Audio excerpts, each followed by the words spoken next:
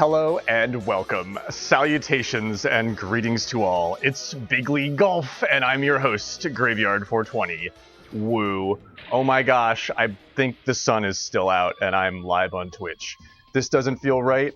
I would have been on time, too. I gotta Johnny Carson my way into this one. You guys aren't gonna fucking believe it. Literally, at the last minute, my monitor goes up in smoke. Literal smoke. I think I fried a regulator or a capacitor. You know, I remember I was saying my monitor was flickering a little bit. Well, it went back to normal for a little bit, and then this happened at literally 5 after 6 p.m. this afternoon, and I was like, no! Michael Scott, no! No! No, no, no! I was like, what am I gonna do? I can't cancel on this match. It's Maru, Lesinge. They're not gonna understand. They're better men than I don't know what to do. I had to think quickly. I jumped in the car, and I drove to Walmart. And I gotta tell you, man, I complain a lot, but in less than an hour, I was on my way home with a monitor. I bought a freaking new monitor. I bought a shitty $100 DTV monitor, and I was like, dude, I can do it. I was like, I've got enough time. This is gonna take me an hour. I can do this. This is gonna be an hour and a half. You know, I've got until this thing. And so I hit the fucking gas, dude. I was flying, and I came around this fucking corner. Thank you so much to our mods. I love you to death. I came around this fucking corner, and I was hyper aware because of all the things that were happening. And off in the corner in the woods, I saw a glint of what is that? Holy shit, it's a fucking radar guy. There's a local cop, like, up in the woods, like, clocking people. And I was flying, dude. I was flying, and I slammed on the brakes. And whatever I was doing, even if he didn't catch me speeding, whatever I was doing looked reckless as fuck. And there was another dude that was also flying around the same turn, coming the other way, and he did not see the cop, and the cop put on his lights and pulled the fuck out, and I was like, you're kidding, there's no way I'm gonna make this fucking match. And he pulled the other dude over. He pulled the other guy that was in the oncoming lane. He got in the oncoming lane. He pulled the other guy over, and I just kept fucking going, dude. I didn't look back. I was like, Lesinge, man, Maru, Dirty 69. If the cop pulls me, if I have to roll down my window into a cop, the first thing I'm gonna say is Dirty 69. You don't understand. You don't know. You don't really. You can't hold it against me. So all of this is taking place like literally within the hour. I had to get my story time in for you there. It's a big night, folks. This is a big match. RNG was in my face. Yeah, seriously. And then I was sweating literal bullets. And I was like, I can't exceed. I have to drive the speed limit. I have to drive the fucking speed limit. So I drove the speed limit up and back, and I got back, and I plugged this shitty monitor in, and everything's off. All my palettes are in the wrong place. Chat's in the wrong spot. Nothing's right over here with my timers. I'm going to cast this match, and then I'm going to take a short off-stream intermission for me to like sew the freaking flesh basket of my life back together here, and then we've got a triple header this evening. We have 3 fucking matches. Why did I agree for a 7:30? Who in their right fucking mind thought that I could get on at 7:30? I was gonna do it too. I'm 20 minutes late. I was gonna do it. You guys understand? You guys understand more than the cop would have understood, because I would have mentioned Twitch and the monitor and Mario Golf, and the cop would be like, yes. Just hold on. We're gonna call 3 or 4 more units for you, sir. But that didn't happen because I have good vibes. Thank you so much for being my friends, and y'all are amazing. Welcome in Eutropius and Frosty Moon and Maru and Lesinge and Tangelo and Shadow Mario and Knucklepuck, what is up, my dude, and Dirty 69 and Spenny 420 and Pool Guy and Slick, my new favorite player, Dishnet, what is going on, my dude, Dom, so good that you're here, and anybody that I may have missed along the way. Norris, good to see you. Norris is me and Norris are going to start playing LTTP Rando. Nobody believes us, Norris. We're gonna start playing LTTP Rando, and we're just gonna be so much cooler just for it, just because of it. Alfreds, my friend, it's so good to see you. So I only had to spend $112 in the last hour and a half for a DVI adapter and an HDMI cable and this shitty monitor. So I spent the heating pad fund. On the monitor. Sorry, guys. But welcome in, everybody. We gave you all time to trickle in anyway. Place your bets. You've got 6 minutes left on this one. I'm going to get into this room. Dazed PT, welcome in. Hope you're having a good evening. If you caught that story, you're lucky. If you were here right at the beginning of the stream, you can't make this shit up. But it was only $112. It was not like freaking $400,000, whatever the speeding ticket would have been. Oh god. Oh god. My stomach is still in knots. My stomach is still. Oh my god, Knucklepuck with the 1,000 bits. Holy shit, dude. Thank you so much. You are the man. I cannot. Oh my gosh, you're incredible. You're incredible, Knucklepuck. Frontman, organizing committee member, and truly awesome dude. With the 1,000 bits. Hell yeah, my man. Oh my gosh. We're shaking off the it's a big week. It's been a big comeuppance to all of this, and that's why it's madness, baby. March Madness, to be exact. I was cooliganing home, and I was almost I almost got freaking cooligan because of it.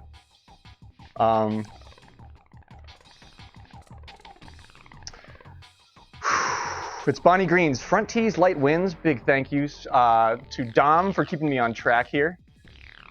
Man. Wow. Thank you for contributing to my monitor. I appreciate it. When I build the new PC, I was going to splurge for cool new stuff, but this is it's a 24-inch 1080p monitor. It's pretty basic. Honestly, $97 for it wasn't that bad at the local Walmart, which is exactly what I just did. Room is open. We'll see if it pops to my friend room. Otherwise, I have to get the ID here. And Knucklepuck has the bonsai. Oh, that's a good one too. That one conjures up Serengeti vibes, but it's also. I had a bonsai tree just like that when I was a kid. Here we go. And Lesinge is going dark, radio silent right now, as he should. Wow. Like a fucking freight train slamming into the yard. Ladies and gentlemen, place your bets. You've got 3.5 minutes left on this. This is a big fucking golf match, folks. It's a wild day. I can't believe I would have been on time. Yeah, there's no rules, lads. No rules. But I want a good, clean fight. I know I would see nothing less from these two players. These are two, I mean, pillars of the community. These not only does everybody love these two players, but they love playing these two players and seeing these two players play. And you gotta let a player play. You gotta let a pimper pimp. I don't know which one's which here, but they'll both give you a run for your money. That's for sure. These are really, really good golfers. And I can only imagine that they're going to show you that right about now.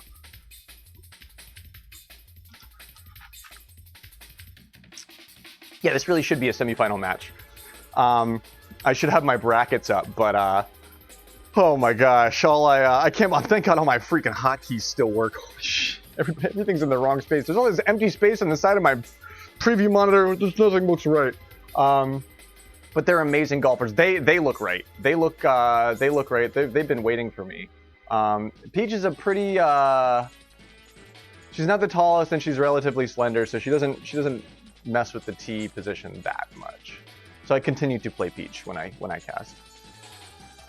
Wow, Knucklepuck with the 1,000 bits. This match is sponsored by Knucklepuck. If your license plate has a K, a P, 1970 in it, that's right. You're gonna have to stop by the merch booth because you've got a free computer monitor. It doesn't work though.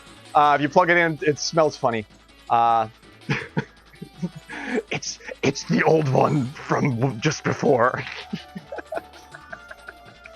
Welcome in, folks. It's Bonnie Green's. Holy shit. Here we are. Let's play some fucking golf. Pull up a chair. Scotty V, my man. Welcome in. Making this an international affair. We've got man Maru in the air. Things start to happen quickly. There's not a lot of code to crack on some of these. It's just get there and get there quick. And 90 seconds left on the prediction. Looks like a pretty solid shot from Maru, center green. Pretty much sure of this right shift for Lesinge. And Danny Dorito's big fat honking Dorito. However, he is chipping out of the rough. Nice shallow one. Oh baby, that was a sexy chip. Nothing to worry about. Were you worried? I wasn't worried. Nothing to worry about here. Lesinge. Oh my gosh. Dirty 69. One-upping our man on the ground, the signalman himself. Dirty 69 with the 1,001 bits. Dude, thank you so much. Supporting the channel, sponsoring one hell of a golf match. I honestly, yeah, 1,000 bits for whatever the cop would have said. If I would have just rolled down the window and said Dirty 69, he'd be like, oh, God, do I want to deal with this right now? You know what? Just fucking go. Thank you so much, Dirty. Oh my gosh, you're the man. Man Maru here, taking his time on the green. Maybe it isn't the most intuitive thing. I sort of took this as a freebie. But Man Maru applying the Man Maru method here. Look at that. Maybe that wasn't the I'm just gonna for drama's sake, I'm just gonna chip up a little bit closer because I want to get a better look at this green. Was he yeah, I guess that green was a little bit iffy. I would have sort of thought that was easy, but maybe it wasn't easy. All right, bets are closed. 2 unders, headed off to 2. Eagles from both on hole 1. Ready? For Knuckle Puck, the Dr. Mario soundtrack for Knuckle Puck and Dirty 69. If you're gonna do something really important and very meaningful, you should play this music. If your boss has a big meeting, he's got you to schedule or something like that, you should have this music on cue. Lesinge probably does. He goes for it. He gets really freaking close and runs just to the left-hand side, just by a hair's breadth. Maru on the left-hand side as well, but a little bit of a margin away, maybe a foot away from the hole. Whereas Lesinge damn near aced that. that was really close from Lesinge.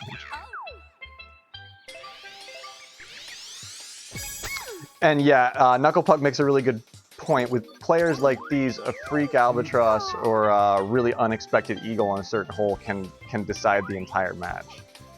Will we see that here today? Hole 2 is sponsored by Dirty 69 with 1,001 bits. Dude, man, oh gosh, thank you. Paying for this monitor. We're paying for this. We're paying for the hardware. Hardware. Dirty 69, Mr. Hardware. Lesinge wastes no time. Man Maru really does take his time thinking about it. Even the drive. It's not. I mean, it's instinctual, but it's not. He doesn't just do it. He really takes his time.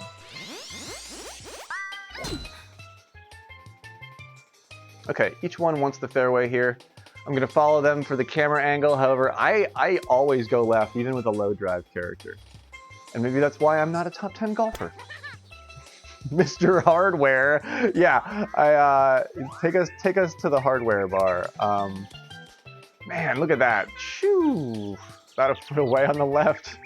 Lesinge coming pretty close to that albatross. Probably less than a foot away on the left. 148, 150 yard smag there. Ooh, beautiful set down. Lovely line from Maru. He stops it a little bit early on himself to leave himself with kind of a tricky putt. Let's see if we can get the aerial view of this just popping in there. Yep, there he goes.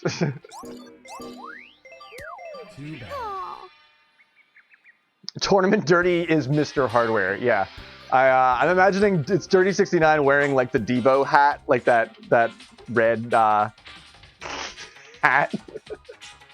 Ready? Was that the back pin? I didn't even take notice. Yeah, he did. Honestly, he could have taken that away from himself even more. Knuckle Puck brings up a good point. he could have really moved on the downhill. He only took maybe a foot away from himself there. Though this is an eagleable par 4. You can one-shot this one, or an aceable par 4. I don't even know what the proper term for that is. With the top spin on it here, just into the frame. He's going for it. A lot of sauce on that. Will stay on the green. Man, Maru's doing the exact same thing here. They both want it. They know that they can run it at it if they get it just right, and that's what each player is trying to do here. Leaving themselves with pretty doable putts, but they're going to count these. Oh no, Maru moves pretty quick, and he's in it. He may have the favorable zone. I don't hate where Maru is at either. I mean, that's pretty flat. Maru knows that there's not only a huge cash prize, but a lot of bragging rights on the line here. And he's going to take his time with just about every move that he makes. Every step that he takes. We get the aerial view here. And I put myself in the exact same spot. That's funny. That's our cameraman here. 1, 2, 3, 4, but 2 on the back of it. So what is this putt? We get to actually look at Maru's putt. This is actually kind of cool. We're right where he was. What would I do? I'd put 2 on it that way. Did Maru have to hang out and make that decision? Yeah, I'd put 2 on it that way. That's kind of cool. We don't often get to look back at the grid that the player was looking at. That's kind of cool. Yeah, he takes his time making a decision that, you know, it's a good lesson. Don't be hasty. There's no reason to be hasty, especially when you have a waiter. Yeah, I'm gonna be doing a lot of police references tonight. Or wait, I'll save that one. Here we go. I got another good one. Dirty already knows the jokes I'm gonna make before I make them. He's like, please don't. Yeah, Lesinge headed off with the power there. He's like, ooh, Dirty, don't stand so close to me. God, jeez, I could die a happy man now. Oh my gosh! Don't stand so close to that pin, Lesinge. It's very close. In fact, it's almost a freaking eagle on 5. Maru has a hell of a chip here. And I think Maru has the preferable lie. Danny Dorito puts up a better shot, but had he had a big curvy meter there. That wasn't nice. All right. Okay. We've got 8 under shooting through 6. Bonnie Green's front tees, light winds if you're just joining us. Front tees, normal winds. Ready? Yeah, sudden death ending is absolutely in the cards for sure, especially at this point here on 6. A lot of future left in this game. Your first hole-in-one opportunity. That's not really true. I can't say that in this room. I can't say that with these players. Your first par 3 of the evening, or second, sorry. A good bid from both players. Lesinge a little bit on the left-hand side. Maru bounces in a little bit right, letting the slope get the best of him there. Oof. Nice on. I wanted to do that just for fun, just because I don't get to play golf with these two guys that much. That would have been cool for me. Oh man, it is light winds. Yes, I was right. Ready? I wanted to nothing but net that. I wanted to nothing but dish net that.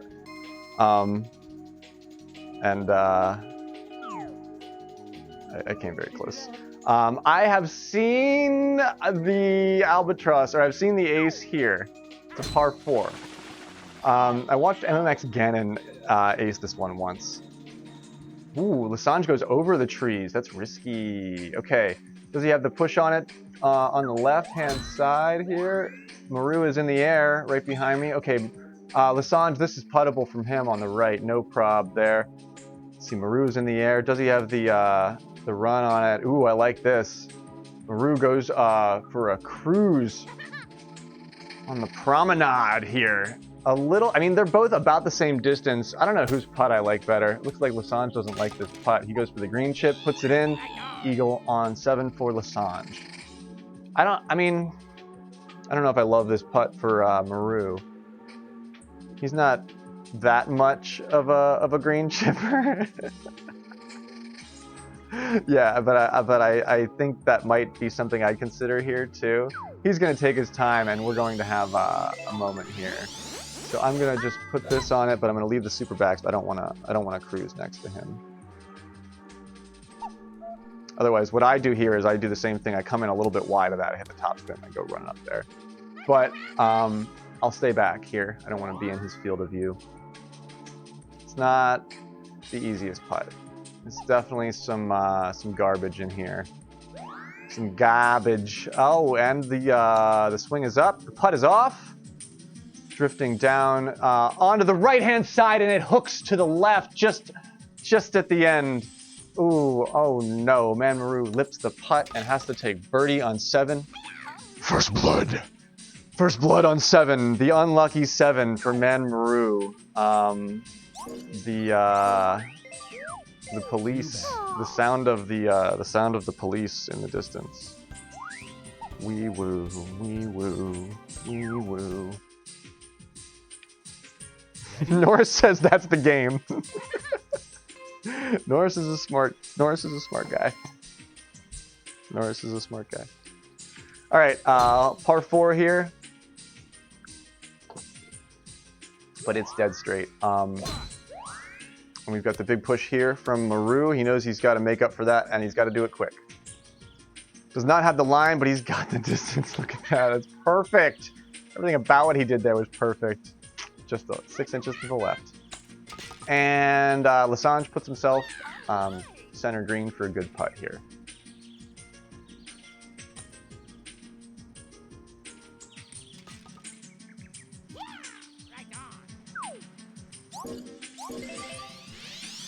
It is still an eagle if you hole in one a par 4. I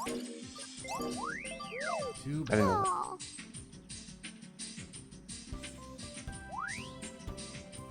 Jacob Payne, so good to see you. Hello, my man. Welcome in. Big league golf happening. All sorts of interesting stuff happening today.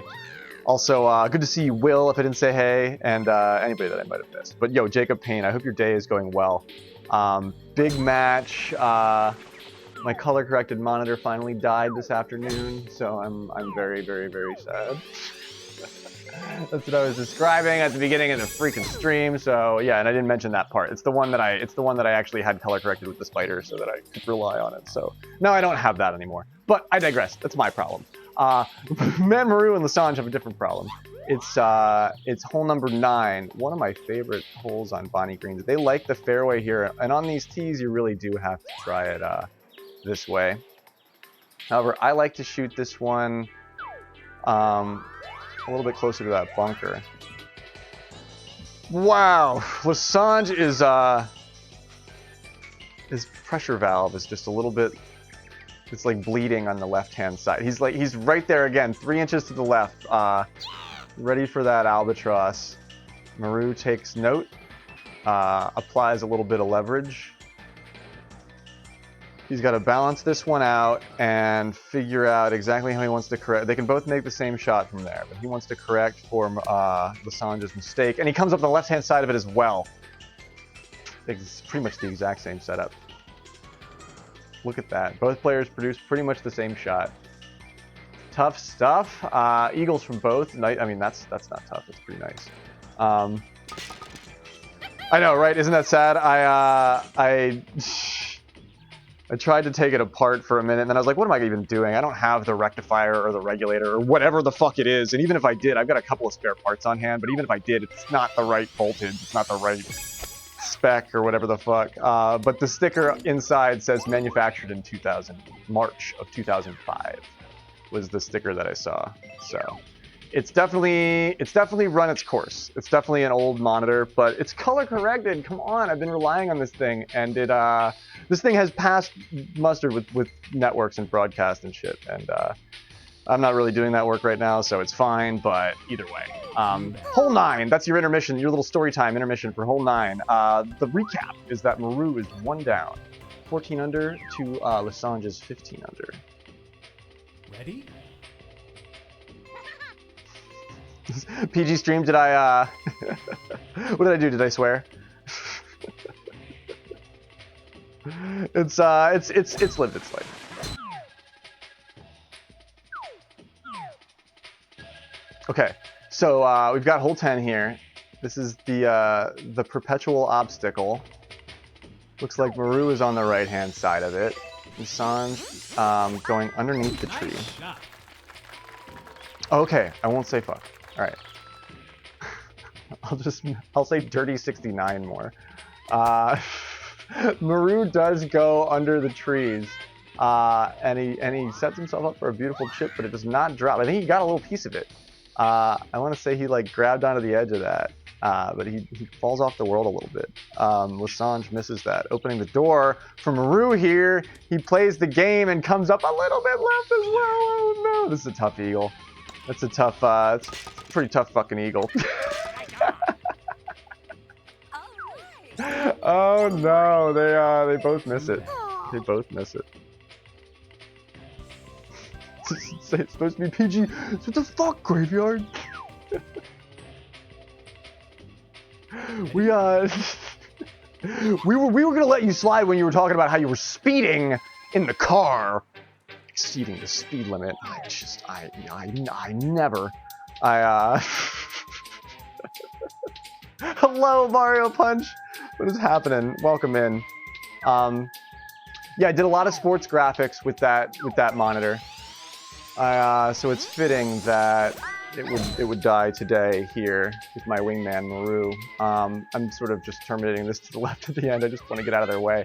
Lesinge stays pretty far to the left, and he gets a lot of power on that. Look at this great roll for Maru. I think I like Maru's putt better, but this is a nice green. Nothing wrong with this.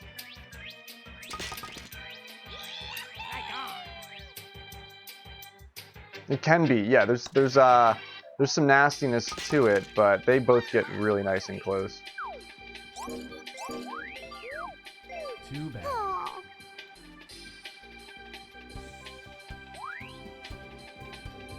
Yeah, it's Mario. It's Mario fucking Golf, guys. Come on, calm down. It's not like it's the Catalina fucking wine mixer or anything. It's Mario. It's Mario Golf.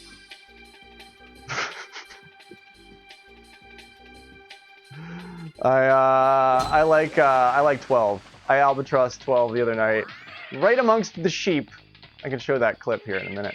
But let's see here. Maru heads ooh, big left. Ooh, big left. And makes the tee box. Lesinge goes beyond it for kind of a crappy lie. He's much closer. Like much closer. But kind of a pretty shitty fucking lie if you ask me. Ooh, pardon me, sorry. Stickly here, reporting from the Mario Golf Super Rush Court. Does he have the walk? He does, but it just doesn't get there in time. Maru doing the exact. Look at that. Their balls are touching. Is that PG? Can I say that? Well, it's actually kind of really difficult to do here. They both sit the thing 9 inches away, and their balls are touching. Imagine that. Imagine. Oh, I didn't even fucking drive yet. Yeah, we all know Stickly's address. Like, we all know. Like, it's whoever lives at P.O. Box 963, New York City, New York State, 10108. They probably get a lot of mail. That's all I'm saying. Ready? Is it 963? You know, same thing. Same thing. It's gonna be a long night. Yep. It's gonna be a long night. It's a triple header tonight, guys. brought to you by Knucklepuck and Lesinge. Our players are in the air, or Knucklepuck and Dirty69, sorry, with their generous bit donations to the channel, keeping the broadcast alive. They want their MTV, their GTV, their Graveyard Golf. Call your cable company and tell them you want your Graveyard Golf, and they'll be like, "What the fuck are you smoking?" Neither one makes the green here on 13. Unlucky.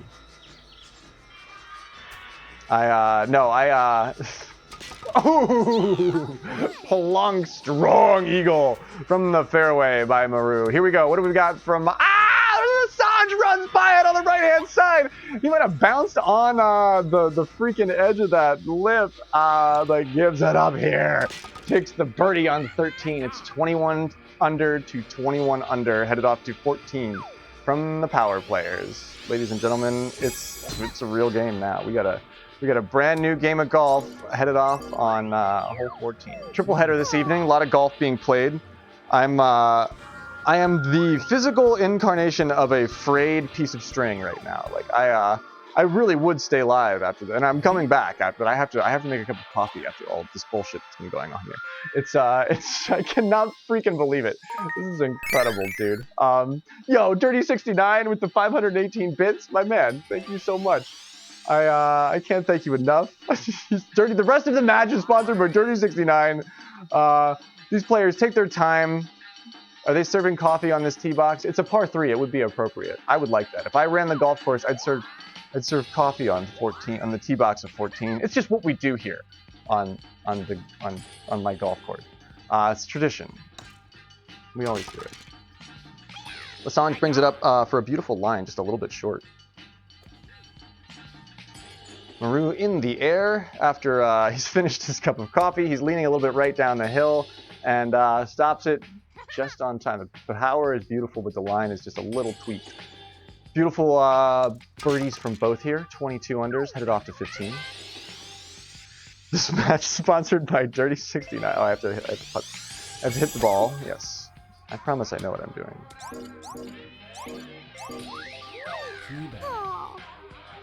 Dom is feeling that sudden death in the air. The electricity is crackling. Ready? Tangelo's 100% right. It's still anybody's game here. This one you can go for a run right up at it. Look at this. If you get it, these players have the power. There's a little bit of a bunker in the way, but if you can deal with that, it's anybody's game. It looks like they are going to try to. Both of them coming up on the right-hand side of it. Breathing on the left. No, they're going to go up and full run it onto the hill there.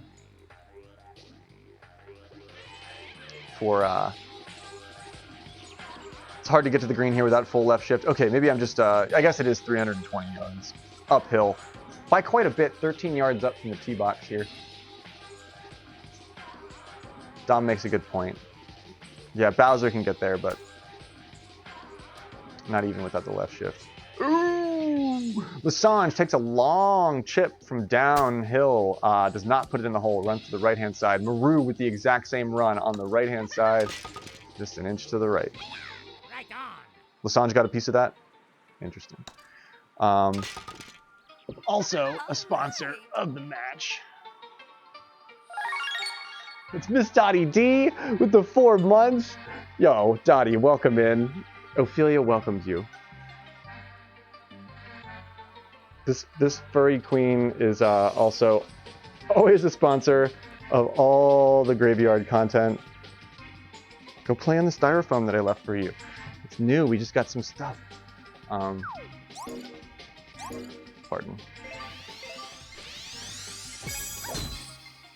Hole 15 brought to you by Ophelia.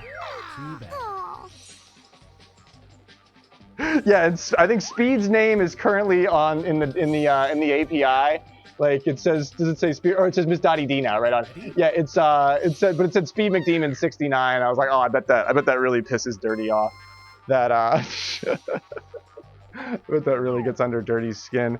We've got hole 16. The gauntlet begins. Miss Dottie. Wow, Miss Dottie D is gifting 5 subs to the community. Miss Dottie, you are amazing. Thank you so much. Maru in the air with the run up on the left-hand side, going cruising just to it. Ooh, Lesinge is ever closer, but just not close enough. Both of them put it in for birdie. 24 under, headed off to 17 here. Yo, thank you so much, Dottie. Mizuki and PK Tired and Dazed PT and Little Metallica and El Brandito, all Too bad. graceful recipients of Miss Dottie D's generosity. And yeah, you guys have been truly generous tonight. The hype train is close. Close match here. 2 holes left in play. Thank you so much, Dottie. And everyone. El Brandito is here. What is going on, my dude? Dishnet with the 200 bits.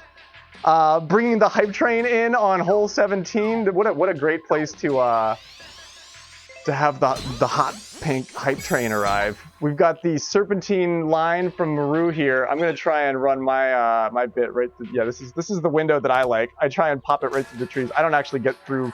You get enough spin on it, you can go right over to the other part of the fairway. Lesinge pulls it all the way onto the green. Look at his run to take the eagle there, no problemo. Maru a little bit further away, but still on the green here. Didn't we see Will putt this from the, this is the fairway down by the bunker over here on the right-hand side of the screen. I think we've seen Will, we've seen a couple of the madmen in the scene. The seldom seen. But they'll putt it from over there. They'll putt the shit from over there, and it's like, it's practically unheard of. It's practically unheard of. Maru is not going to be that rash, not that hasty. He's going to take his time thinking about this one. It's not an easy putt, but Jeff can do it. And everybody that contributed to the hype train, you all are freaking awesome. Oh man, what a hype putt. Maru drops that from a very difficult position. Wow, 26 unders, headed off to 18. It's come down to 18, folks. I do not believe 18 holes is going to be enough golf to get this done. 200 bits from Spenny420. Thank you so much, my man.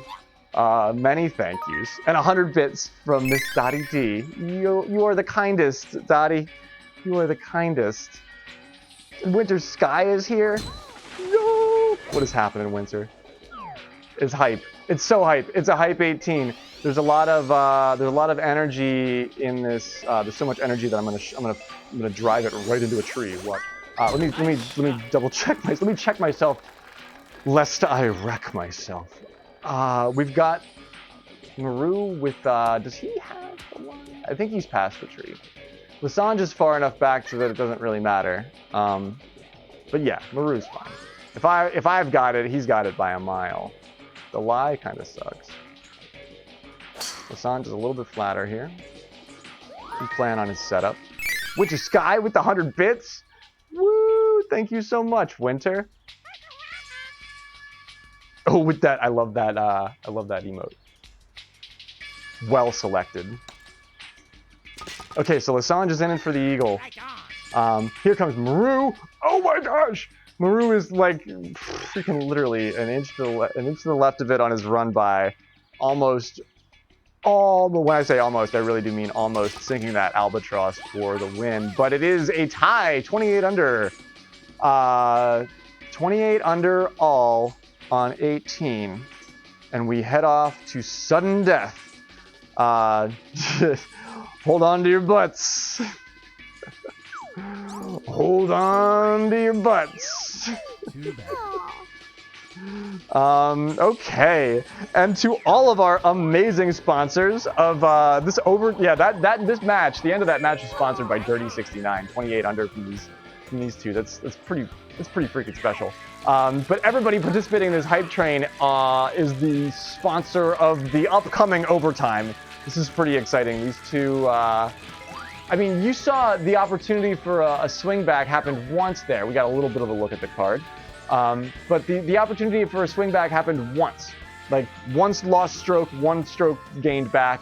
2 opportunities, I think, where they could have maybe birdied it. But, I mean, a lot of maybes, but they got it back. They got it back. Yeah, Space Jam. Space Jam. Norris gifting 5 subs to the coolest community in our little corner of the internet. Dude, thank you so much, Norris. You're the man. To KT Zune and Lord Limp D, its best name, and Melia Loft and Par G and Wang Flotilla. Wang Flotilla, they're a new your casual player, new spectator. They were hanging out the other night. A lot of cool insight. Yeah, and a lot of edge cases to burn here, I think. All of this is like edge case stuff. You see how close they're getting to the run-ups. Golf clap indeed. Every time they take a walk past the hole, it's like it's within a foot. Like it's within 6 inches. It's within 3 inches. The tolerance here is kind of epic. It's not really seen a lot of other places. Not that many other players are capable of this kind of shit.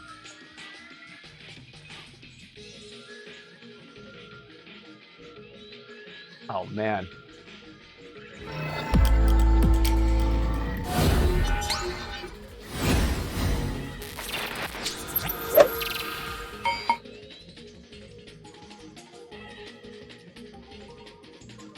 It's March Madness Golf. And we are your destination, your media outlet, your humble host. Imagine how far we've come in a year. Well, you don't have to imagine. It's right here. Y'all are so amazing. Supporting how far we've come in a year. Welcome in, Caps, dude. What's going on, dude? Yeah, I believe it is normal wind.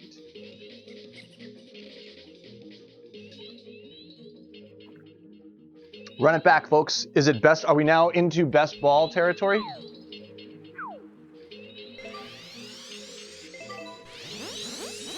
Make sure I understand the rules here. I think we're here is the albatross call. Look at where they're both sitting. They're both like, all right, no more of this safety shit.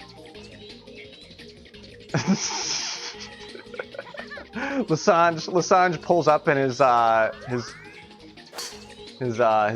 Dodge Chrysler, and he's like, safety always off. Oh my gosh.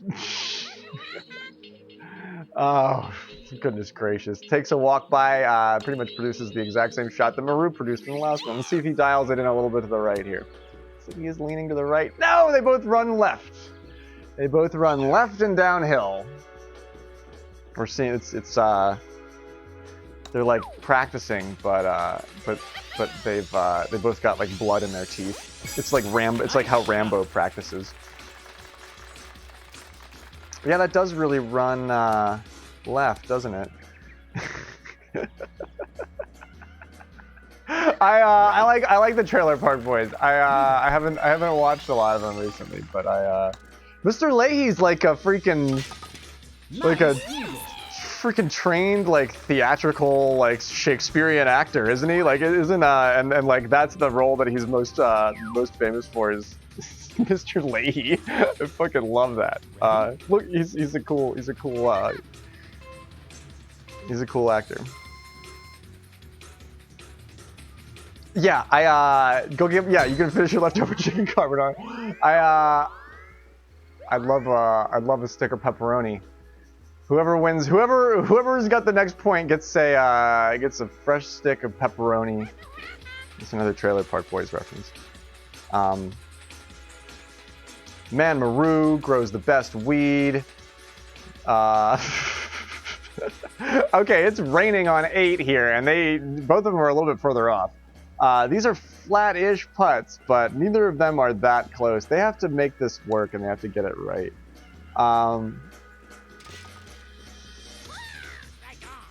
Yeah, a dope trailer is no place for a kitty. It's a pretty nice fucking cat.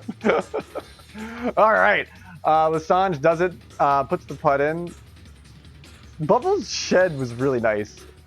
Like, I would totally live in Bubbles' shed. Maru's, yeah, this is a tough putt, dude. Maru has kind of a really tough putt ahead of him here. The heat is on. Hype train success.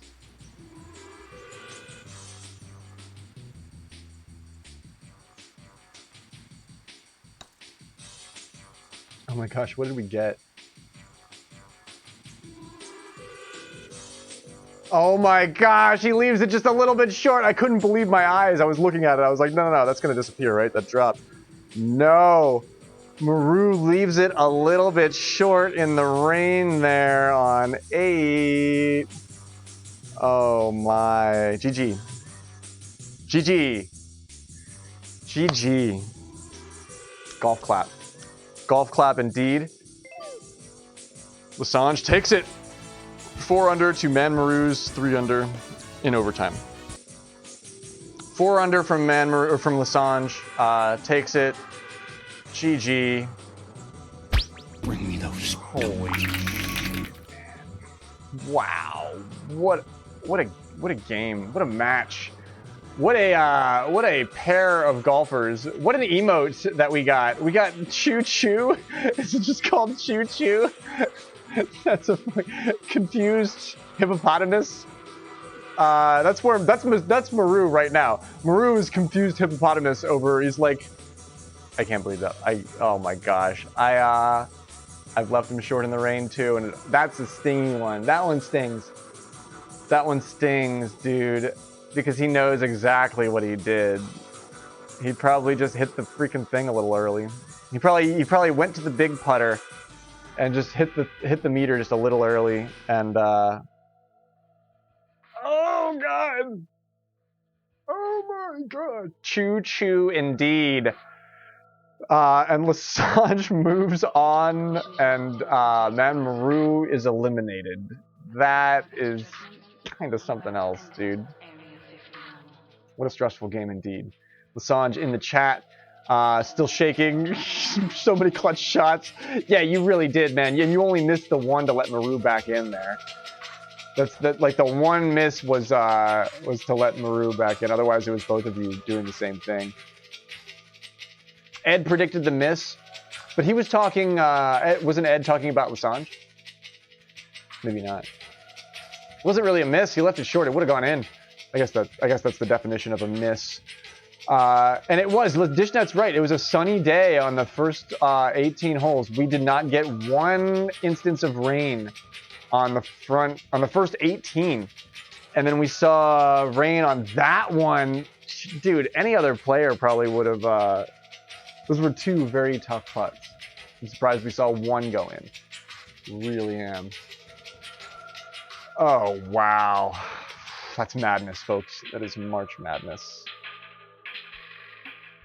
That is Lesinge. Favored in the Pred, 4,000 to 3,000. 57% of the chats to 43% on Maru's side. A lot of believers, though. Definitely not a landslide either way. But Lesinge moves on. And who does Lesinge move on to face? Yo, thank you, Lesinge. Thanks for putting up with me and everything that was going on with my fucking... my literal dumpster fire of a life. Keep trying to put it out. The fire. It is Spenny with the biggest come up there. Norris not too far behind. Sean and Knucklepuck with a big come up there. Maru bet on his opponent. Maru bet on his opponent. Clearly, it turned out to be a relatively smart investment strategy. Oh my gosh. And Dr. Ebick is ready. He's much like Dwight Yoakam. He's in the back with his guitar, so he's like, I'm ready for my solo. Let's blaze. Seriously, let's blaze. I'm glad I didn't get a speeding ticket too, dude. And here's the thing, I would way rather explain me slamming on the brakes than me like trying to like slowly like as soon as I see a cop and I'm speeding, I hit the fucking and I'm like no, you were speeding. No, I wasn't. Am I under arrest? Am I being detained? Am I free to go? That's all I want. It's like I'm scared. I'm scared. Oh gosh. But I have blazing to do of my own. It's early. I need a freaking cup of coffee. When does the next match start? And the first 19, technically, you're right. Since the tiebreaker hole on 18, we get to run 18 back again. Shadow Mario is correct. But yeah, rain. It took 20 holes to get a rainy day. And Maru steps in a puddle. Like totally stepped in a puddle, dude.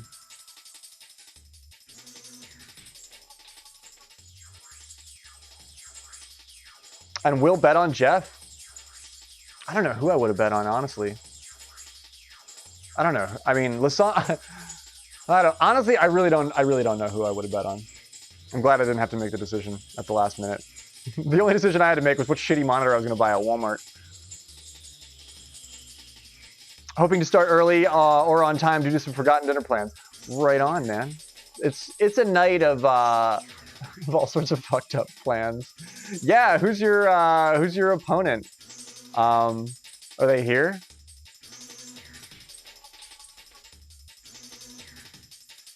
I really don't know who I would have decided to bet on. Yeah, and his phone's blowing up and Princess Peach is in the background like, come on Mario, we have dinner plans. And he's like, I'm just trying to play some fucking golf. Like, stop swearing, Mario. Oh man. This is where I need the wireless mic because I'm just gonna make coffee. The next one starts at 9 p.m., right? This is a PG stream. This is a PG stream, Mario.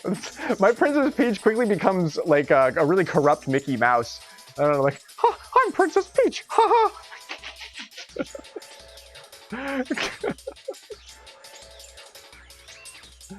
Get the cheese, kids. Ha ha, I'm Princess Peach. Like, Princess Peach, you have a curly tail and big floppy ears. Are you sure you're not a mouse? No, I'm a princess. Yeah, all I can do is Mickey Mouse. All I can do is the South Park Mickey Mouse, and I'll just tell you it's Princess Peach, but it's the same. It's the exact same voice. Like I didn't change anything about it. I can't. I'm not that good. Oh man, what a match! What a match! What a life! It's a living. Oh my gosh, the magic bag is glowing with fireballs and bits. Thank you so much, guys. You're amazing. It's a huge contribution. It really does help. I love when at least we have it. You know what I mean? At least I was able to do that. I didn't know what the fuck I was gonna do. I was like, what the fuck? Because I like to go on eBay and find a nice monitor that I can get for a decent price, and it takes me a little bit. And I probably should have done that before now because the other one was literally flickering for weeks. But I thought it was a cool aesthetic. You know, it's sort of like the monitor flickers and like it's kind of my vibe, you know. It added a cool ambiance to the room, but the smoke didn't smell very good. But okay, hang out here. Doc's talking to Andrew now about when he'll be ready. We're just gonna hang out. We're just gonna hang out in Surrogate. I gotta let my freaking cat out here, so I'm not going anywhere. I'm here, but just give me a minute. Yeah, we can play golf too. I need to practice my my rookie course, which I'm a rookie at. Like I'm really kind of bad at rookie. But yeah, we are currently in standby. I should have a standby graphic. I have this. I have the March. It's also March Sadness is concurrently happening. So.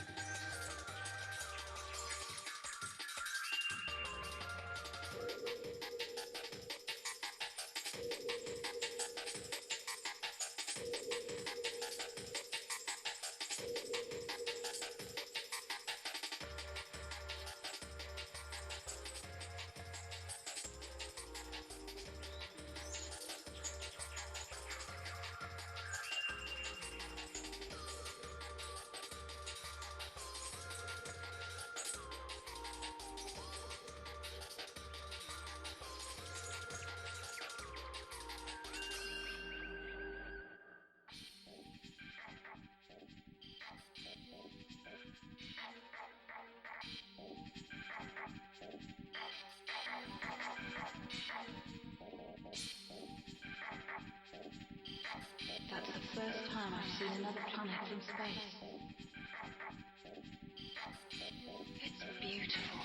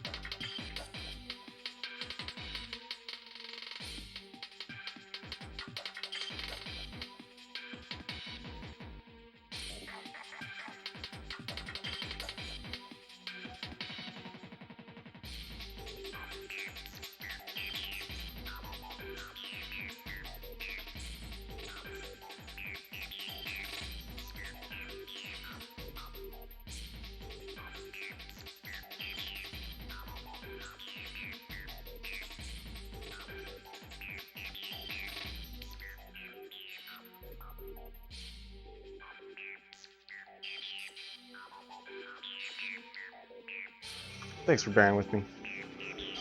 Yo, thanks, Slick. That's, I had plans for so many graphics, and that's the only thing I was really able to whip up. But I wanted to cast, like, that dark shadow onto, the coolness that we made, because we spent a lot of time making the March Madness graphics, and, got knocked out in the round of 32. I don't want to talk about it. We had a really good Stardew stream last night, too. That was fun. Or the night before, Tuesday. Tetrasphere for Dirty 69 in the background, of course, for our intermission. Oh, man. I did a nice dab of, what was that? The Jawa Lemon Crunch. This stuff's really good. And I've got a French press brewing right now. I'm gonna have a cup of coffee for Cozy Golf coming up next. If we've got 10 minutes to kill, I'm down to do a world rank or to run 9 holes on rookie because I'm training for March Sadness. I haven't even made a nice new graphic for March Sadness. We'll see if I have it just works all out, but it's, you know, it's just as mad as this, but, you know, a little more sad. It's madness, all the same.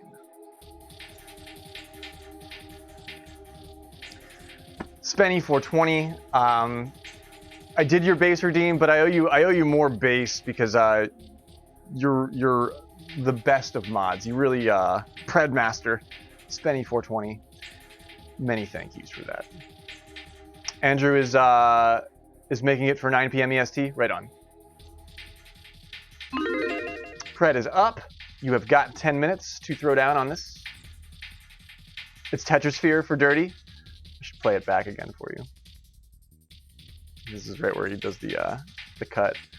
Ryan Kirshenoff is the DJ that does this mix, and he's got a bunch more PlayStation video game music mixes. And I actually heard one of my mix soundtracks in another, like, it was like a big streamer, but I was on there starting soon, so it was like, I was like, that's my unfollow. No, I didn't, but it was funny. I was like, you've got good taste. But, you know, because it's just video game music, but when you add the right video game tracks together, that's why DJ Cutman, I didn't realize DJ Cutman's from Philly. I didn't realize that. DJ Cutman is a Philadelphia, hails from the city of Philadelphia, but I typed Stardew and Chill in just for a Stardew and Chill graphic, and I didn't realize they had an album called Stardew and Chill. And I was like, naturally, of course they do. But it's by DJ Cutman, another one of my favorite video game music mixologists. I don't think I missed anything super important here. But let me find out.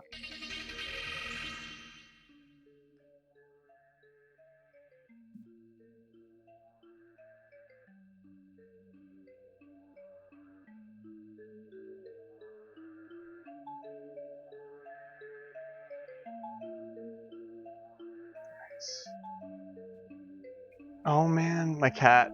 Oh, it's like I didn't feed you yet because it's not time to feed you yet. She's like, you're streaming and you didn't feed me. Things feel weird. I know, they're weirdo.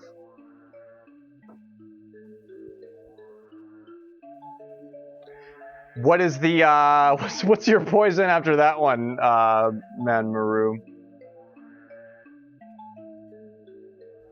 You've earned it, man. Nobody beats Lesinge.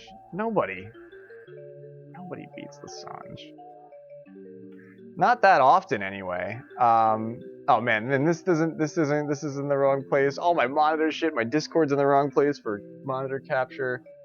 This is just gonna show you the bracket, but I can't. I have to. Oh my gosh, everything's falling apart. Now it's real hacker setup because now it's like I had to rip everything apart and just hack it all back together in 15 minutes. And now I'm running. I think the stream looks the same. Like I don't think the stream looks bad or different in any way. I mean, for me it does, but for you, I think it's all the same. But yeah, normally I have Discord over there that I can show you, but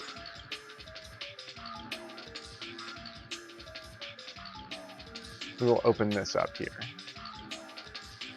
It's the Toast Arena region. Ed beats Kush.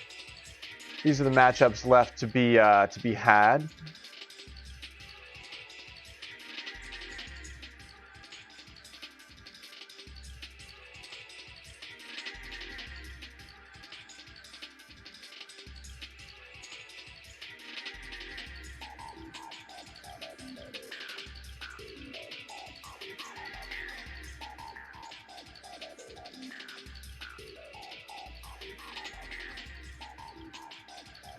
What am I looking at? Oh, I'm looking for this bracket. Yeah.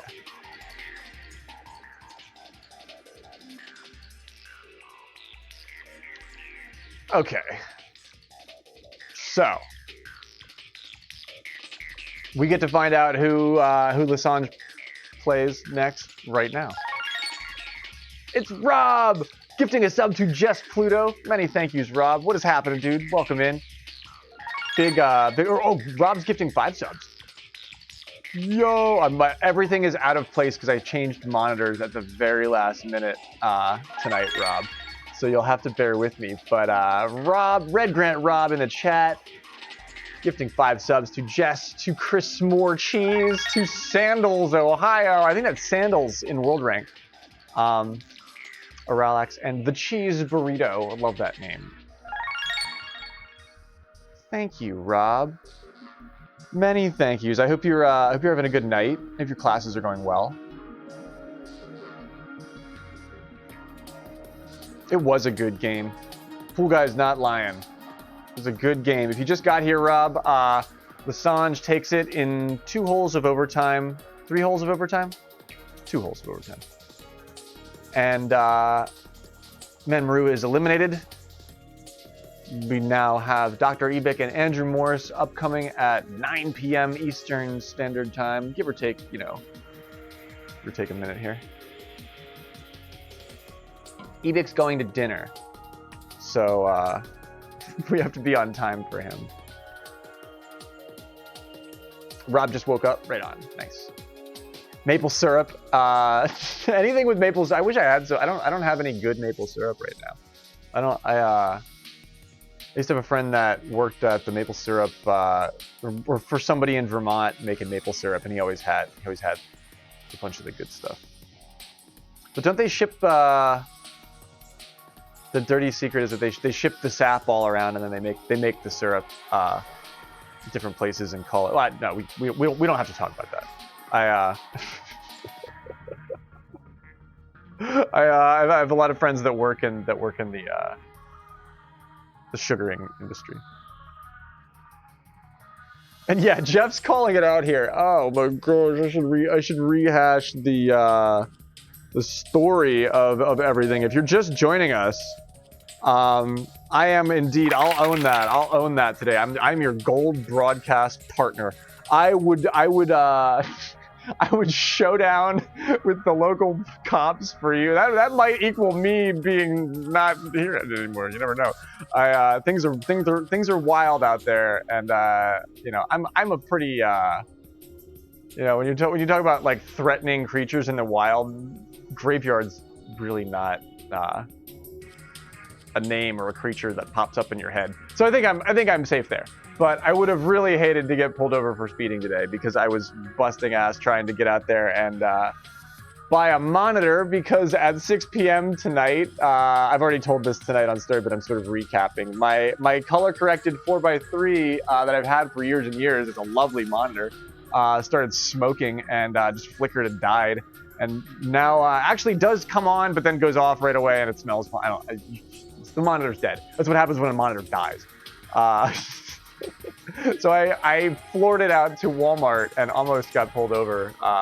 But then the guy that was coming in the oncoming lane, like towards me, like the cop pulled out, and like I saw the lights go on, and I was like, I shit a brick.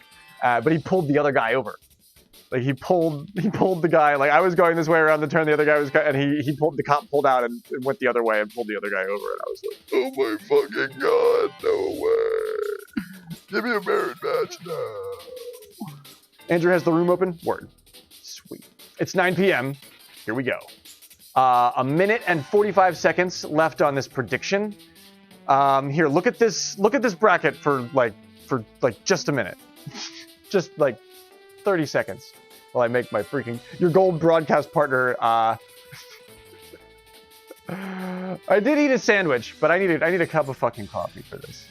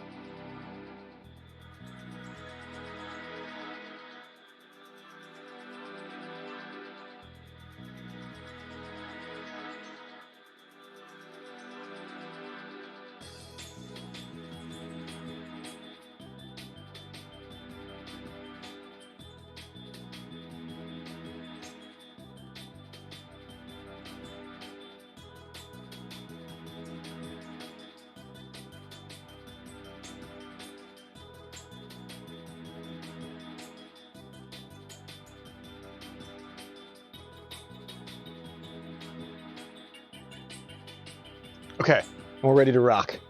Here we go. Also, in addition to all of our amazing community members, here it is. It's our hardware back of house. Our engineers are sponsored by It's On spelled wrong. ONN period. It's like surf, and then for some reason the word surf appears here at the top of the box. I'm not sure why it says surf. That doesn't make any sense to me actually. But On with two N's and a period. A cheap hardware that I'll keep you posted how long this fucker keeps working for. But Walmart. I'm sure Walmart would sponsor me. The pred is locked, bets are in, we're ready to rock.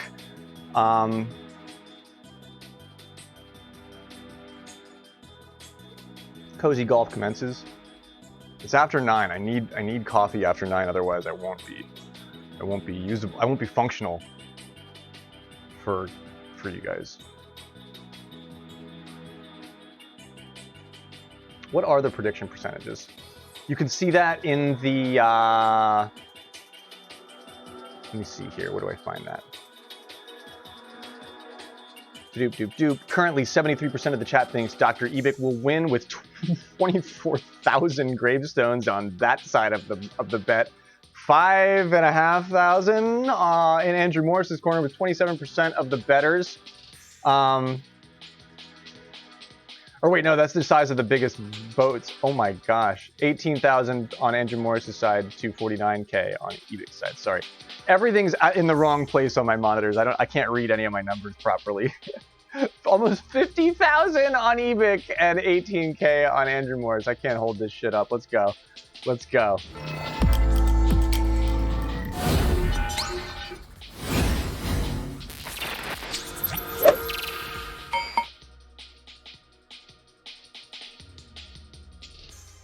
Okay, here we go.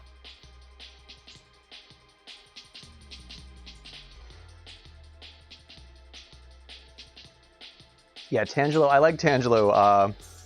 Tangelo invests in a very, very predictable way. Tangelo makes gravestones the way that the banks make money. You know what I mean? Tangelo is a force. He's a slow lunar wave moving across the solar system. Big bets tonight. All kinds of crazy shit happening out there in the real world. It's tournament golf. And we are your gracious gold standard, clearly, media outlet. I freaking love all of you. Cheers.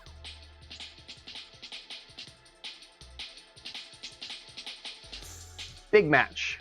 Big match, folks. It's Dr. Ebick, the top of the crop, versus Andrew Morse, the scrappy up-and-coming the upstart. Yeah, Andrew Morse is definitely the upstart in this match. Namely, I'm saying that because he can do it. He can do this. Andrew Morse put down Goldie, who was the top qualifier with the 22 under. Nobody matched that. Not even, well, Ebick didn't have to. Ebick auto-qualified. He gets invited. But Andrew didn't. Andrew just has to be fucking good. But Dr. Ebick gets some heavy-duty shift here. And moves into place onto the rough, I believe. We have center, the center position. Am I in everybody's way? Should I move? I should move. They'll tell me if they really want me to move. No, Dr. Ebick's cool with it. Oh, he pins out!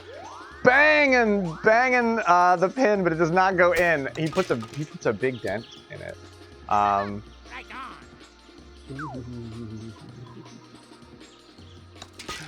Andrew comes very close to that too. He was in that little crook of a fairway lie, just to the left of the bunker from here, but he did not make the green. He was not quite on the green. From here, what? 1, 2.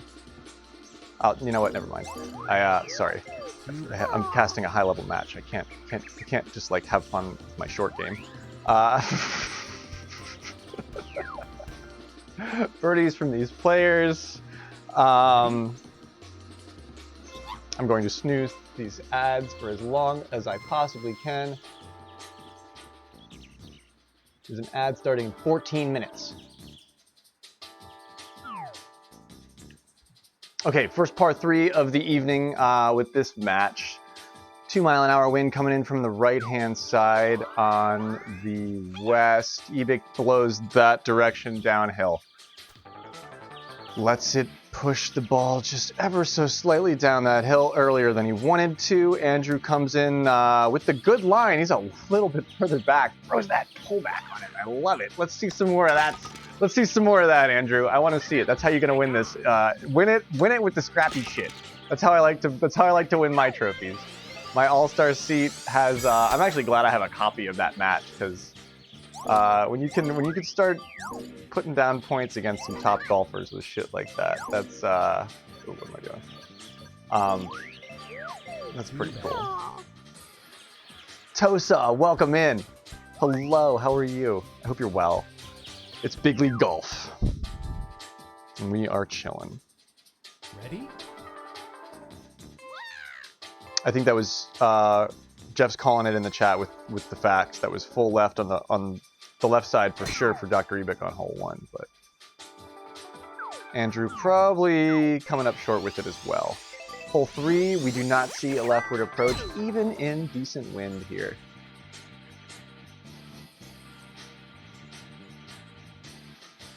Oh, just to the rear of these players, and we've got Andrew really flirting with the bunker here. Kind of a terrible placement. With the trees in his way as well. Look at that. The doctor wastes no time and puts it down. Does not eagle. Or does not albatross, pardon. Alright, up and over. Andrew puts those trees away like they weren't even there. Does he have the top spin? A standard spin, I believe. Not too far off from Ebick's shot. Great recovery from Andrew. Like, he makes it look easy here. He makes it look really easy here. On this monitor, I feel like everything's blue on this monitor. Like, is like really cool. Like I have to adjust. Oh man, but I know it's not. But oh my gosh, so 4 under here. But I can't. I have to trust my old setup. I can't trust my hardware because they just plugged it in like what feels like 8 seconds ago. I'm glad it's working. I'm glad I didn't buy something that I got home and then didn't work. That would have been. I didn't have a plan C for that. Like I didn't have the network. Graveyard Golf Network did not have a plan C for what would happen if that backup shit just didn't work. That happens, I guess. Regular backspin. Will thinks on that. Cool. Yeah, I would have liked standard or some sort of run at it. Okay. Doctor wastes no time. He pulls the gurney right into the OR and rolls that shit. Let's go. I don't know if he's gonna. He keeps it on the green, I do believe. Ooh, I love Andrew. Andrew is the scrappy upstart. Andrew can do this. Andrew can do this. Look at what Andrew's got. He's got a beautiful roll past on the left-hand side. That's Lesinge and Maru. We're seeing that stuff all last match. Andrew is dialing in. He's heating up. Too bad. That's the one that you kind of can't get back. If a player aces that, that par 4, Ebick doesn't have a good answer for that. He has to wait for a mistake to be made. Otherwise, it's really bad for him. We do not see it though. It's 6 under all, 5 holes so far played.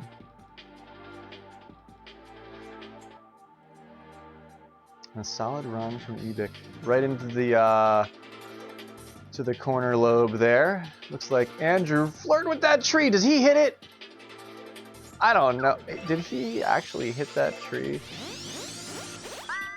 I wanted to see both of them from above there. Did he hit that freaking tree? If he did, it worked out okay for him.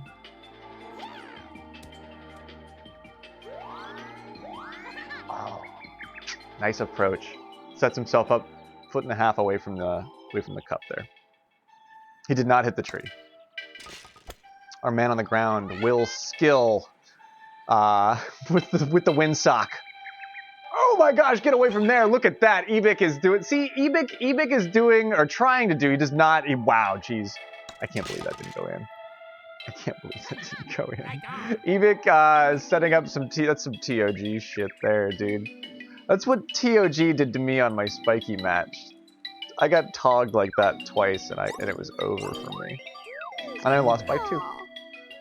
So I really can't complain. But Ebick does not toggle shift that one. Comes damn close. Ready? TOG is at home with his red wine and his stories, and he's watching the match, and like on a faux wood television, and he's already talking to the TV about what you did wrong. Like what you should have done there. TOG, par 3 for TOG. Where are you, TOG? In spirit, this hole gets run with a good push from Andrew here. I like what Andrew's doing. Dr. E's got a little bit of fire on that, but he knows what he's doing. And Dr. E did bring it down. If he would have smashed it down there right into place, he would have He would have hit it. Nothing out of the ordinary here. Birdies from both on 6. We head off to 7 at 8 under.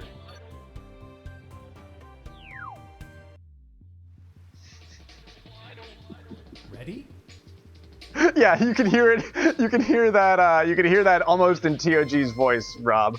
You can almost hear, like, I kind of, is TOG in chat? He might be. But that's yeah. If you know, you know, and if you don't, it's just good commentary. It's just good conversation at that point. Andrew wastes no time, but we do have rain on 7. Look at this.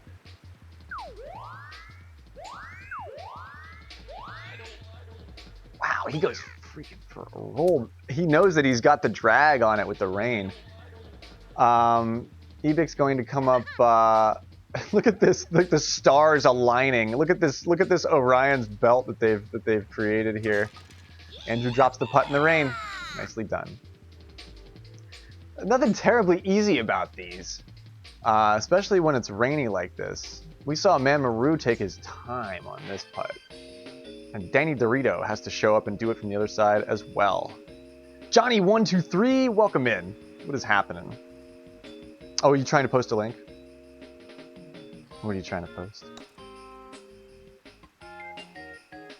Yeah, this match is happening. Oh my gosh, talk about Action Jackson. No satisfaction from Dr. Ebick. Holy shit, he walks right by. I was looking at the chat, I didn't actually see it. He buzzes right by in the rain with the power he needs, with the lines just a little tweaked, and he has to take birdie on 7, putting Andrew Morse into first place. Oh my gosh, here it is. Here it is, the scrappy upset, folks.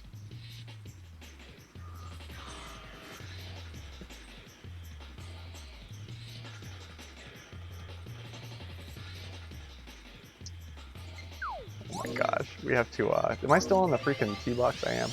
I thought I drove. This is so exciting. Even Al is flipping tables in the chat. Ebick missed a putt in the rain. That wasn't an easy one. Even Maru knew it. He took his time with that one. We saw Maru take a good while with that one. Ready? Oh my God! On the front 9, Andrew Morse has a lead. This is the big stuff, folks. This is what we came to see. Andrew, can you hold it down? Andrew needs an alibi. Somebody give it to him. I'll answer for it. I'll testify. I didn't see him do anything. He looks like he's good for this one too. Center green with the roll up. Ebick coming in a little bit left. Ebick wants the hole out. So he tweaks his direction a little bit, but the rain does take it away from both of these players. They end up center green, left-hand pin. Nice. Wow, okay, so this is a very tricky putt. I'm just doing this like really quickly. But that's a tough putt. And you got to see the grid from a couple of different situations there because I actually did make the putt. That's not easy. That's not easy. And the power, you saw how much power we demonstrate exactly how wonky that meter looks, and the power is 35% greater than it actually feels like it should be in the rain there. It's Bonnie Greens. It's not for free. And here we are, our midpoint, hole 9. The your Mos Eisley of Bonnie Greens.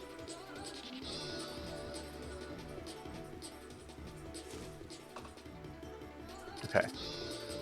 We've got Andrew's doing what I like it over here. There's a better lie here. Look at this flat zone. It's like a strip right in the center of the top of this hillside. That's the flat lie. That's what you really, really want. Dr. E goes for the distance here, gives himself a little bit of a, actually, yeah, he's got a curvy meter to look at.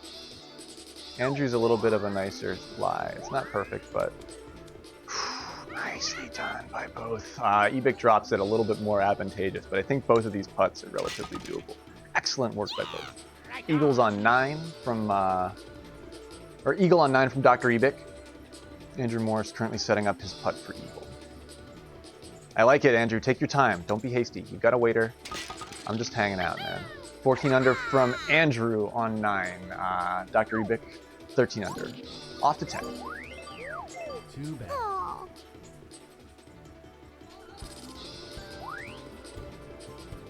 No, it's okay, Jeff. That's what we want. Honestly, I would rather they be longer than shorter. It gives us time to. This is the stuff that this is what we're here for. We want to take our time to look at this shit. I want to drink coffee and wax poetic about what these guys are doing. The doctor gets paid by the hour, and he knows it, though. He's in the air, and he's making do quick. Close pin right behind the tree on the left. Nice work. He's got a beautiful hybrid or a driver kick. I don't know what he's going to do. He might be in the rough, though. Oh, yeah, look at that. Ebick does catch the rough. Andrew with a nice push. Andrew can kick this under with... ooh, he's got a lot of options. Look how close that is. Look how close that is. Okay, and camera crew is... Ooh, Ebick is in the air. Playing it a little bit safe on the right-hand side. Ooh, Andrew lips out on the left-hand side of that. Oh, Andrew. Beautiful shot from Andrew Morse. He could taste that one. Here we go. The putt's off from Ebick, and it's in. Birdies from both on 10, but wow, Andrew. I know what. I mean, that's a risky strategy to put down right here, and then to just bump it right over, and really no run. He had the zone. Look at this flat spot in front of that pin. He knew that. He saw that. He saw that runway before it woke up in the morning. Too bad. Yeah, Andrew, remain calm. Find your zen. Just the fact that was so close is good enough. You're up by 1. Ready? You're never up by 1 here against Ebick. Come on, right? Like you pray for this advantage. You pray for these sorts of. I mean, here we are. The gauntlet actually probably doesn't happen late for these two in this setup. The gauntlet happens on 15 and 16. And maybe the run-up, maybe 12 and 13 too. Some of these unexpected eagles here, a hole-in-one where you don't plan to see it. That's the gauntlet here. Ooh, Andrew gets a little bit roped up in this tree and does not make the green. He's down on the fairway. He can still putt that. Ebick is darn close. Look at Ebick has a flat. Well, it's not too flat. It's flat. Well, not that flat. And Andrew's going to chip it under the eaves of the elm. Ooh, he runs it to the left. Gives up his lead. That's unfortunate. Andrew has to take a birdie on 11. Ebick runs the eagle and no prob. Look how close he was. If I'm 21 yards away, he was 18, 17, 16 yards from the putt, maybe. I mean, what does that look like to you? What does the wind do here? I don't fault Andrew for doing that, but I would have liked to putt it. I would have actually liked to putt that, even from the fairway where he was at. I know it's risky, and you probably want to hear a whole lot of other golfers telling you to do shit like that. But I advocate that rookies rough putt, and nobody agrees with me. But that's why they don't give me credit, because I don't pay my bills. I'm kidding. I'm quoting Master Shake. But no credit. No credit for Andrew. No remorse. And a little bit of a hook run here and an up and over for Andrew here. We don't see the same. Oh, we do see the same Danny Dorito. I don't know if that's a mistake. If they just go as long as they can. Bad lie, in my opinion, for Dr. Ebick here on 12. Andrew Morse just misses the tee box. However, he has a perfectly flat lie. So all he's got to do is club up. Ooh, that's the almost albatross from Dr. Ebick right there. Just a few inches to the left. And Andrew is in the air, up and over that tree, no worries. With a heavy stop-ish on it. Yeah, the line was kind of wonky on that too. Nothing too crazy on 12.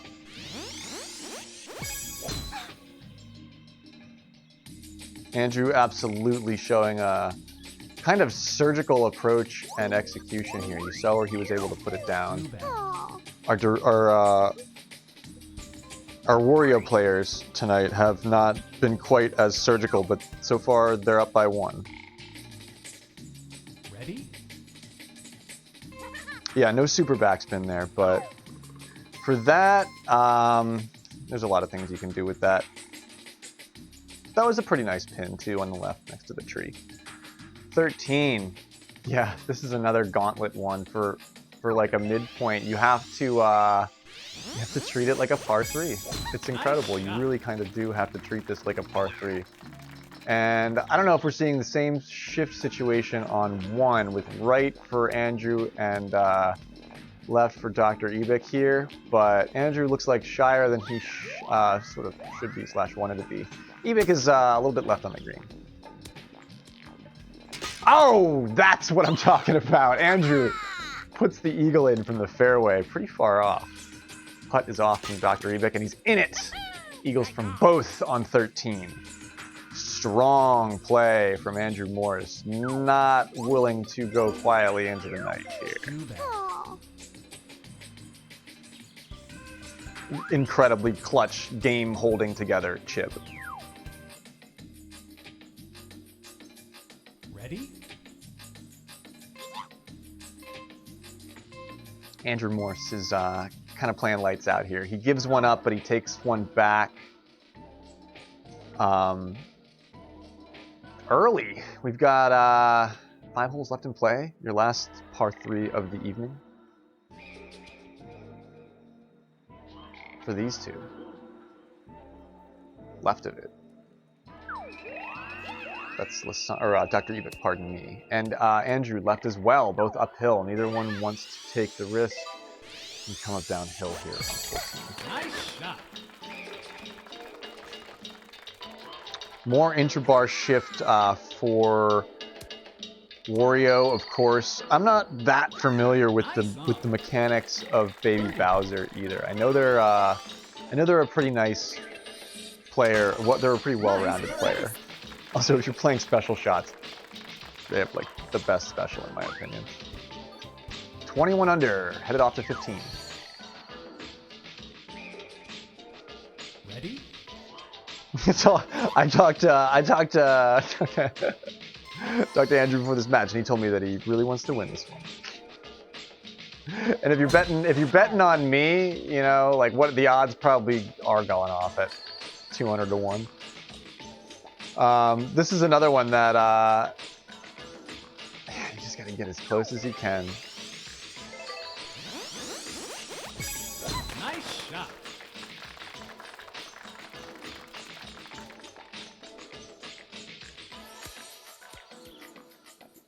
You see just how hard it is to get up that hill. Although we've seen some of our best players putt from these conditions, they have very similar shots. Look at this. Back pin on the right by the bunker. Probably the most difficult pin for an easier hole. Nice, clean eagle from Andrew from downhill. Kind of shooting blind here. And the chip's off from Ebick.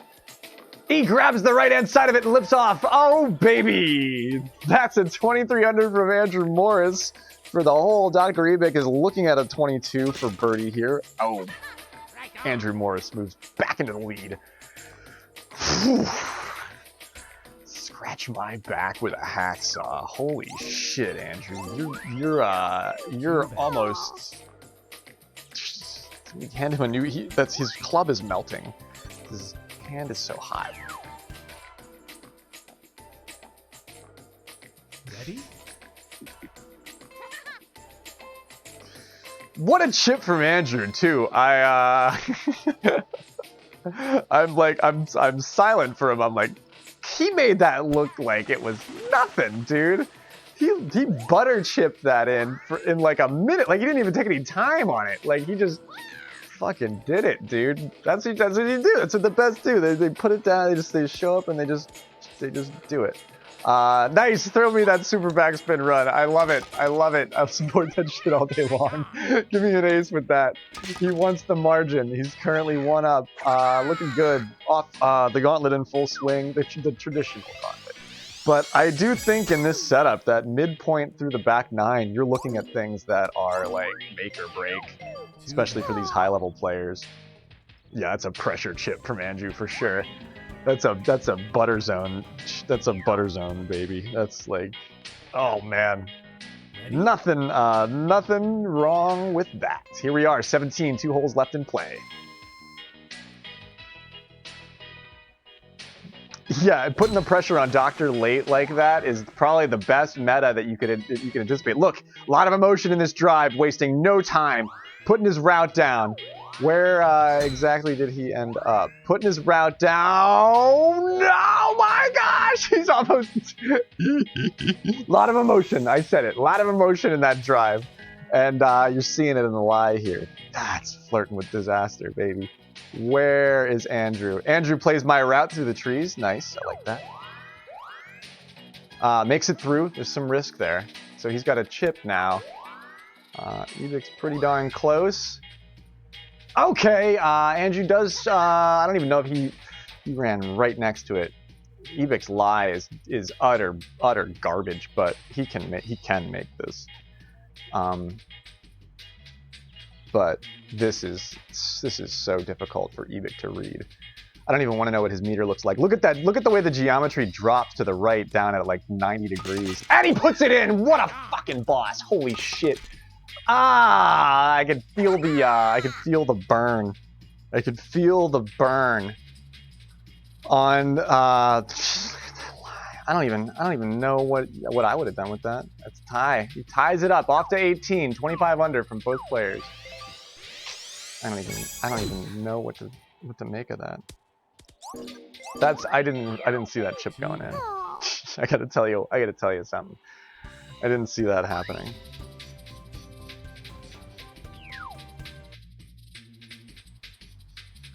Ready? Andrew had a much better look at it from the rough. I mean, they were both actually in the rough. Dirty's calling it now. Doc Albies for the win. Dirty points at the stands. Nice shot. Dr. E gives himself all the room to look at it here on the right. Come on, Andrew. Get back in this. Let's do it. I do believe, I mean, the conditions are 4-mile-an-hour wind from the west. I don't see a ton of difficulty reading this from these players. Center pin, the one that sort of like leans on the left. I don't know how many pins are on the screen. Actually. Quite a few. All right, Andrew, just a little bit left. No albatross, but nothing wrong with this putt for him. Ebick, right there at the bottom of the screen, and he's off. He's in the air. The line looks good. He's rolling. Oh my gosh. How far away are you? He misses the albatross by like, I want to say, jeez. Oh my gosh. That line. Holy goodness gracious. I can't believe that didn't go in. I can't believe that didn't go in. Dirty, you weren't even wrong, dude. You called exactly what he did. Dirty69, sponsor of at least hole 18 here. Come on, give it to him, guys. And Knuckle Puck, of course. But it's tied. It is tied, folks. 27 under from Andrew Morse. 27 under from Dr. Ebick. No shortage of excitement and drama here on the golf course today, folks. We head off to overtime. Too bad. Overtime, deja vu. I feel like we've done this before.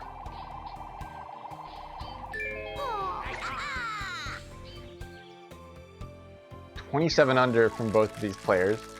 Only a single stroke shy of the tie that we just saw from Maru and Lesinge at 28 under. Am I correct about that? This is like the most playoffs that it could get, Ed. How many correct brackets do we have? Has Wooly run the numbers for how many possible bracket prediction combinations there could be for our March Madness? I know for actual NCAA March Madness, it's like what 9 quintillion possible combinations of shit. So like nobody's ever gotten a perfect one. I want to know like how many possible combinations of shit our bracket has. It's almost impossible to call it here at this point. Yowza. He's gonna miss dinner. Oh man, his wife's pissed. His wife is so pissed at him right now. About 2 billion, you think? That's pretty incredible, Simar. Thank you for that. You think it's that money? It's that much? Yeah, I guess I don't know. Yeah, yeah, all the single golfers. Ebick's not one of those. He's married and he's got somewhere to be. He's already late for dinner. It's best ball, ladies and gentlemen. Let's get gone. It's hole 12. Interesting hole to start on. Well, you're dialed in with your clicks. Oh, he hits that front berm and pops off. So he's in the rough without the distance. Let's see how awesome Andrew's execution looks here. I get full left shift from the third tee box. Make of that what you will. Andrew's right there with him, but back a little bit.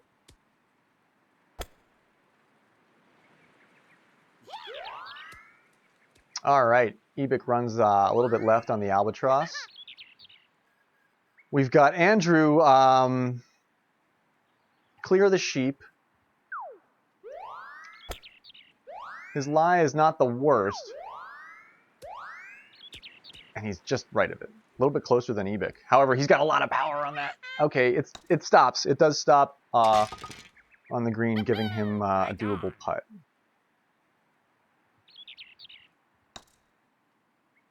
He put the power wrist on that one, though. I was a little bit worried there for a moment. Jeez, I don't know what to say to these players. I like to do it like that, but I end up in the rough if my strategy doesn't work. I really like what they did better. Gives them a lot more to work with if you don't get the magic Ready? drop there. But when you're in sudden death, best ball overtime with Dr. Ebick, I mean, do you really have room in your game for anything less than awesome? Nice shot. Let's find out. Andrew goes for the big run. Good slip on it, a little bit left. You get to see exactly how it bounces here. And then let's see if we can get the incoming shot from Ebick. He's right there. That's how you do this one. Everybody notices these conditions being ideal from all of our similar practice regimens, clearly. I don't know. I'm going to overcount that one and just tell you what I think about it. Yeah, I do think that needed to be overcounted. That's the only trick there. Overcount it by 2 because of that little berm. It's such a wild one because you can get so freaking close. You treat it like a par 3. Hole 21. Thank you for keeping track, Dishnet. Big pred involved here. Rob's making breakfast. Nice. I made a chicken sandwich with sprouts and salsa and provolone cheese. And I put like herbs and olive oil and I toasted it in the oven. That's my thing. I've been doing that lately. And it smelled really good. It was toasty and crunchy and delicious. That's what I had. And then I turned my monitor on and everything fell apart. So we've got the distance from Andrew, the better lie from Ebick. All right, the chip is off from Andrew. Got to keep eyes on this. Oh my gosh, he drops it. What a baller. Eagles 5. Pressure is on. Hold, please. Hold, please. Hold, please. Dr. Ebick. Margin calling. Dr. Ebick, you, let's take a look at his lie. He's kind of got an okay lie. I don't know. I mean, he might be right in the flat. And it's off! Okay, here we go. The helicopter shot. Oh, he puts it in! Holy shit, what a fucking baller! Oh, you gotta be joking me. Oh, wow. Those were two, like, we saw Maru and Lesinge miss both of those time and time again in their match this evening to start the night. And they both just made it there. They both just made it there. The music even stopped. It's like silent.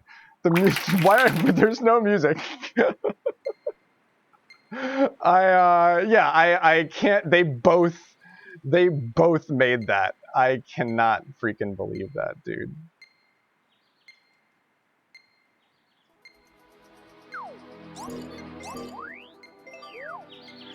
Folks, you're witnessing absolute golf madness. If you're not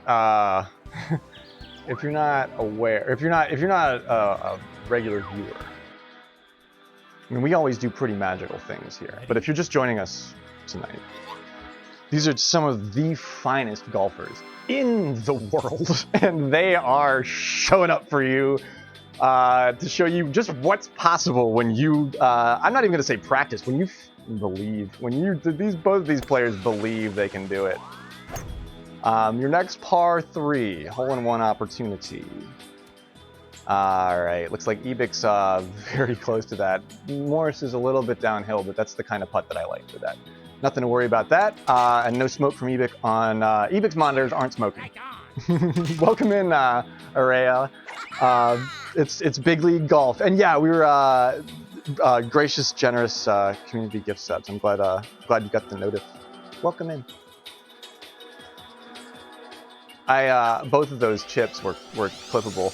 Like, you could watch that whole thing, that whole 5-minute thing. Like, should be a YouTube video for that on their channel.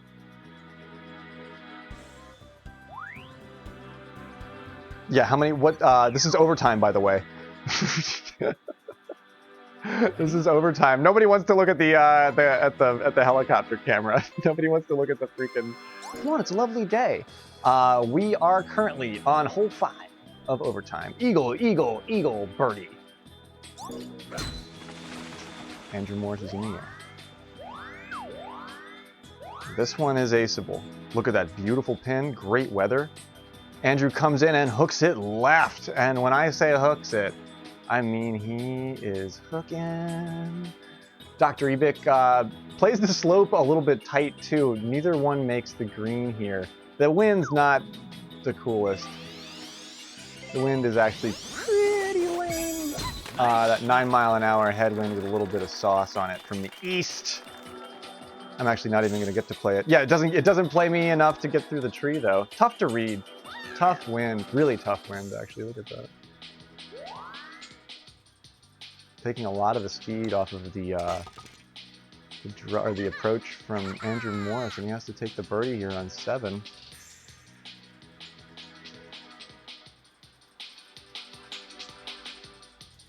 With Dr. Ebick smelling blood in the water. You can see it on his face there.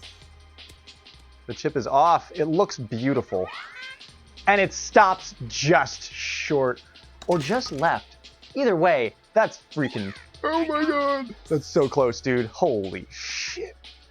Pressure, Andrew doesn't feel it. They head off to, I can't even tell you what hole we're on 7. We're headed off to 13. I can tell you, the random draw is published on the card. From here, you can see where we head if we have to play a whole other 18. You can read every single one. You get every hole drawn. I like that. So up next is 13. 13 is traditionally unlucky here.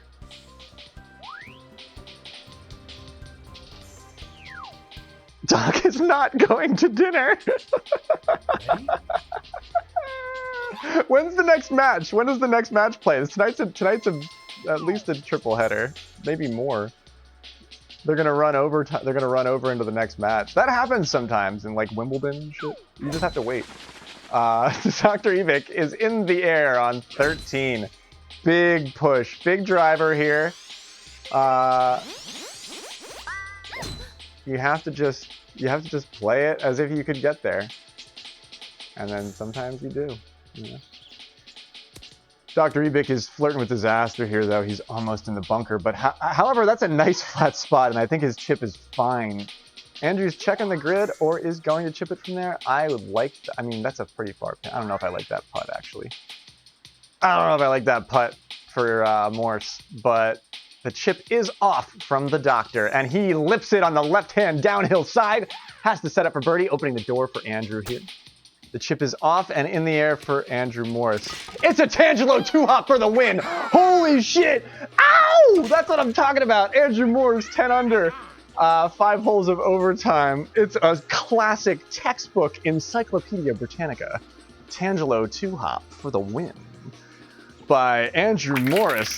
Ladies and gentlemen, the upset, the scrappy Cinderella story of the bracket. Oh my god, I want to tear my hair out. He beat Ebick. He beat Dr. Ebick. How many brackets are fucked? Oh no! Oh my god, the pret is fucked. Oh no, somebody's gonna get paid. Oh Jesus, oh lordy, oh wow. Oh my gosh, brackets are on. Yeah, like it's like Fahrenheit 451 with the everybody's out in the streets setting them all on fire, dude. What just happened? Oh my gosh, it's just the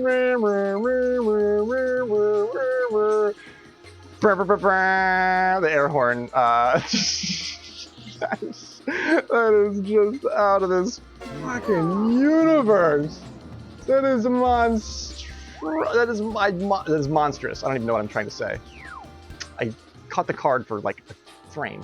So I can get it here. I can get it here. Ready? I can actually. I just gotta get a final look at the card here. Oh my gosh. Oh my gosh. Look at that big gold bar just dropping right into Dr. Ebick's lap. I mean, they both played their freaking heart out, dude. Ebick is the #1 player in the world.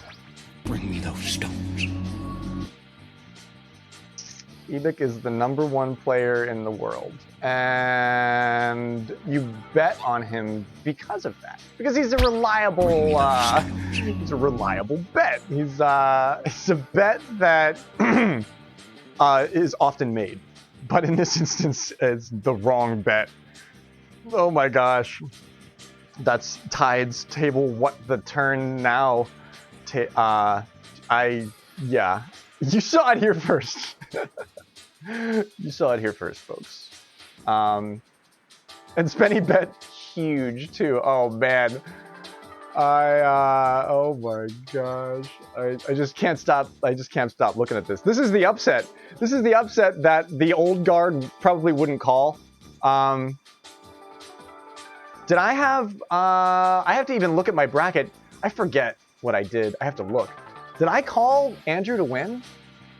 I might have had you picked. I have to check mine. I'm curious. I don't remember. I might have had Andrew Morris picked to win. I forget. I have to go look. Oh my gosh. Ladies and gentlemen. Ugh. That's Graveyard Golf. That's Mario Golf Super Rush. That's March Madness.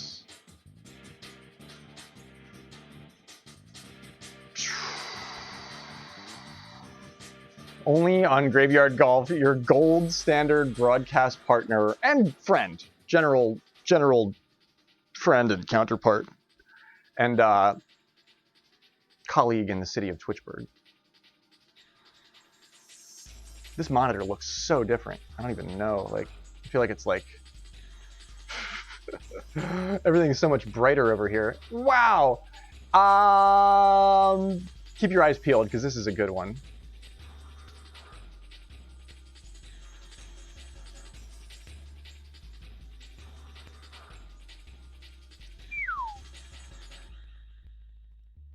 Whoa. It's a big match. It's a lot of believers, and they all went huge. Look at that. 15,000 plus for quite a few. Oh my gosh. That's enjoy your gravestones. I'll try and continue to add all sorts of interesting shit in there for them, but we've got a lot of very cool wares that I'm sure you're aware of, but there's some cool sound alerts that I want to add that are those are pretty basic though. I do all the hard shit first, and then I like the sound alerts and the whiffler. That's Andrew Morse, right? Dude, Cinderella's story, coming out of nowhere, making people rich, making people poor, breaking molds and bank accounts, gravestone accounts. Oh my gosh, yeah, Nora's got dude. We have another match at 10 p.m., right? Am I right about that? We have another match literally in 10 minutes. I can't believe tonight. Tonight is like, I don't even know what's happening. It's so hype. It's so hype. It's like what Twitch is for. It is so hype.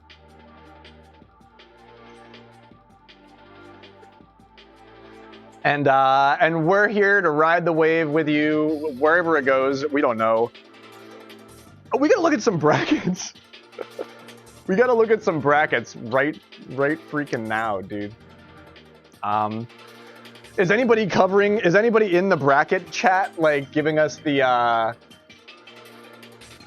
what for that we need to know? Let's watch Andrew's chip for the win here. First and foremost, if I can operate my stream still, because this monitor is so much bigger, everything's like so much further away. I'm like, where's the pause button? Oh my god, it's over here.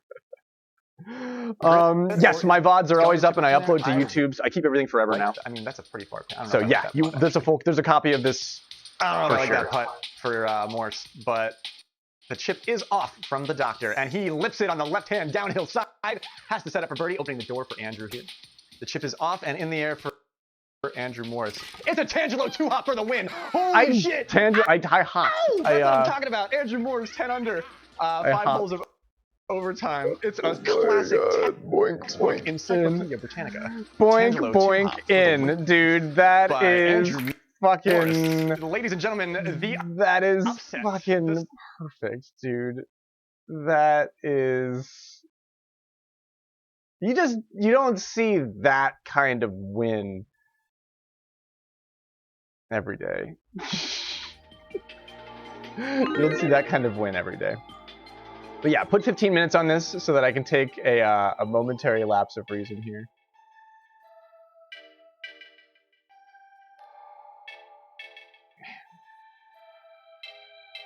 Everything about this is so good, dude. And upcoming is TOG versus Sean. Can I bet on this? I have a bone to pick with TOG.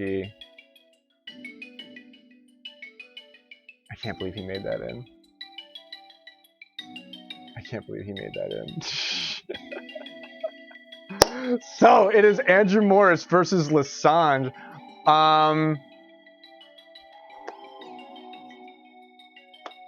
don't even know. I don't even know who I think.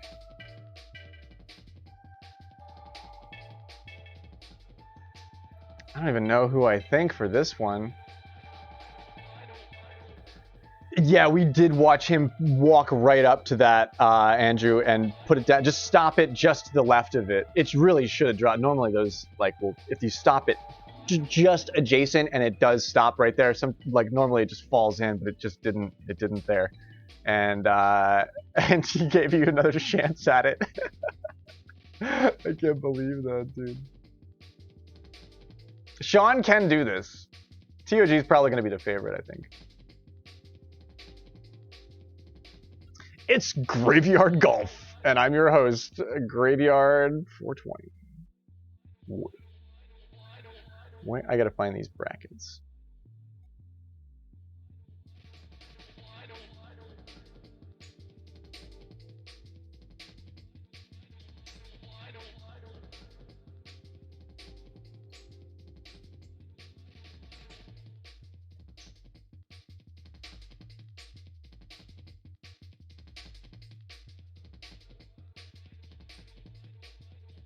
I guess we won't have updated stats, but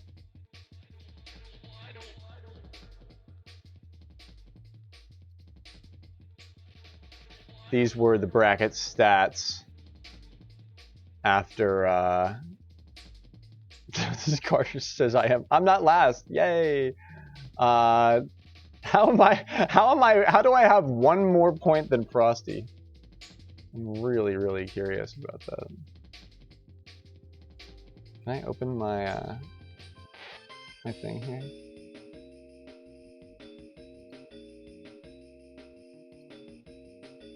I want to find my bracket.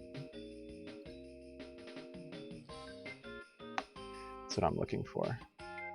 I think I just threw it in my graveyard folder, which is now the least organized folder on my PC.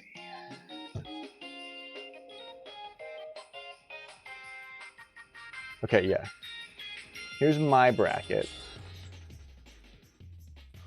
No, I had, or wait. Yeah, I had Ebick picked to win. So I got that wrong too. But I didn't actually get to pick this one because I had Goldie over here winning against Morse. So I was wrong about that too. I was wrong about everything. So what do I have to worry about now? Pretty much nothing because I got everything wrong. God, how did I get everything wrong? I mean, it's not unheard of. It's actually pretty standard for me. Damn. Look at all of this. What's all this? Man. Where's TOG? Okay, here's this one. All right.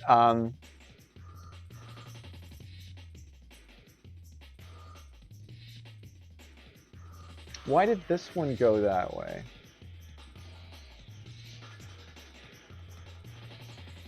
Oh, because that's Tangelo, not TOG. No. Because I had myself picked to win. Wrong.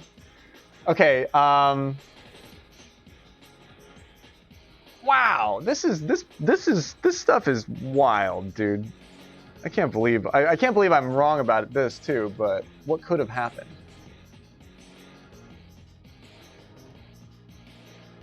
All 20 brackets had Doc winning this round, and 7 had Ed losing. 7! That's funny, dude. That's really funny.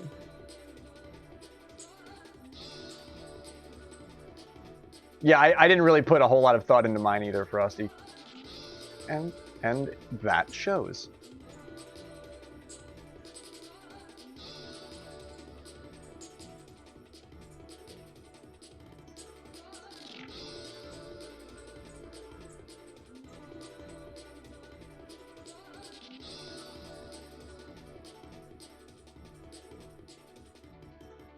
Okay. 9 minutes left on this. I'm going to make sure that all ads are run before this next match. So give me just a moment. I will be right back. But that way nobody has to put up with anything if they're just joining us for this next match, which should be pretty good. So stick around, folks. We'll be right back. I will leave up this because this will now be updated, I think, right? I think that's true. But that's H doing all of that. And to everybody that's doing work to keep these stats updated for us all to freaking salivate over. You guys are the best. I'll be right back. I gotta do a dab after that match.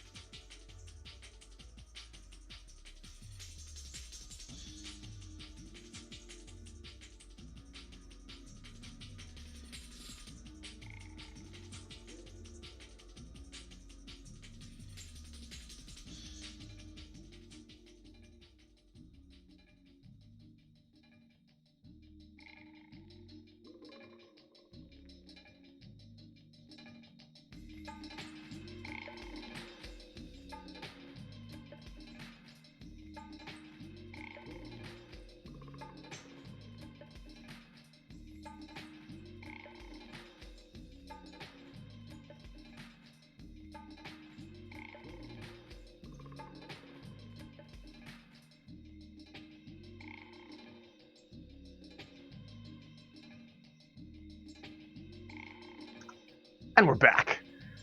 Or I'm back. 3 minutes left on this pred, though. So, you know, take your time, but feel free to get your bets in.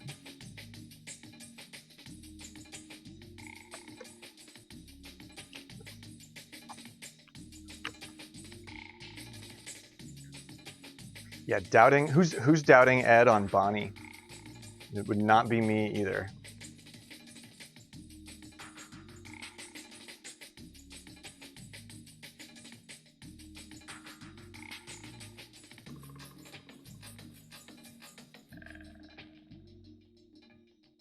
Or is it? Did I pick that?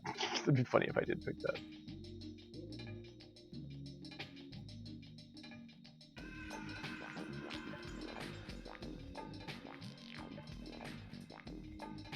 This one, right? It's Ed. It would be Ed versus Kush.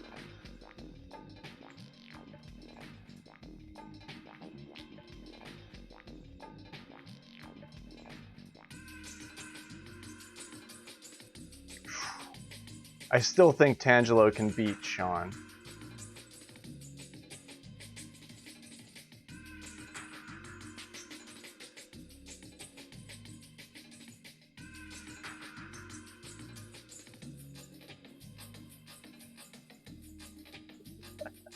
How and Andrew Morse is smoking a ridiculously enormous Victory Fatty. How enormous is it? Oh man, I just took a drag of the Cherry Diesel, and that's one of my favorite strains. But that one is it's the effects of an indica. Yeah, TOG is my. I can't even say TOG is my latest frenemy because he's just a good friend of mine. Really good golfer. Freaking love the player. I did not expect to see him squaring off with Sean. So this is kind of I don't have a good beat on where this one is going.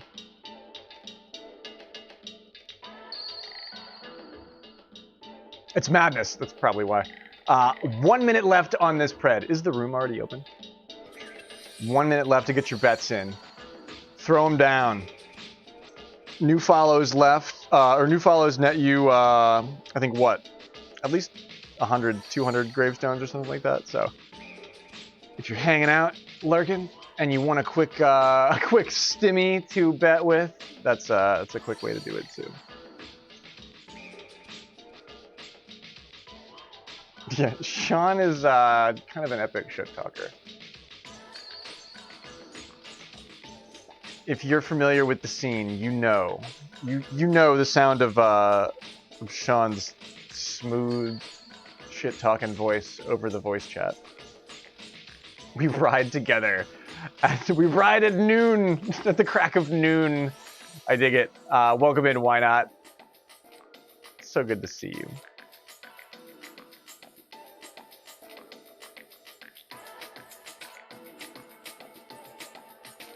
Currently with 24 points, Maru in the bracket. I'm sure he picked himself to win, though. So that's going to be a loss for him. And I'm sure he had Ebick picked to win, too, now. So I can't wait to see what... this looks like when Age updates it. Hopefully he updates it probably after this next match. You're...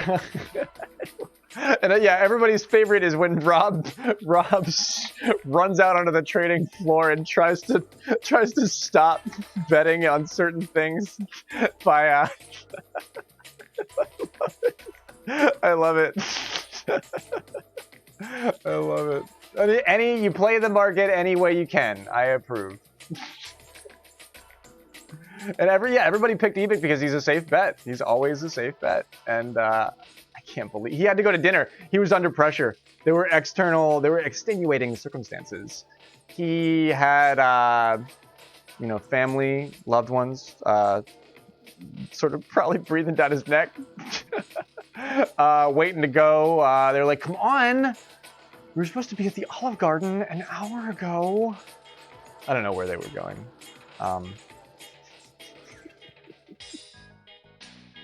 And yeah, pressure from your significant other is definitely would definitely manifest as something. You know, like it wouldn't just not be there. So it's definitely something to consider. It's definitely something to denote in the logs. You know, that also he was under duress because of all that. Although, you know, that's no excuse. I had to go buy a fucking monitor from Walmart and outrun a cop, for fuck's sake. You know, I got here. We do what we can because we must. You know how it is. No, it's not an asterisk. It's just they just wrote it in the margin. Probably also written in the margin is like speed sucks 6969. It's just written, it's just facts. It's just you know, it's just interesting player that would go on the trading card. That would go that kind of stuff goes on the trading card.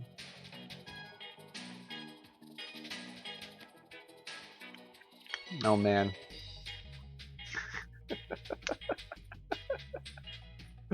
Well, golf claps Dr. Ebick. I don't want to spread any bad vibes. I hope he has a great dinner.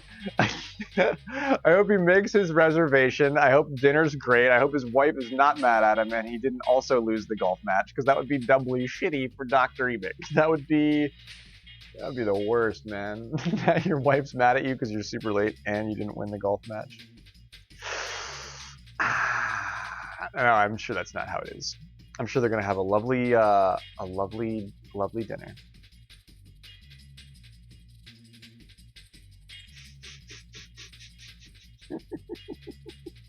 Doc apologists, they're out there. I mean, at this point, we have a healthy betting community when it comes to Twitch predictions. Like, people keep track of the players that they're kind of sure of, and he's one of them. He's absolutely one of them. I can't believe it.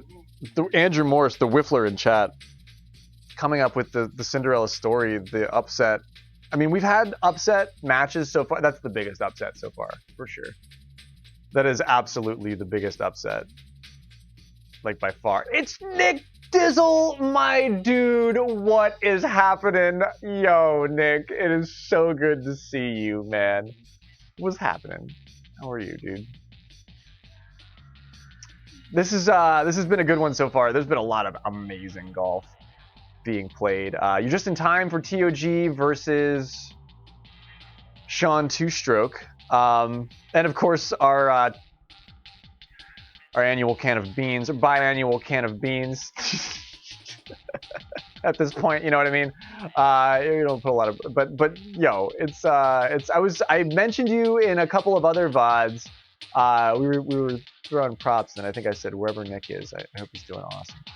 So I do. I hope you're doing awesome, man. I hope. And I'm on here at a half decent hour. I've already been streaming for 2.5 hours, and it's 10 p.m. Eastern. This feels weird, man.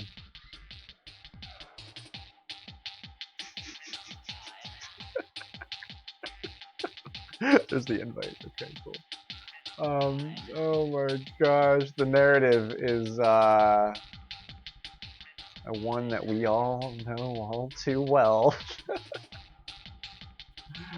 Oh man. But we've witnessed a big upset, Nick. If you didn't catch that, Andrew Morse just beat Dr. Ebick in probably the biggest upset of March Madness so far this month. And madness it is, everyone. Madness it is.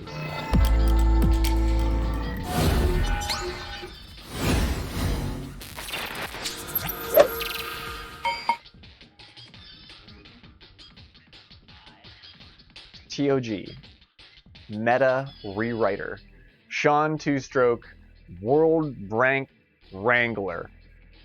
Both players bring prolific improvements and big level stat and strategy stats to the table. Each one has accolades of their own along the way, for sure. TOG's been active in the server a little bit longer than Sean, but Sean has risen to the top and maintains a Nintendo World Rank spot on multiple accounts. It's not easy to do in any sense. So each player fully capable in their own right. This is going to be pretty special. Bets are locked. The pred is in, and we are ready to go. Yeah, that's the March bet. I did that animation for this month because I'm sponsoring, because I'm the gold sponsor. But no, I did it because I freaking love this game, and I love you guys, and I love everybody, and I love doing shit like that. But it is pretty cool to have some legit shit. But yeah, I don't know if Nick has seen that yet, actually. Yo, Iluna, welcome in. What's happening? Yeah, today is absolute craziness.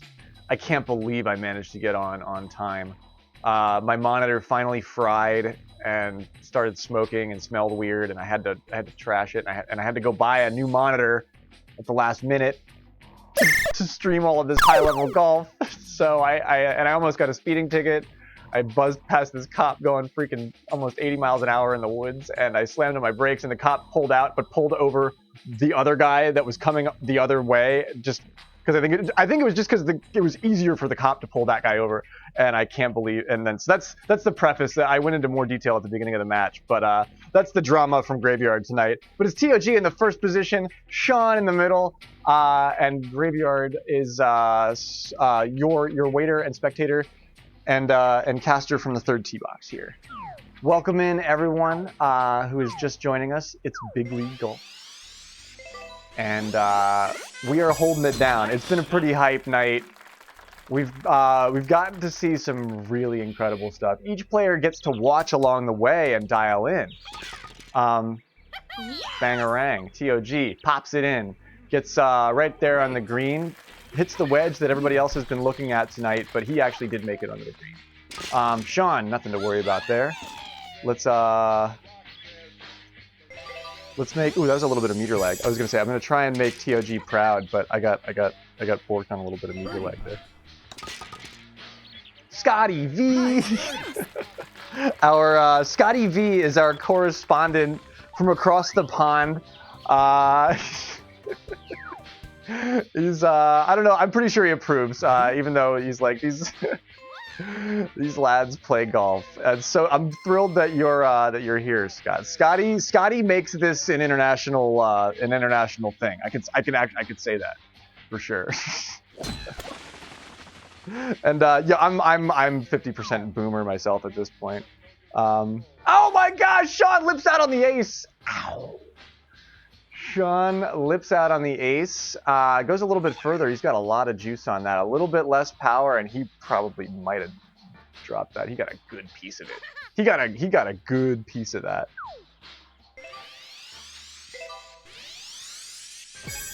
Nice shot.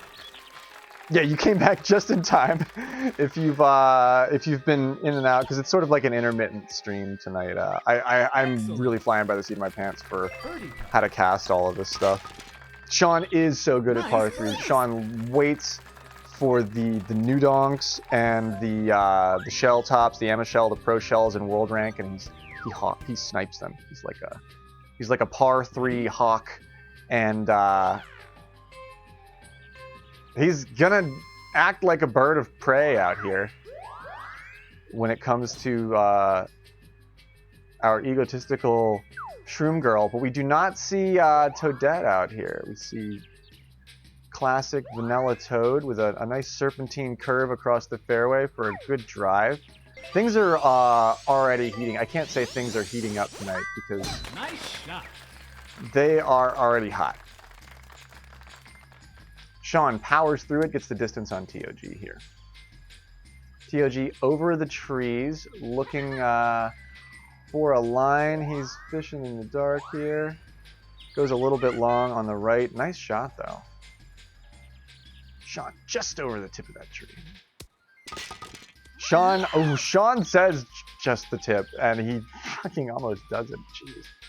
Wow, Sean is with what? 1.8, 2.3. No more. That's it's a very, very close approach from Sean. What an expert shot. 6.9 yards up in elevation on this hole. It's pretty nice.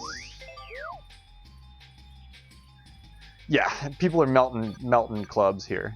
Too bad.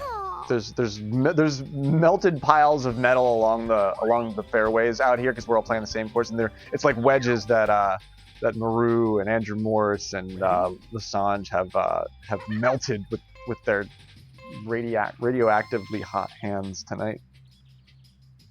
I think they're focusing in. TOG has probably been practicing for this all day. Tournament TOG does that. He's very hard to beat because he stays so dialed in.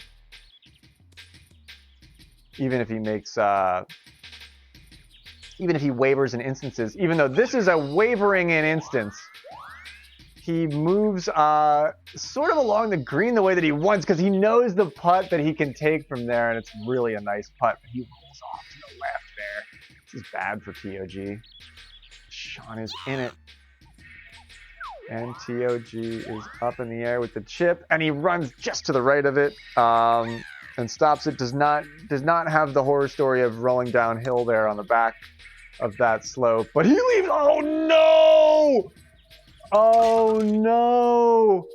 TOG leaves the putt short on the way back up and has to take par on hole 4.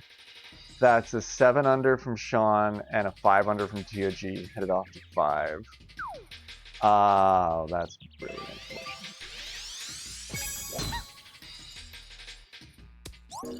That's just uphill. That's coming really close to the eagle and then setting up a quick and easy putt and just not putting the power on it. And oh my gosh! And then that second one, I don't know what happened there.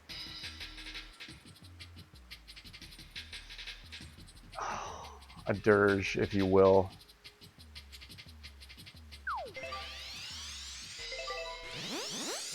Not a deficit that I would like to be sitting with in my lap, headed off to 5. It's raining on hole 5. See, if anybody can make up for that, it's TOG. In the rain, he's pointing right at it, just does not have the juice to go through for the line. However, Sean holds back on that a little bit and is in the fringe, I think.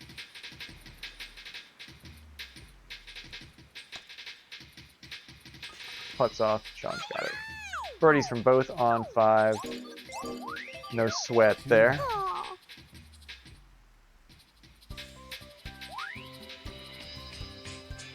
Two strokes on this course is not insurmountable, but Ready? in this particular instance, this early, you just, I can feel the like I wouldn't wish. I mean, TOG did me pretty dirty on Spike yet. I wouldn't wish that on them.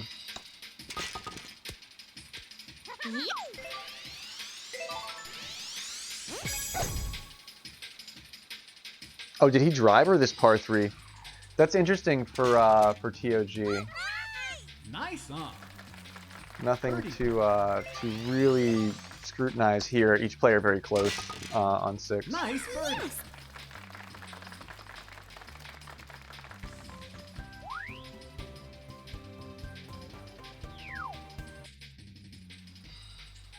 Ready? You can't discount TOG. Sean has 2 strokes on him here though, and it's hole 7. Nobody runs the left route at the high level here. I'm kind of surprised at that.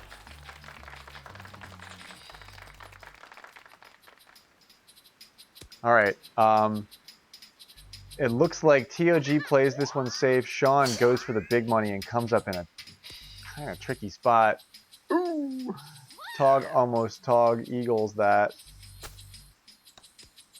Ooh, oh my gosh, Sean taking a page out of Dr. Ebick's little black book, making a very, very difficult, almost in the bunker save because it's raining.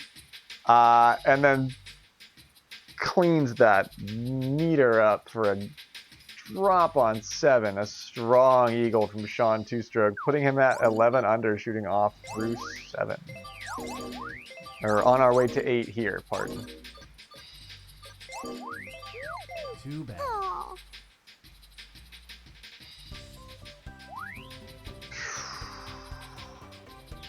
Man, that's tough. Ready?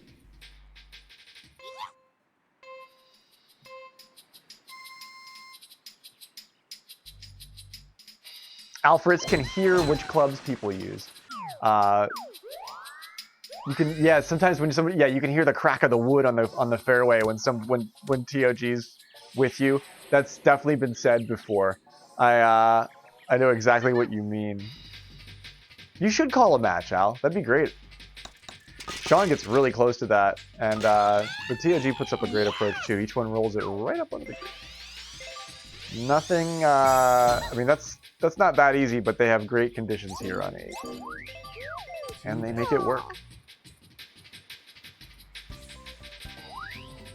Big thank yous to everybody in the chat with all of the details that I missed, because I don't get everything right, and I can only do so much.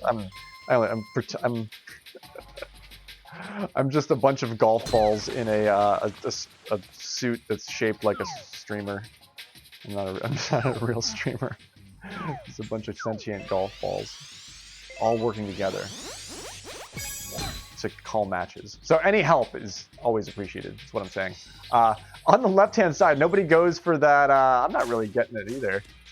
I haven't really practiced these tees, but it's not that bad over here. But I kind of like being on the right. Each one has to contend with this slopey lie. Ooh. Tog rolls right past that and goes off into maybe bunker, maybe not. I saw a little sand. Oh no! Sean takes the eagle on 9, no prob with his lie. TOG has to take the birdie there. I think I saw some sand from his this little sand cloud puff up from his chip there. I think he may have actually rolled off into the bunker. Tournament Tog. I don't know about that, Jeff. I mean, unless he eagles back to back for some, but I mean, at this point he's 4 strokes down. Sean looking great, putting everything together out here. Sean is playing at Maru, Lesinge, Ebick, Morse level. TOG is there. TOG is definitely there. But in this instance, TOG is playing a little bit messy, and but they pick a nice safe lie here. Sean with the same idea, but gets a little bit closer. This is an easy pin to get. Let's see what you got. Sean runs by on the right-hand side. Tog has the chance at it. Gets it. Nicely done. 1 back for TOG. Excellent work. Look at that. He bounced. He bonked on an almost non-existent. He read the slope on a run that almost is non-existent on the map. That's pretty cool. 3 down. TOG 13 under. Sean is shooting 16 under. Headed shooting off through hole 11. Too bad.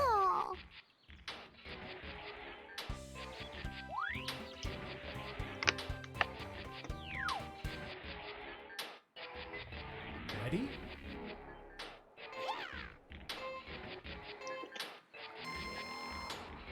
This match is not over by far.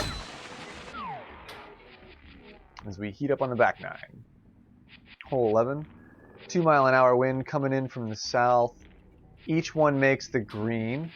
Great run from Sean. Look at that. TOG with a fully makeable putt. However, Sean keeps going.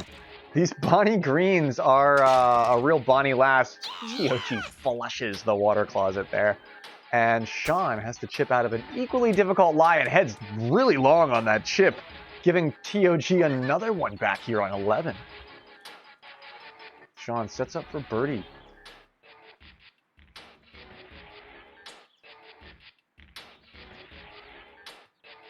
And the crowd goes silent. Nobody nobody out here on this hole. Look at this. The crowd didn't expect a whole lot of action on 11. Nobody really made it to the green here. Sean has the afternoon to himself, and he runs left, does not even get a piece of it. Bad lie. We're not even looking at the grid. I can show you the grid. I was just cleaning that up. Yeah, he's got a bad downhill slip. He gives TOG 2 strokes back here on 11. TOG 15 under, Sean's 16 under, off to 12. Wow. Look at this scorecard. You can look at this scorecard while I go change my pants. Holy shit, how does that even fucking happen? that was like, oh my gosh. I can't believe that. Did they plan that out? Ready?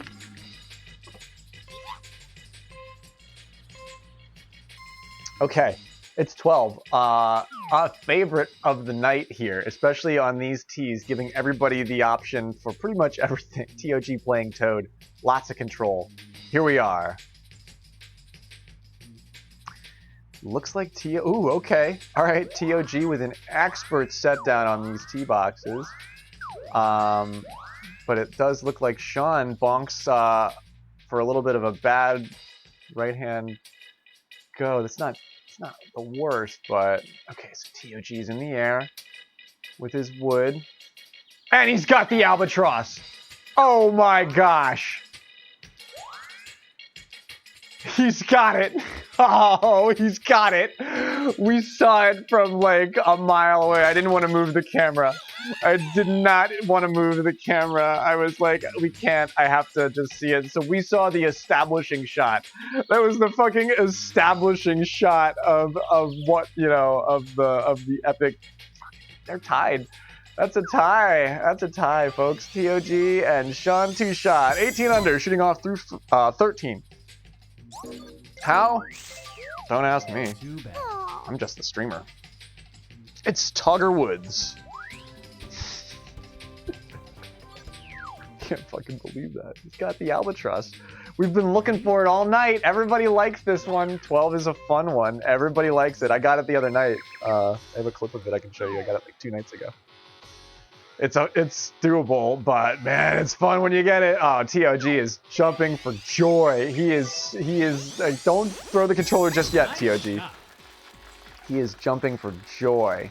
Looks like he's toting here in the rough on the right. And Sean is center green. Let me get out of your way. Or he doesn't care. He's right there. He's doing it. Oh, no! Grabs a piece of it. He's playing by sense of smell. He wanted the instinct shot, and it was a good shot. It was a really good shot. Oh my god! Sean does not sink the putt. He rolls by it. It goes uphill. It does not go jingle jingle though. Jeez, they both take a birdie on 13. That is something else, man. Oh my gosh, this match is... Ready? This match is something, man.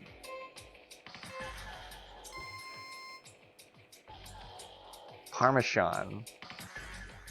And toggles. Your next hole-in-one opportunity of the evening. TOG with that, look at that laser beam lie. Ow, he hit that low and fast. He damn near sunk it. He knows exactly what he's doing here. Playing the slope, giving the wind, perhaps maybe, I don't know. That wasn't a misread. That was just close, is what that was. Sean sets it up for a safe putt. Smart move. Sean knows that he can hold it together and keep this. But if TOG has the freaking dry ice in his veins, Too bad. Sean doesn't have any buffer space here. Especially not, all right, especially not now, because we're sort of clearing that midpoint gauntlet where things have been evening out on 16, 17, and 18. They haven't been swinging like they sometimes do. This is the last big deal, you know, potential mistake. And Sean does not, oh, he barely makes it out of the rough. Back on the fairway, but loses some distance. TOG. We've seen some real magic from this position tonight, Toggles. He clipped the tree. From all the way back there, really, no kidding. Ah, I like it. TOG sinks it. That's what I'm talking about. TOG, my man, sinks it. Oh, and Sean sets up for birdie. That was a long chip. That was a long chip. That would have been very, very... That would have been something special if he made that. However, TOG moves into first place here. I really can't believe it. Here, at the end of all things. TOG is one ahead of our boy Sean as we move into our traditional gauntlet of 16, 17, and 18. Swing position has to begin now. Ready? Especially for where Sean's sitting.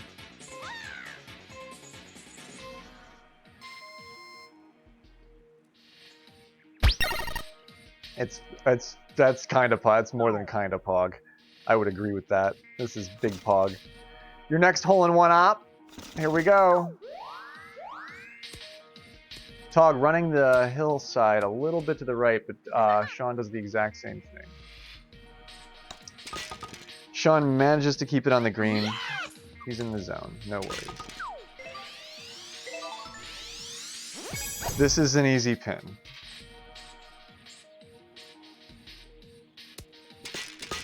Wow! Hole in one. It's an easy pin. Come on.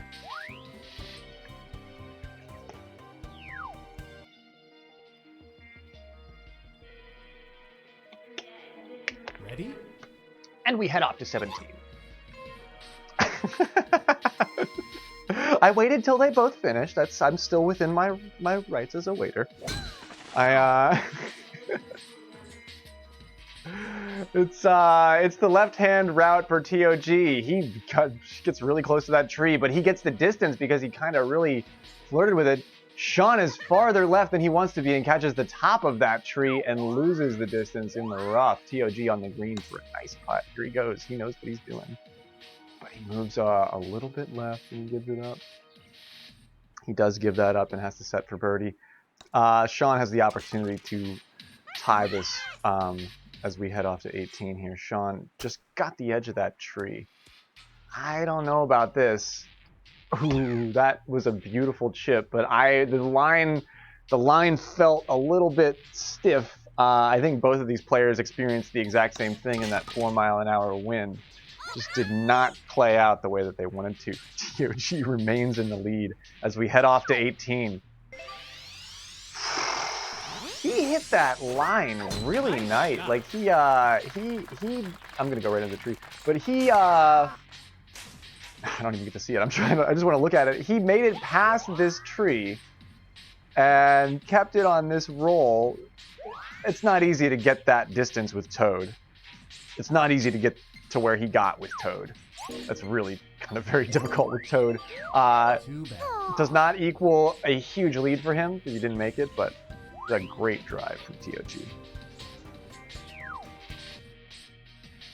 And Sean is looking for a big bird here. You don't expect TOG to mess that up, but you didn't expect TOG to do any of the things that he's done so far in the last 30 minutes.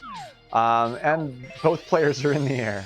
Neither one has to think. It's a nice day, 2-mile-an-hour wind, beautiful conditions on 18. Kind of can't ask for more here.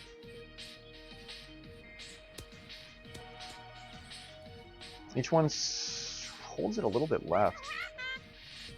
But I think we proved before that TOG still has the line past the tree. That's what I'd be worried about for him. Well, I mean, he's playing it safe, I think. Oh, Sean bounced right past that. He's not playing it safe at all. What is TOG doing? What the fuck shot was that? TOG runs topspin off right past the hole and into the rough. Chipping with instinct, and he lips out on the side of it. and does not sink his eagle. For birdie at 25 under, Sean sitting for an opportunity here. He has to set up his eagle chip, and he chips it on the green short. You gotta be shit. He leaves it short, just ahead of the hole. He decides to green chip at the last minute once he sees TOG's shot lip out, and it doesn't go in, and there's no overtime. TOG wins. GG. 25 under to Sean's 24 under. I can't believe what I just saw. I can't believe what I just saw. I can't believe both players parred or birdied on 18 Nice here. Wow, and just to show you a lot of what Man Maru makes happen in his game is we saw none of the time that Man Maru normally takes with a lot of his big deal effort. Nice. We saw none of that from these players. Each player almost playing by reflex here because of the amount of pressure involved in this particular. There's a lot of tournament nerves going on here. Each player playing almost by instinct. And there are some mistakes being made along the way, and TOG does some miraculous shit. The albatross for the extra stroke, the point needed to win. The first albatross of the night. Is this the first albatross of the round of 16? I think it might be. Whoa, dude. I don't even know how to describe that match. Kinda don't even know how to describe that match.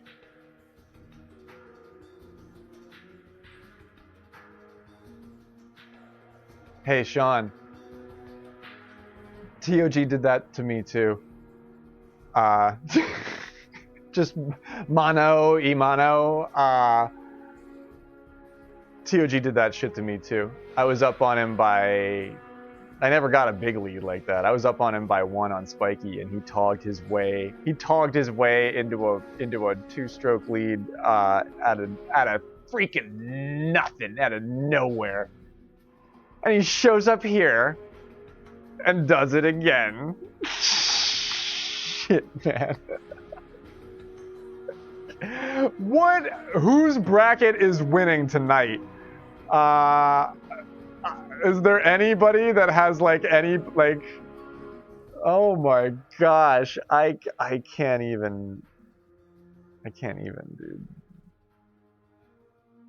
even, dude. It's TOG, he's in the chat. Nice, you're here. Very good. Hello, welcome in. You're amazing.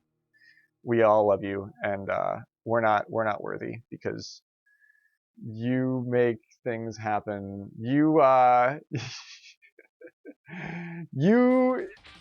Every breath you take, every ace you make, every albatross, every eagle to TOG and you. And Sean's like, no, not me. Oh shit, it is me. Fuck shit. It's you, Sean. It's you whose life he's taking. Oh my gosh, Dirty69 gifting 10 subs to the channel. Woo! Dirty, you're the man. To Lauderdale, and well, here, look at it all. It's so hype. I'm gonna sit back and hydrate here for a moment. A man of honor and integrity and effort and friendship. I mean, Dirty69 is one of the coolest people. I'm thrilled to just know you in the universe. You do so much for the server and for all of us, and keep this thing on the rails, and to be a counterpart, to be a humble media outlet alongside everything you guys do is, well, frankly, it's a privilege, my man, and I can't thank you enough. Dirty69, cheers. Cheers, mate. King Dirty. I put his name really big up there. I put his name real big on the graphic. Not just because it's fun to say. Putting his money where his mouth is. Dude, it's so much fun to do this with you.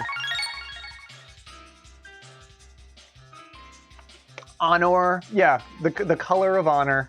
That sounds like a Disney movie that stars Dirty 69. Both spelled with a U, of course, because it's like a Canadian film. The egotistical shroom girl is here for post-game questions, comments, thoughts and prayers in chat. The egotistical shroom girl being Toadette, usually Toadette, but Toad tonight, Toad. I guess it was like a big match. He put the tux on. He had Toad showed up. It's like, oh, you know, they have to actually, you know, the health inspector's here. It's like we can't let Toadette run the joint. Maybe, I don't know if that's, I'm making that up. That's that might not be how he thinks about that. Yeah, OMG, what was this hole? Let's watch that again. I want to watch it again because I forget what happened. I kind of feel like I feel like it's been a fucking nutso day, dude. Thank you, TOG. I do my best. I don't know if I succeed, so it's nice to know that. Let's watch this OMFG WTF MF Doom hole. With instinct that he lips out on the side of it and does not sink his eagle for birdie. That moment was something under. Else. Sean sitting for an opportunity here. He has to set up his eagle chip, and he chips it on the green short. You gotta be leaves it. Leaves it short. I can't believe you. Just ahead of the hole. He decides the green chip at the last minute once he sees TOG's shot lip Super out. backspin? I gotta know. Is and Sean in the chat? And Sean's here, right? Yeah. Was that super backspin, Sean? Chipping. Frosty's like, for shame. Shame. That he lips super out on the backspin. Side of it. Shame. And I don't know why he didn't sink putt his it. eagle. I have no birdie idea. At 25.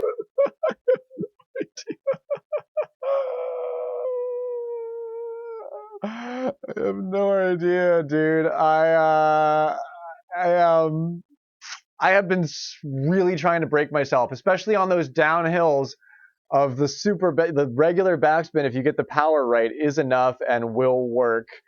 But that super backspin sometimes just halts the ball and it doesn't get there, and you're like, yeah, and it fucking happens like that. That's Frosty Moon really drilled that into my head with that super back. No, and Frosty, a chip like that, right, Frosty? A chip like that? No super backs. No. I know better now. Yeah, but you want to do it to be safe. You're like, I'm right here. I'll just pocket in. Nope. No, it doesn't work like that. This game's freaking hard as shit. This game makes you want to think you know what you're doing, but instead it's sadness. It wants you to think you know what you're doing, but it inflicts a lot of sadness. A lot.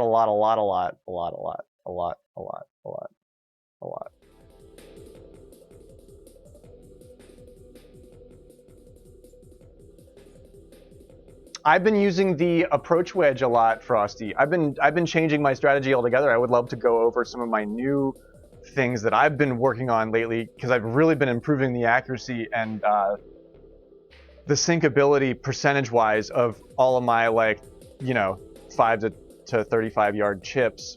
But I've been clubbing up to the approach wedge, and I can count the wind better. I can read the wind a lot better with the approach wedge, and that's what I've been using lately. So that's what I would have done if you were in my situation. I would have clubbed up and just just it's a thing. It's the essential. It's like the equivalent of a finger roll. Since it's March Madness, let's use basketball terminology. Finger roll. I know what that is. You're supposed to super backspin with a little bit more power and just lay it up and just let it go. But in that instance, he put the halt on it, and it halted. It halted. The sand wedge is one of my least favorite clubs in the entire freaking game. There's so many situations where you absolutely have to use it because it's the only option. But it's probably my least favorite club in the whole game. I am on that bleacher with you as well, Tangelo. But 18 was not a really a swing thing in the triple header matches tonight until the very, very last moment. Until the very, very last one. And then it mattered. What a hype night. This is like real deal. This is like television golf, you know? If you're a troll, but you're a good friend, but you're a troll. That is trolly golf. I'll give it to you, Frosty. That is, it's expert golf, but it's like, if he can do that on cue, it's borderline toxic behavior. No, I'm just kidding because like, but if you like, it's so trolly to let somebody get up by 4. I think he was up by 4 strokes, and TOG trolled him into a single stroke win. Like, that's trolly. That's the definition of that word. Even if it's not something that you know, that's why we play the game, because he's one of 3 people in the world that might be able to do that, and he did it just now.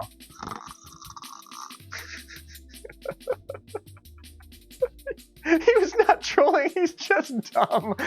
Well, I can stand under that umbrella with you too. Here, I'll be holding that umbrella in that rainstorm. And I'm just like, come stand with me. Don't stand so close to me. I just gotta make more police references. Because TOG is he's not on the force, he is the force. He's the force. Yeah, you're about to experience Gravestone Gamma Squeeze. Is it base time? Oh yeah. It's TOG. 17,000 was the biggest bet. Wow. 64K total to 30K on Sean's side. TOG takes it. The predictable bet lets you really think you had made the wrong decision. And then he comes out, does something that Ebick is not actually capable of doing. TOG can tip his hat to that. Norris has done well tonight. Wow, look at Ed as well. Holy shit, and Rob. It's all 20,000 plus. Dude. Let's play are we playing the base? We got the base coming. Spenny redeemed the base.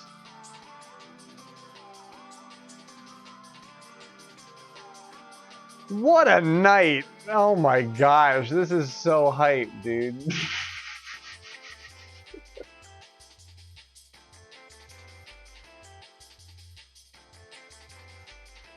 Thank you so much to Dirty for the gifted subs and the bits, and Rob and Norris and Winner and Miss Dottie and Spenny and Dishnet and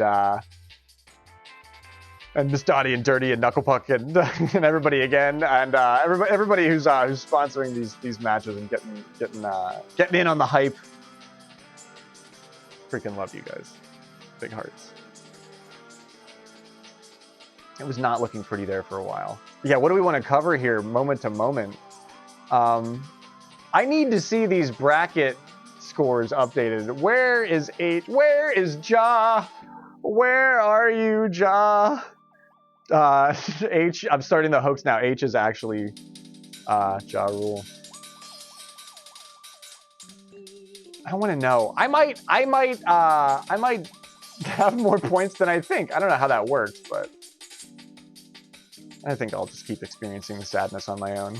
Togger Woods. Togger Woods. Let's watch that. Let's watch that. I forgot about that actually. I forgot about this. This was fun. This was my contribution to is that my oh no, Sean manages to keep it on the green. He's in the zone. No worries. 6 hybrid. Beautiful This club. is an Love easy this. pin. Rack it down. Wow. Hole You know. in one. It's an easy pin.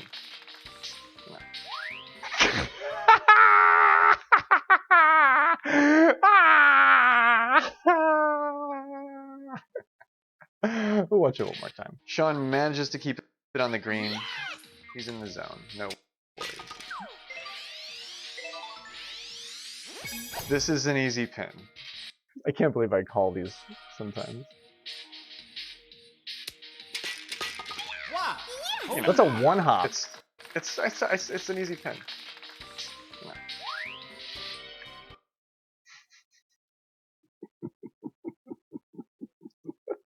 It's a fun game. I love this game. It's a fun game. It's a fun game to play. I like playing it. It's fun.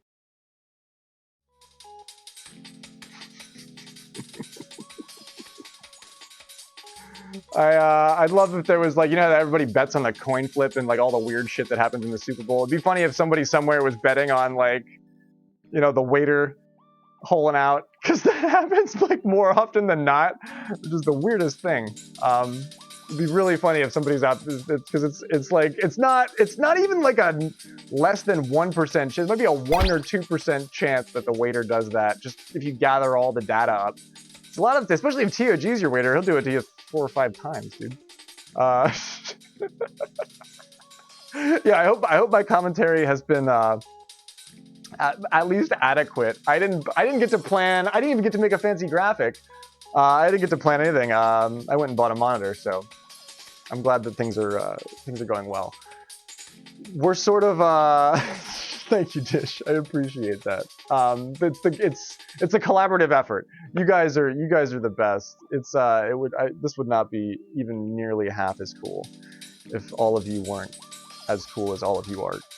Getting in on it, making it what it is. I gotta play the bass. Are we doing like a little bit of an intermission thing? I guess we're at like a little bit over 3 hours here. That's kind of appropriate, right? We can do. I could play the bass and do music time, sing some songs, and then we'll like we'll go play golf. We'll go play World Rank Golf or train rookie a little bit. I'm gonna blow it. I have absolutely no. I'm already sad about March Sadness, like for real, because I have not been practicing well. Yo, get some food, Jeff. That's awesome. We started so early tonight. I was like, why am I? But yeah, I can't believe it all worked out. The stars aligned. The good vibes wanted us to be able to make this work tonight, and we made it work. We got the triple header casted with kind of a work of art broadcast so far. And all of your names are in the credits for the pop-ups too, which I love. I threw the 28 under alone. I haven't thrown the 28 under on stream. Maybe I did on stream once. I threw the 28 under alone twice now in practice by myself. I don't know. We'll see if I can conjure it up. Let me get the cue going here. I haven't had time to set everything up, and my monitor is so much bigger, and everything is like, ah! This is great though. We're learning. OJT. Oh, the cube window is so big. Wow. That's what she said. I'll get a golf cue going. We can do random draws if you want. And then I'll play a couple of songs here.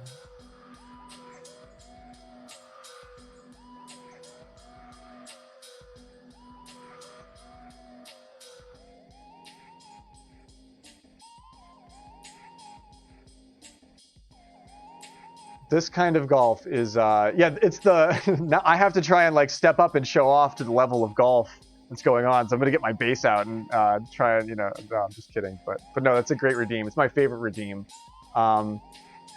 We got a little bit of jamming to do, but yeah, let me get this shit together.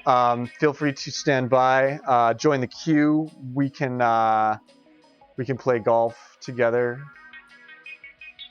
in just a moment. But yeah, I'm just gonna get that right now.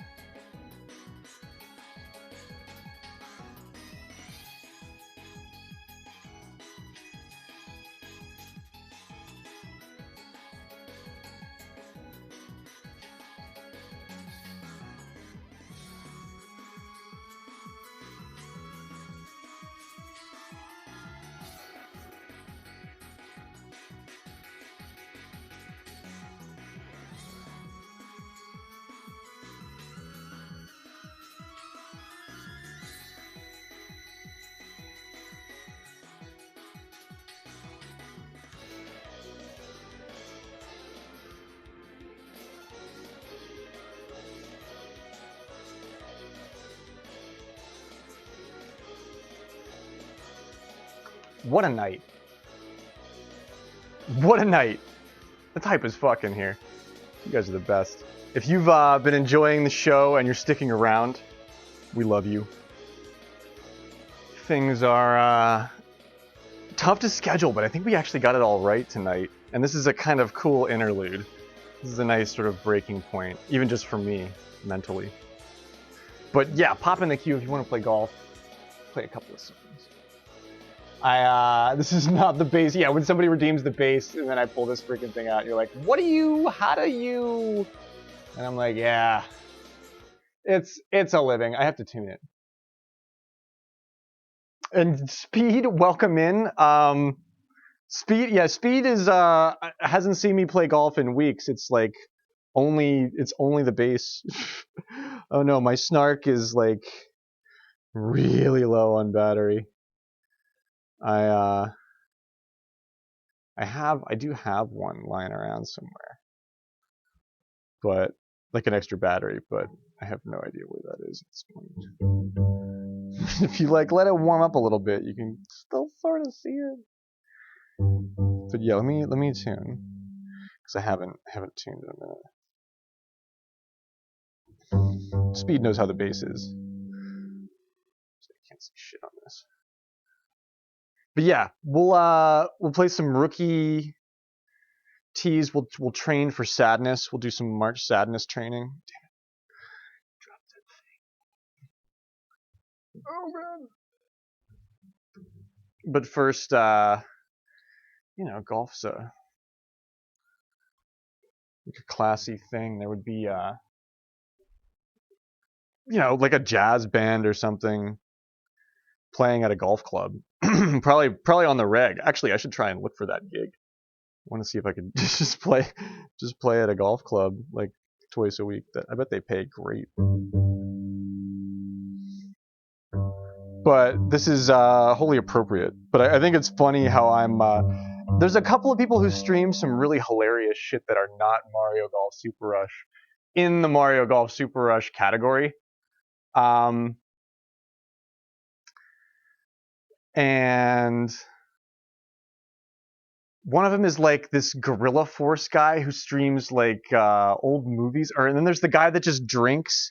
He just drinks beer with the mic off and watches. Like sometimes he does play Mario Golf Super Rush, but he just like watches shit in the background and seems like he's yelling at it, but he never has his mic on. But the late night Mario Golf Super Rush category streamer is, and then there's me like with the upright bass. Sometimes people are like, man, this category is fucking lit. This category is cool as fuck, man. This category is like that weird house that's just off campus, like you can sort of get away with all kinds of nefarious shit at. That's the Mario Golf Super Rush category. It's like I think people stream like Disney movies on Twitch, but as long as they do it in like the cooking artichokes category, like nobody sees, like nobody knows. Like I think that's the thing. I think that's how they get away with it. But yeah, here we go. Let's play some tunes. I've got sunshine. I gotta think about that. How does that go?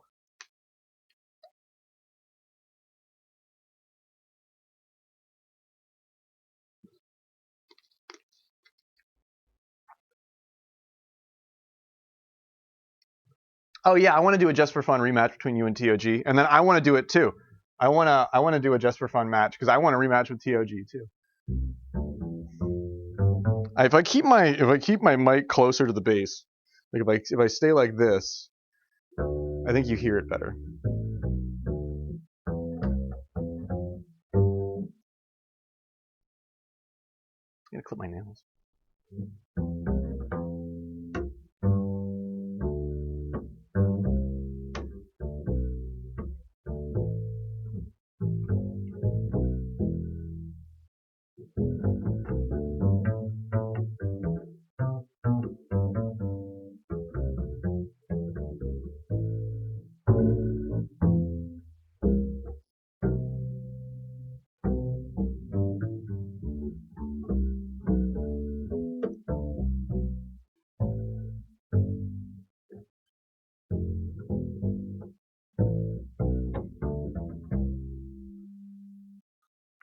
Summertime, and the living is easy.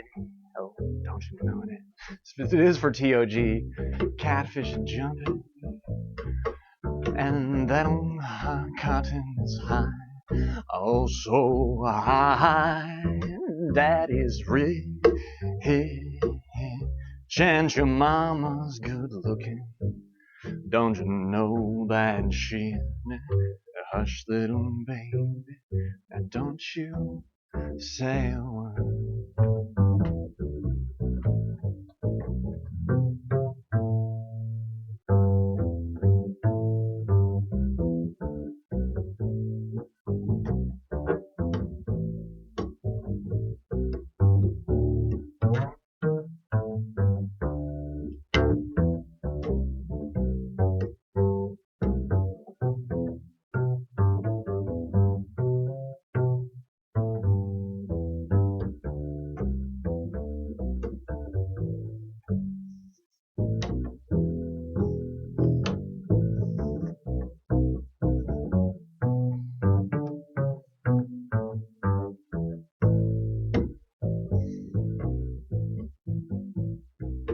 One of these mornings, you're gonna rise up now singing.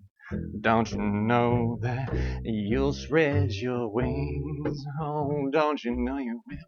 And you'll take to the sky, oh so high. But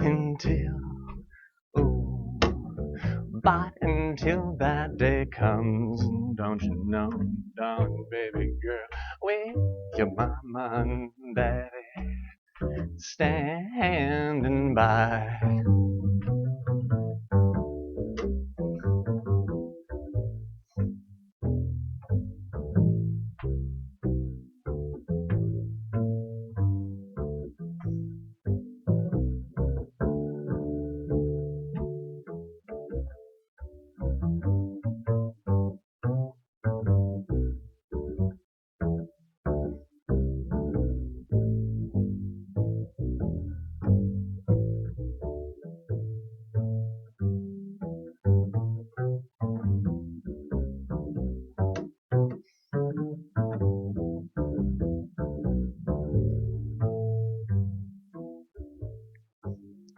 Summertime, man, the living is easy. Don't you know it? Those catfish are jumping. Oh, and that old cotton is high, oh so high. Daddy's rich, TOG's rich, and Norris is rich, and Spenny's rich, and Rob's rich. Those gravestones are paying out tonight. If you were here, like, hush, little baby, and don't you say a word. Oh, well, don't you hush, little baby, don't you say a word. That's TOG talking, and it's Andrew Morse with the upset, the Cinderella story of the golfing world.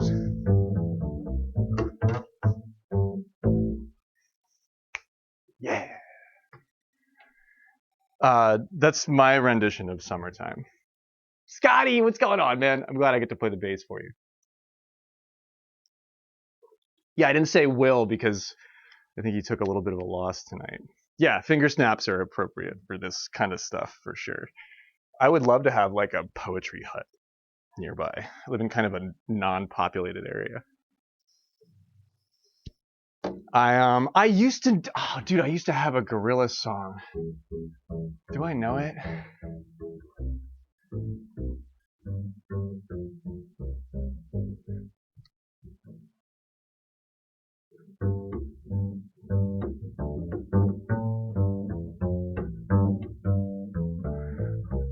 I don't remember the words. It's the music that, which is that one. I used to play that one. I don't remember the words at all.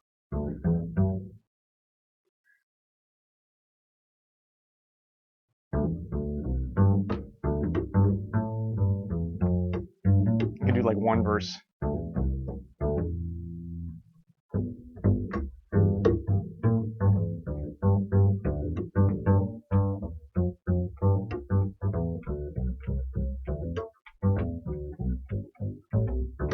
There's a monkey in the jungle watching a paper trail, and he's caught up in the conflict between his brain and his tail.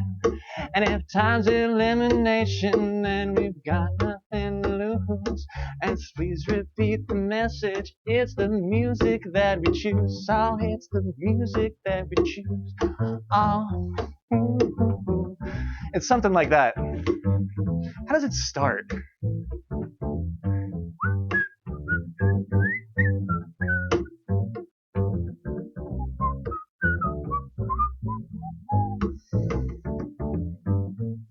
Somebody give me the first word of that first verse, and I can do that. I can probably do the whole thing. But yeah, there's your gorillas. That's I got one verse of that. But I do know what I'm doing, and I have to practice. I haven't played that in a little minute. That's a good one. I'll train that up, and I'll get that good for you. You got one verse, just so that I prove I'm not making that up.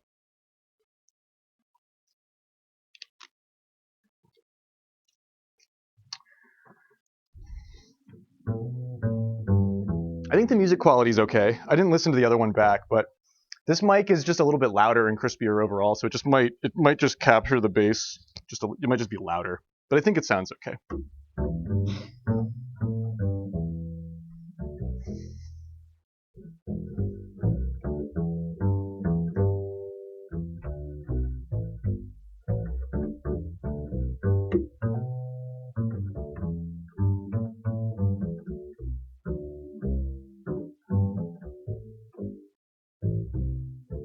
I am a lighthouse, born of the weather and the wind, and I keep my lamp lit to warn all the sailors on their way. And I'll tell a story, paint you a picture in my eyes. Well, I was so happy, joy in this life seldom lasts. Well, I had a keeper, he helped me warn the ships I had. See, yo, thanks for the gift sub. He had grown closer to speed, well, his joy meant everything to me. And he was to marry girl who shone with beauty and light, and they loved each other, and with me watched the sunsets into nights, and the waves they're crashing around me, and the sand slipped down to sea, and the winds that blow remind me what has been and what can never be.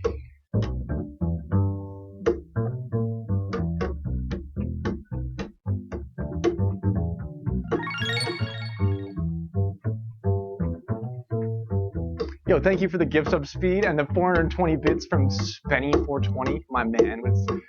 What is up? Then on the next day, oh shit. This is a cool song. I want to get this right. She had to leave us, keep her, he prayed for a safe return. But when the night came, the weather to a raging storm had turned. He watched her ship fight, the captain through the rocks he could not bend. And I was so helpless, dashed against the rocks, she met her, and those waves still crashing around me, and the sand slipped out to sea. Oh, and those winds that blow remind me what has been and what can never be. Yeah, Scotty. Gifting that sub to Tangelo, my man.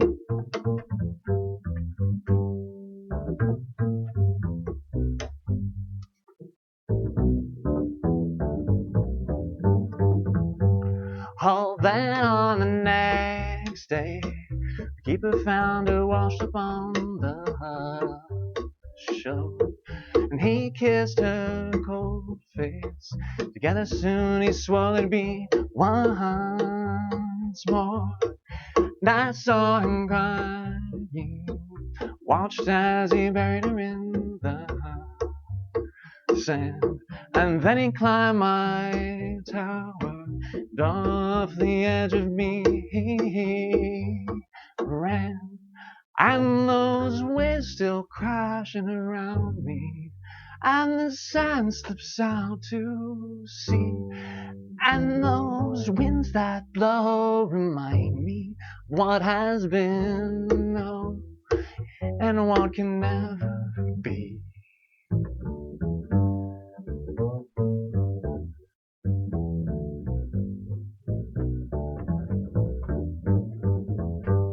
Oh, I am a lighthouse, born of the weather and the wind, and though I am empty, I still warn the sailors on their way.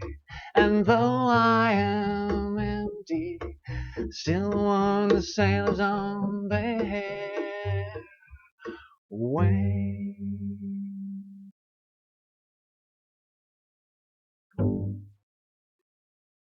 That's a cool tune.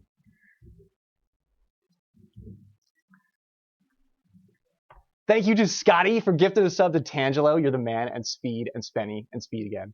You guys are the best. That's called The Lighthouse's Tale. It's either by Chris Thiele or by Nickel Creek. That's a beautiful song. It tells a lovely story. Thank you. That one is that's a good one.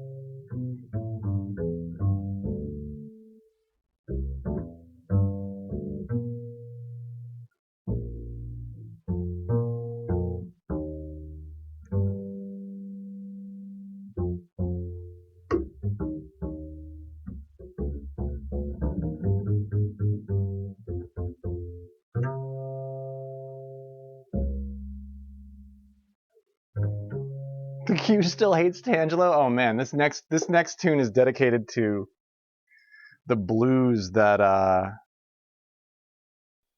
that Tangelo experiences here, because Gravebot hates him. I totally forgot what song I was gonna play. I have to look. Big Hearts Beyond.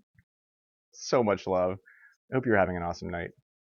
It's 19-2000. That's the name of that song. Now I have to relearn that and play that again.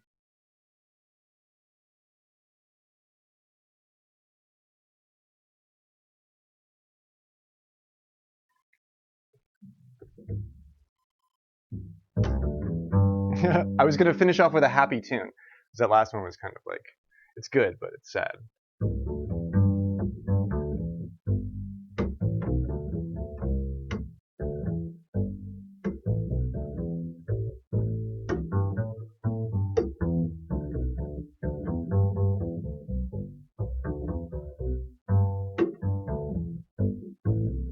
Or when the sun beats down and burns the tar off of the roof,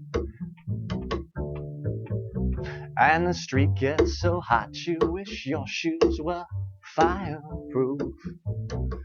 Under the board,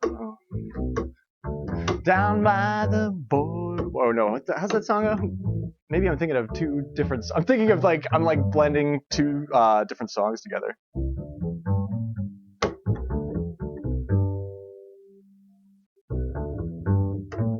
Whoa! What did we get?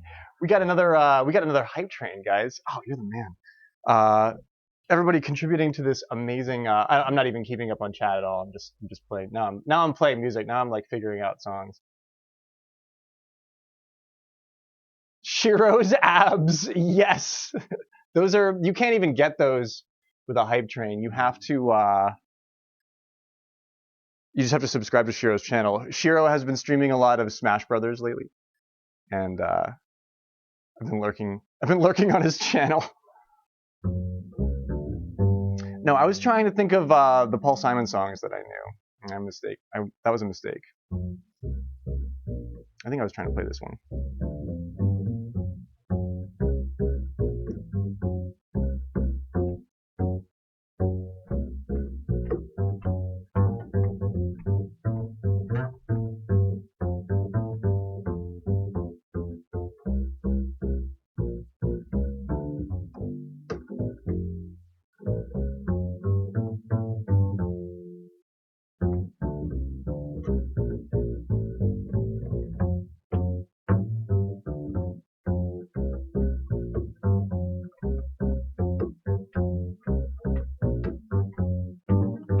Knuckles got it.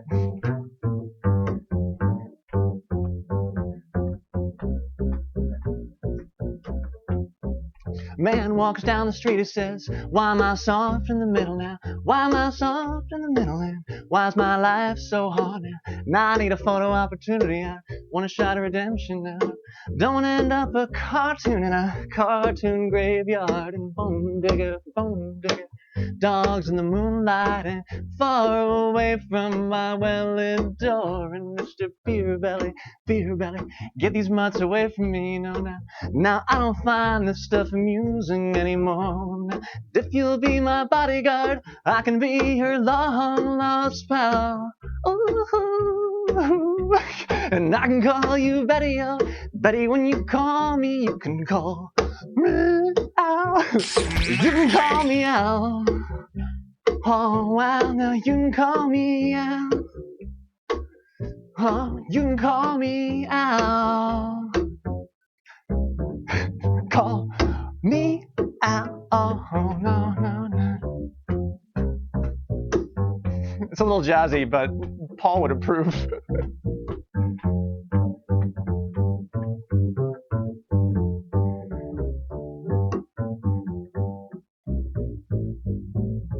A man walks down the street, he says, why am I short of attention? Got a short little span of attention. Well, my nights are so long. Well, my wife and family, and what if I die here? And who will be my role model? Now that my role model is gone, he's ducked back down the alleyway with some roly-poly little bat-faced girl.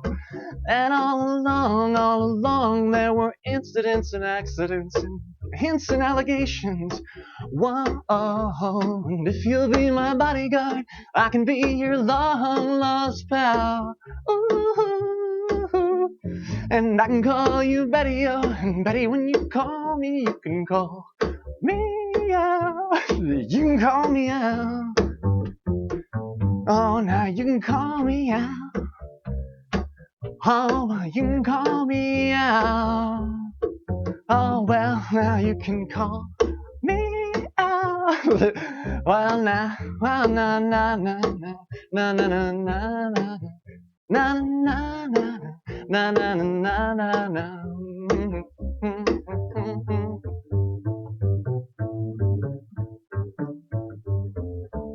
A man walks down the street, it's a street in a strange world. Maybe it's the third world, and maybe it's his first time around. Maybe it's his holds no currency, and maybe he's a foreign man. He is a foreign man. He is surrounded by the sound and the sound of the animals and I forget all the words to this freaking verse.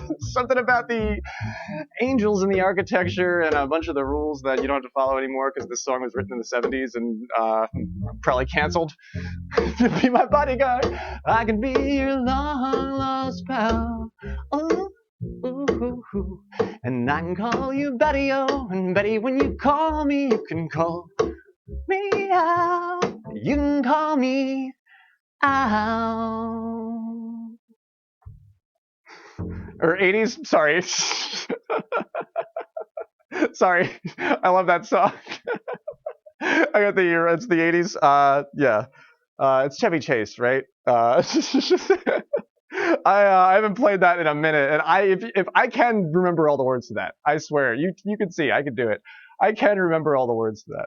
There's a lot of fucking words to that song, dude. Like a lot of words to that song. But so you got like that's 75% of You Can Call Me Al and like 25% of the other things. So that's a full third song, right? That's pretty cool. Old people know the song, but it's still everybody dances to it. Like no matter what, like even if they don't know it, everybody usually dances to that. That was a really fun song to play with a banjo player that knew how to do that sort of like walk with it, like because it's like you can have a lot of fun with that. It's a cool song. It's an uplifting song. It goes well after the sad lighthouse song. People know the song. Hey, I played it, Knuckle Puck. I'm the one that selected it and learned it and then played it over and over again for years. Like it's one of my favorite tunes. I used to play a lot of Paul Simon covers. They go over well. I guess I used to do I actually really kind of I listened to a lot. I'm not listening to a lot of him right now, but I was listening to a lot of his music for a long time.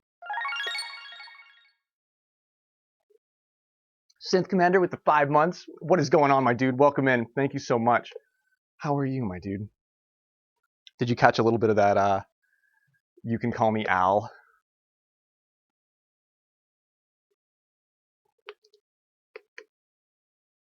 I'm glad to hear you're doing great, dude.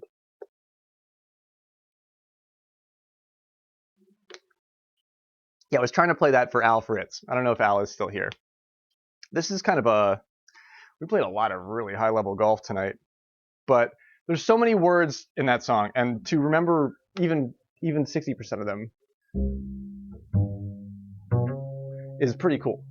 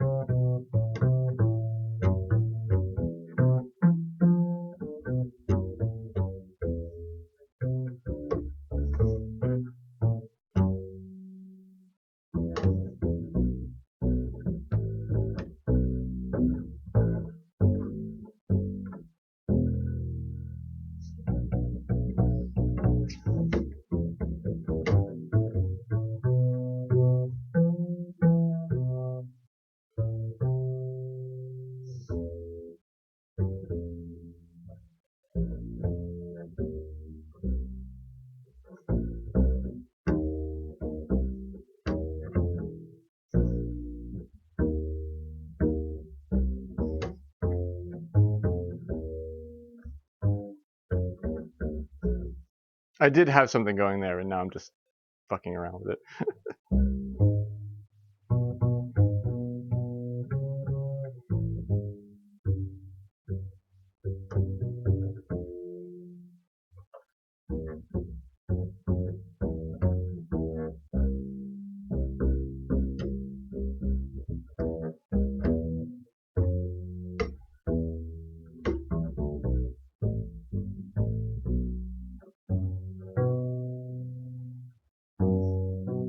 Okay. Yo, Shiro, what's going on, dude? Shiro is the one with the abs. Shiro has the best emotes. So good to see you, Shiro. Yeah, I usually like unofficially say the Redeem has 3 songs in it. So now I'm just I just want to play music because Synth Commander's here. What am I playing for synth?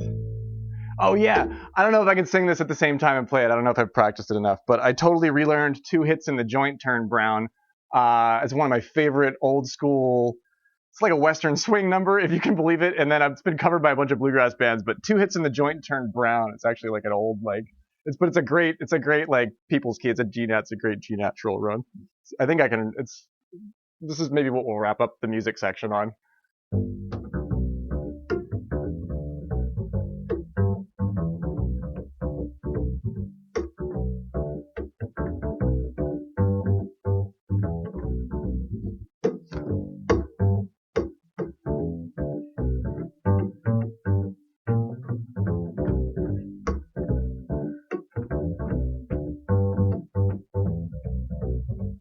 Bob Marley and his reggae band.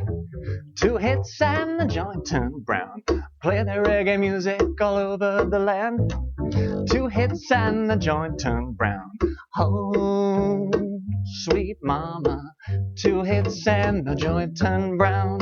Oh, pretty baby. 2 hits and the joint turned brown.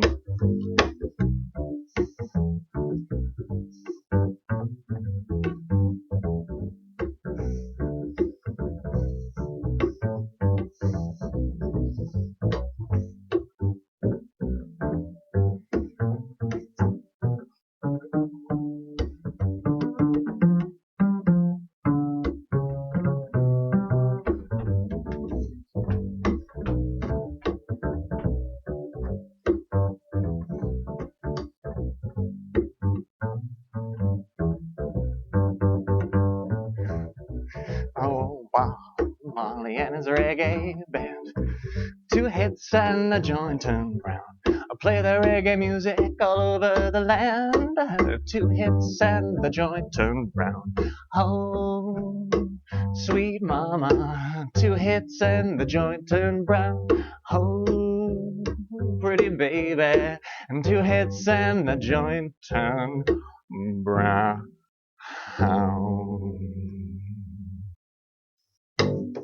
What is happening, Mr. Sax? That is, I got to know that one from the Yonder Mountain String Band, actually. That's, it's a good song to end on.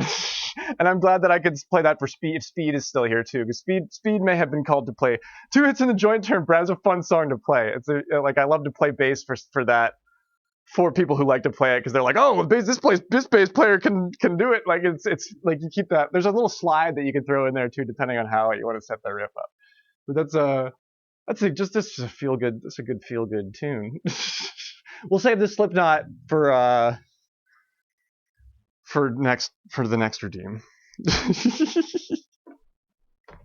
Although I opened for Il Nino once. If you guys like fucking heavy metal and you're familiar with the band Il Nino, they're like really dark, doomy, like crunchy, but they're like still pretty fat. They're like heavier metal, but they're like all like Latin Mexican guys from Mexico, and they're called Il Nino, and they play some pretty cool music. But I actually did open. I was playing bass in a punk band that opened for Il Nino, and that's my performance booking claim to fame. But if you don't know the band, you wouldn't. It's just a cool name. Whoa, music time always heats the room up. There's a guy that was playing it with a keyboard. Like instead of a Switch controller, he had his MIDI keyboard like mapped to the buttons, and he was playing golf. Like he was playing MGSR with us, and he's like, "Oh yeah, I'm not using Joy-Cons or a Pro Controller. I'm using the keyboard that I have mapped to play." And then I checked out his stream, and he wasn't lying. Like he has the on-screen readout for which key is what, and he's playing Nintendo games with his MIDI keyboard. So it's actually not that unheard of, Nick. I need some sort of converter, but I don't know. Maybe I am that good. I was gonna say I'm not that good. Maybe I'm wrong. Maybe I am that good. Only time will tell. It's Shiro's birthday tomorrow? No way. And it's already tomorrow in Switzerland, so it's Shiro's birthday really in 20 minutes at this point. Shiro, happy birthday, man. I won't play happy birthday because I don't want to get in trouble. Also, I wouldn't make anybody suffer. Here's my version of happy birthday, Shiro. And Shiro will really appreciate this because he doesn't want anybody to sing him happy birthday either. Shiro, I'm gonna sing happy birthday for you. Here you go. Happy birthday. That's how then we're done. That's how I sing happy birthday. That's how I do it. I don't make anybody anybody sit through that shit. It's no longer trademarked. The Jackson Estate is no longer going after people for that. That's good to know. I think it's still 2021. That's actually not that long ago. I don't know if it's public domain, but they might just not be pursuing it. But yeah, there you go, Shiro. Shiro knows what I'm talking. Shiro's smoking what I'm rolling. I freaking love you, Shiro. I'm so glad you're here. But yeah, it's better that we don't have to have like, you know, what your local chicken burger place has to be like, happy birthday, happy birthday. Like, it's like, come on, do we have to really, like, yeah, really? The lawyers won that one? Jeez. The 90s, the early 2000s, it's a weird time. You could go out and get a burger, but they'd sing you happy birthday in a weird way. Kind of a funny way. Now do it in German. 1, 2, 3, 4, 5, 6, 7. I used to know the meiner Mutter kocht die Rüben, meiner Mutter die Koch spricht und du bist weg. I used to know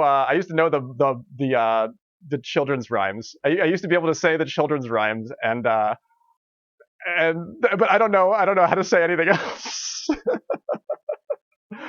I can count a little bit. I think that's better than my Spanish. My Spanish is like, ugh, a little better, but not saying much. 2016 is when that went into effect. Really? Speed and I are working musicians, so it's really funny because we're both like, hey, no way, we stayed freaking 30 feet away from that song at all times. We want to be able to keep being working musicians. We don't go anywhere near that poison punch. We don't drink that Kool-Aid. Also, it's loaded. It's overdone. If the crowd wants to sing happy birthday, they'll do it on their own. Happy birthday is a tip. You get a tip for that shit. I mean, in not here. I'm talking like in when you're playing the honky tonks. Speed knows. Speed is Speed. I imagine Speed is like a real life cooler version of Dog the Bounty Hunter, and he plays his music at where's the bar in that movie Roadhouse? Where that's where I imagine that Speed plays all the time. Like there's always like nefarious dealings and sort of like loud country music, and then like Thursdays and Tuesdays and then sometimes like a headlining match or a headlining gig on Saturdays, like SpeedMcDemon like plays there. That's how I imagine you, Speed. You're bald. Isn't Dog bald? I'm pretty sure Dog's bald. Oh, Jeff Healy's the man, though, dude. Jeff Healy, he's got a lot of material. We're talking about music now. Everybody's like, yes, good night. No, Speed is I at least me and Mrs. Speed think Speed is a very attractive gentleman. So that's at least two. I know there's at least two that are huge fans of you, Speed. But I'm pretty sure there's way more. Man, what are we doing here? I'm confused too, Mario Punch. Why are you confused? I'm curious as to why you're confused. I'm hot for SpeedMcDemon. Dun, dun. I don't know. Actually, I forget how that song goes.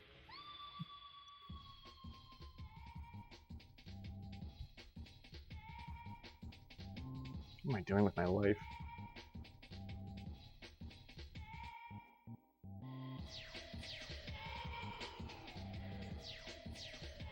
Oh, there was a family estate that bought the rights to the Happy Birthday song, and this was like in the 90s, early 2000s. Like if you were a musician or you like have like a venue or something, like you had to pay money to play that song. Technically, nobody did, but and a lot of times, if you were a bigger place, like they were known to come after you if you were making money and you played that song. They were known to like come ask for their share because they owned the copyright to it.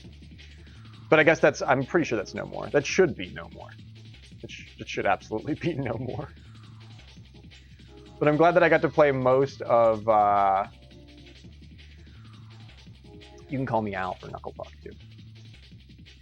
I wanted to do that, and then I started playing something else that was not that song. I do that a lot.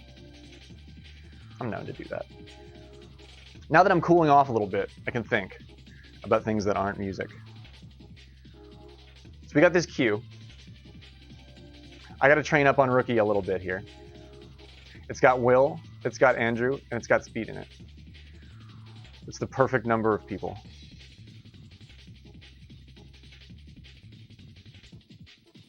Because that's how many.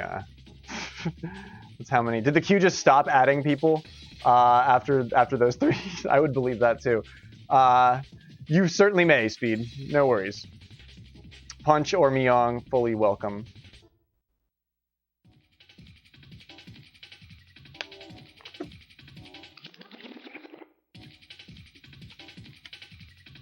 Come here, Ophelia.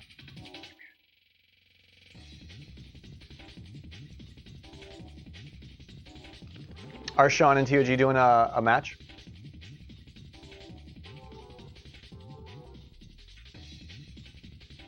Hot for Demon. That's me for sure.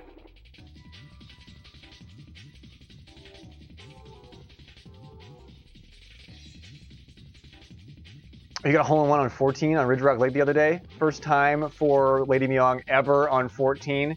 And posted it to my Discord. Let me check that. Let me check, and then we'll watch my Albie on 12 that I got in practice the other night. Oh, and you got to go to my Discord and watch Panda in the sink. Panda hanging out in the sink is like the best thing in the whole world. 14 is not always the easiest thing in the world. Oh, I love this hold. I forgot it was this one.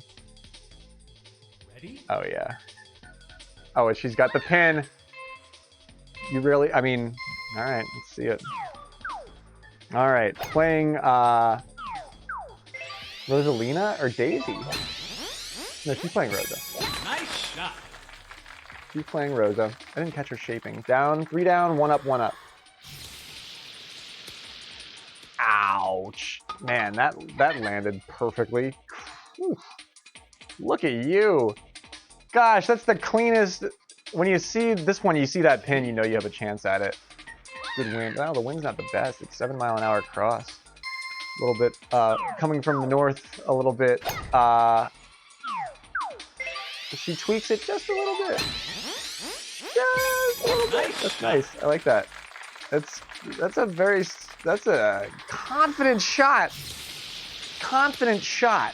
Look at the way the wind balances, and there's no wind at the end there. She's running on the slope. She read that. She read that like an open book, dude. Yeah, that's how you pick it up too. What is she in this particular match? It's 4 down on TOG. Is that TOG? Hole-in-one on a par 4. There's something that'll draw a crowd. Nice shot.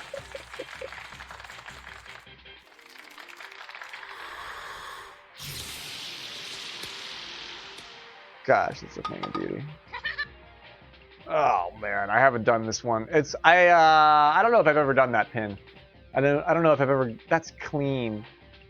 That's Clean, lean, lean.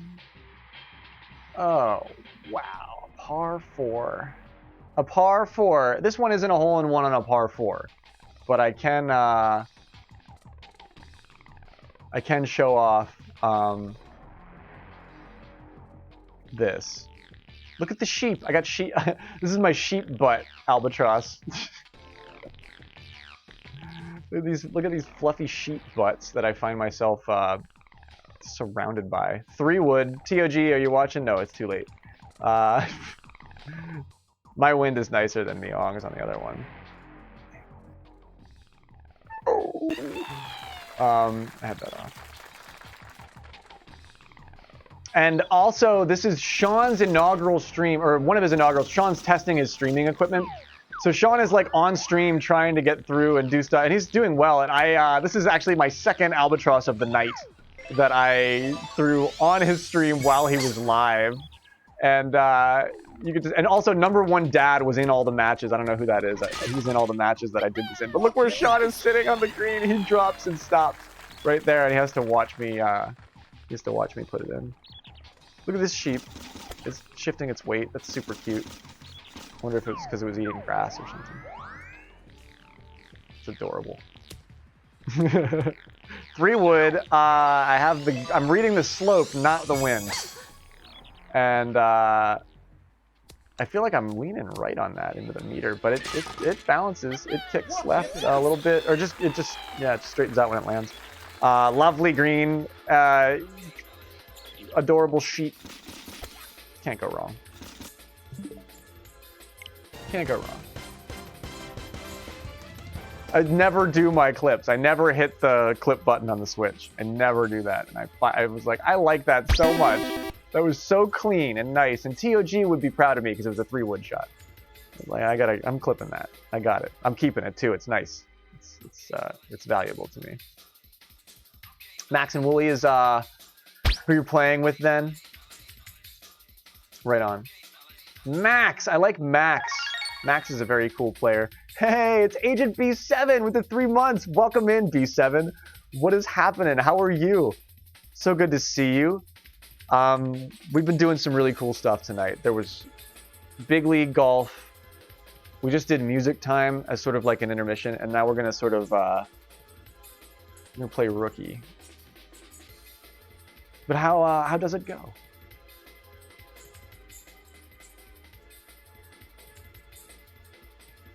I don't know if I'll run second tee actually for my submission, but I'll run first tee here. And more Big League Golf tomorrow night. We're not starting quite as early tomorrow. And I already have the new monitor now, so shit, what else can that? I can't fry another monitor. Unless this one fry. I mean, I guess it can always happen. Cross your fingers. But I can't fry. I don't have any more monitors from 2005 that I can fry.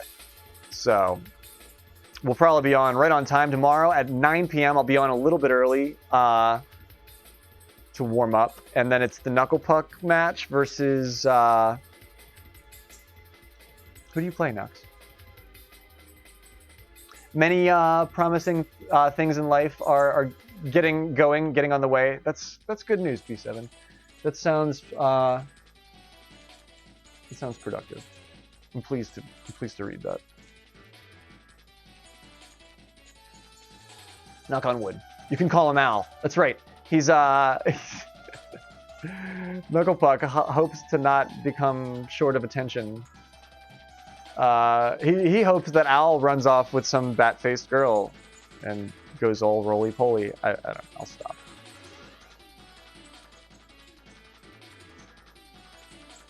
And a month and a half ago, you finally did your first solo, like IRL, like actually like for real in the plane, and you were flying on your own. No way. Am I reading that right? I think I'm reading that right. That's exciting. That's a milestone. That's a milestone. Seriously, congratulations. Well, clearly, it went well. You're here.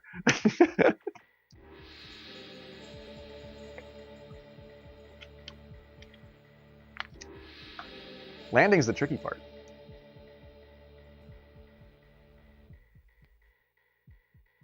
What were you flying? Was it the Cessna that you were training in on your stream?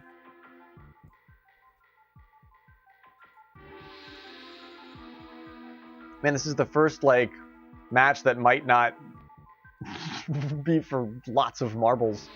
First one tonight. Yeah, Speed said skip him. That's right. That's right. That's right. Whoever was in next. And we'll get Mario Punch. I think Mario Punch queued up too. Nice, the C-150. I just watched that video of that guy landing on the helipad in I never know what it is. It's the one with the really big tires. That was a cool landing. It is normal wins on rookie course.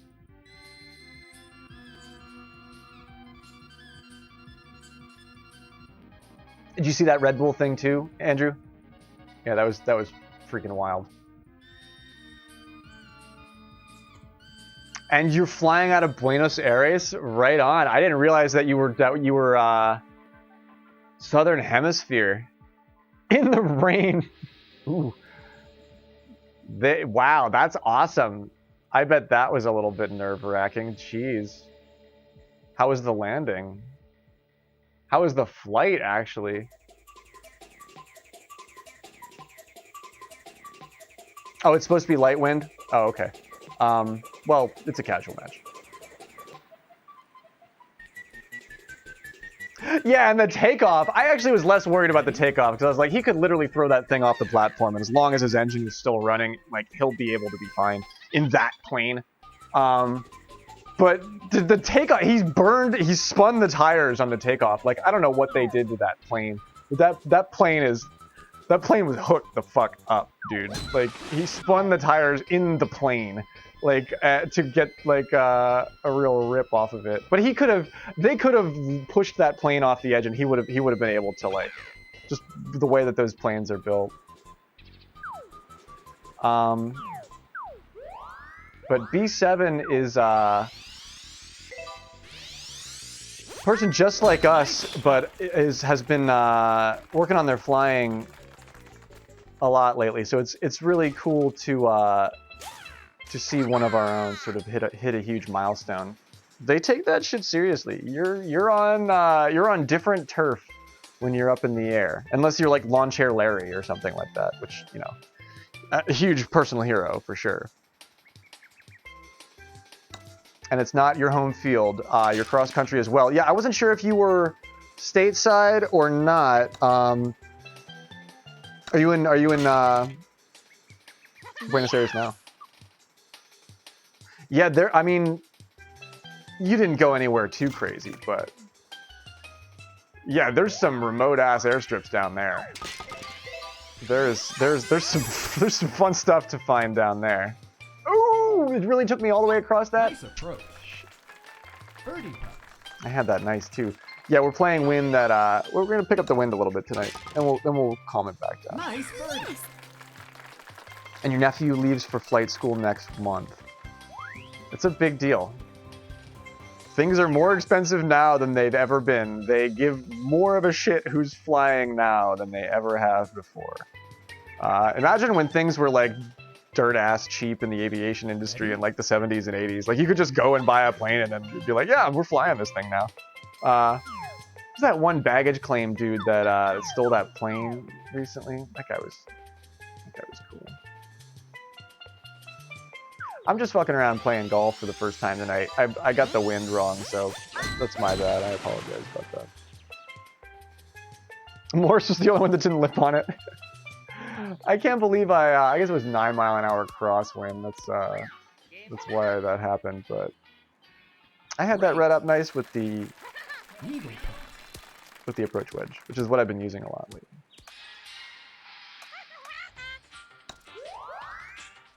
Okay, everybody looking good here. Will in the rough. Looking for a chip. Nyong looking like a putt in the future here.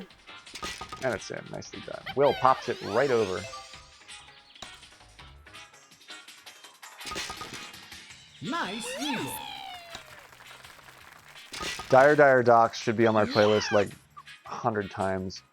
I should have a playlist that's just Dire Dire Docs. Like, you should be able to redeem that. Like, we're now going to listen to 2 hours of Dire Dire Docs. And I would be like, Ready? yes! It'll make it cheaper. It'll be like 3 gravestones. Link to the Past theme, Dire Dire Docs, just alternating. I can put this NES music on. You guys want to listen to, yeah, I guess the drum and bass is more, for like the higher level stuff. But,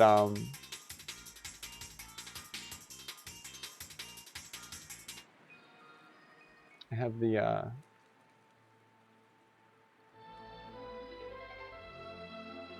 Secret of Mana music.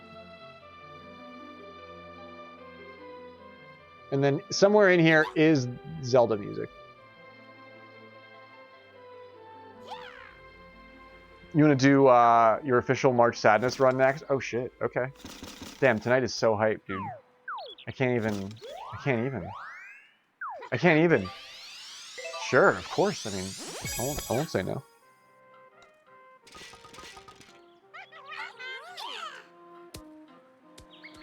Oh, I really pulled that back. Nice song. Much too much. Birdie putt.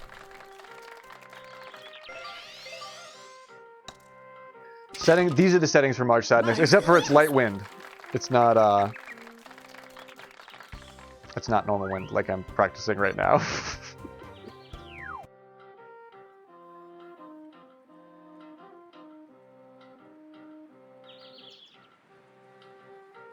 Ready? Dishnet meant to do that to Lady Beyongs, but it's funny because it put Will's. It's funny. It's a funny night. Tonight is a funny night. No!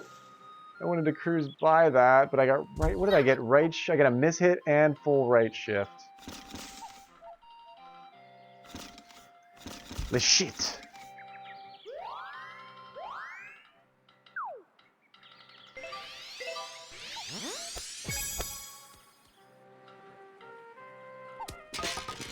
Keep going, please. No. Wah. Nice song. Birdie putt. No. Wah. Man, I got to do my German for Shiro, and then he left. Then he didn't say anything, and he left. Birdie. Oh no. Maybe I said something really bad. I hope I didn't. Yes! I am so happy that that your flight went well, and you feel good about it, B7. That's Are you gonna stream any more flight simulator stuff, or are we gonna see like they probably have rules against that in the FAA. You're probably not supposed to text and fly, although you could. But you're not supposed to like live stream and drive, like I would imagine. Ooh, Andrew's gonna give up that lead. And Lady Myong will take it all for herself. I could have been there with you. You could have been a contender. Oh, the grab, Andrew. I like it. Andrew's burnt a huge log. This is Andrew blazed like a dime-sized fatty, dude, and as he should. This man beat Dr. Ebick tonight.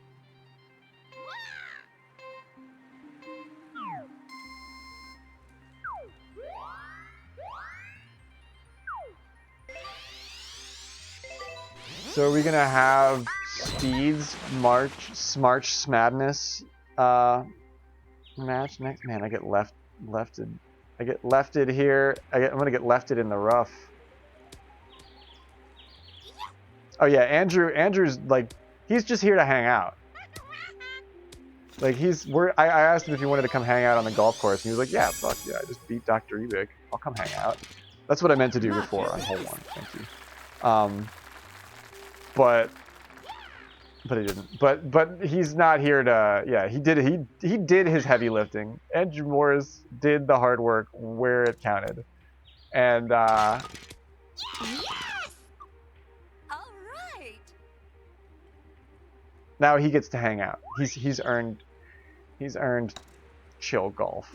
That's for damn sure.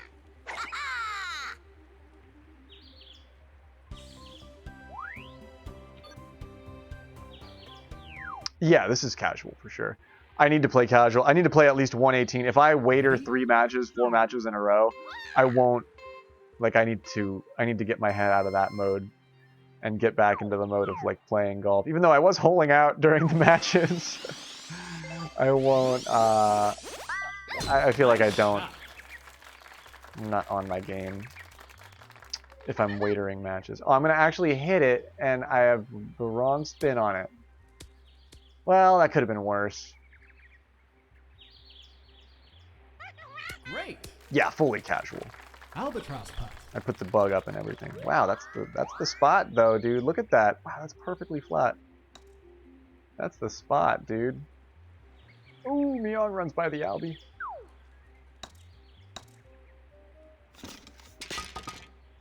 Will flushes it. Nice.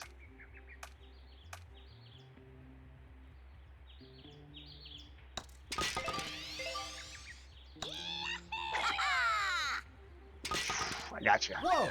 Nice, Nice. albatross. Okay. We are currently in first. Rob is back. Had to teach English to the senior class. That's cool. It sounds gratifying. Will's hanging out. Alfsen Birdie. That's my German. I know German. I know that German. Because I watched Shiro's stream and I watched this game in German because he doesn't use the English. Holes are called locks. I get that now. Lock to. Like, I got that.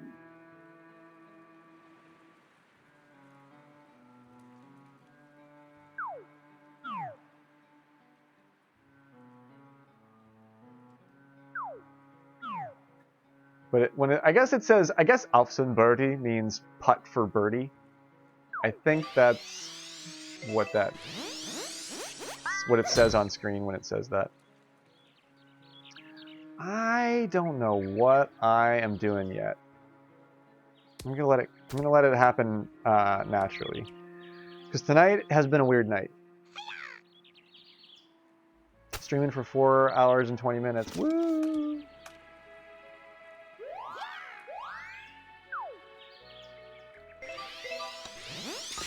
It's the approach wedge. That's still probably not enough power to do it. Yeah, no, that's not enough. That won't Nice work. approach. Birdie. Actually, there was nothing pathetic about any of the matches tonight. I disagree. Everything here was pretty epic. I could see myself doing any of the mistake stuff that these guys did and not being able to. Oh no! I knew I put too much power on that. As soon as I did it, I knew it. Like, why did I click that? I could have just let it go. Gave that up. Nice par. I wanted this. I like all 10s. Oops, all 10s. Except for Andrew. You're still working on your status there, but when your company is into North America, your flight training turned out. Oh my gosh, that's the best thing you could have ever done, B7. Flight training there is probably a fraction of the cost of what it costs if you just want to like have your parents pay for you to like get us. Yeah, like it's really expensive, dude. That's kind of why I stopped pursuing it. I was like, there's no, like, I'm not going to make any money doing it. It's like, aviation fuel is expensive. If you want to go flying, I bet airplane gas is way cheaper in Brazil.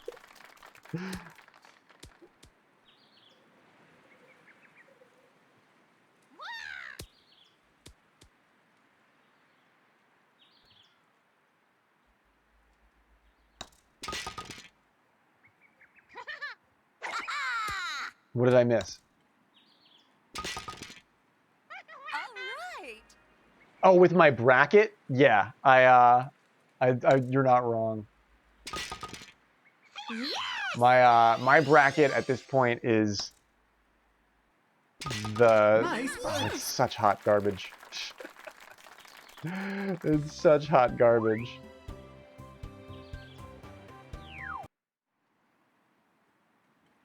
Ready? Oh, cool. Right on, B7. I didn't realize that you grew up in Russia. Or maybe I read that in your about when I was hanging out on your stream. But I thought, for some reason, I thought you were living in South America and then you came back to North America for something. I thought you were like sort of going in between. But do you live in Brazil right now? That's right. You do some crazy work with defense subcontractors. I'm sure that's really cool. Probably get to see some really sweet stuff, especially in the aviation industry. The hardware, the machinery they use, even for networking and stuff, is really super cool. But yeah, the war has upended everything. But no, this is not a rank. This is a casual match. This is a casual match. Oh, sorry, I said Brazil. I meant Argentina. Sorry, I don't know anything. I have an old design friend from Argentina. He'd be pissed at me. Marco, I'm sorry. Nice I'm dumb.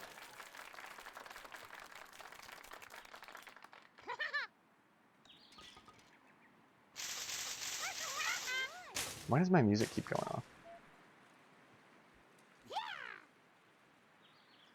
Oh, geography? I'd be like, I wouldn't, I'd be like, you have to look at the map. Because I didn't. Oh, it's playing. It's just really low. Is it really? No, it's not. Why is my music not?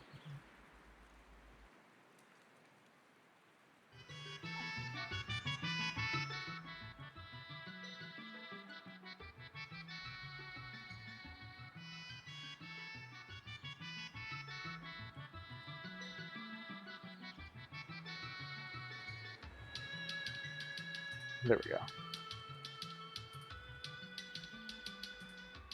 Yeah, I used to work with a guy from Argentina. His name was Marco, and I think he moved back to work on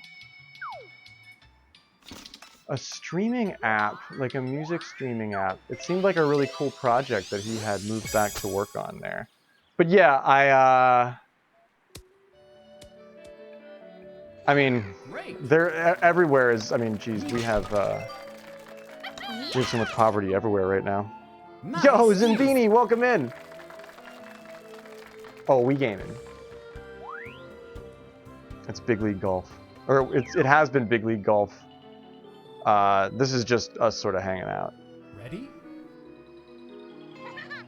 But we can play for a ranked match if you want next. I think Rob's fiending for a ranked match. I'm down for one if you want. I was just gonna try and keep on my practice because I don't feel great about what I've been throwing in practice lately. But no, I know that. I know better. I know that Buenos Aires is not imbecile. I know that.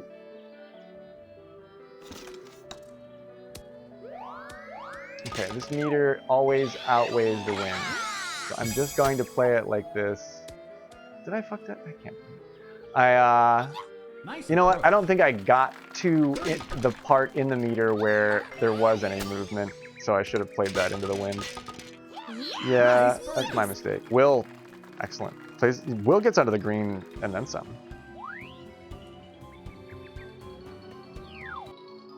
Argentinians are Italians that speak Spanish and think they are French.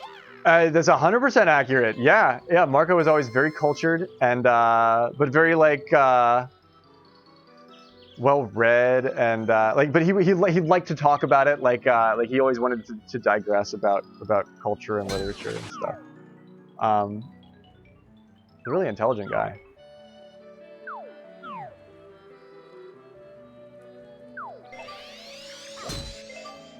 But that was actually really weird.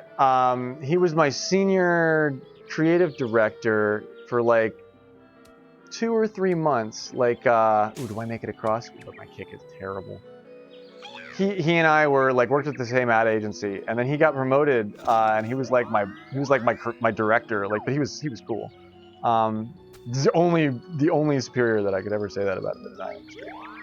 But he got the job, like they promoted him, and then and I was like his junior designer.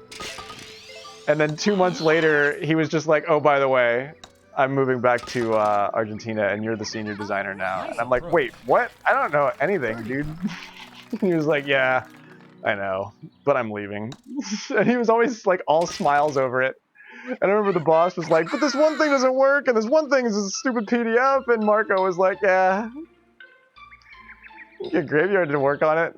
And even the boss was like, "Yeah, but he doesn't fucking know anything." And Marco was like, "Yeah, I know.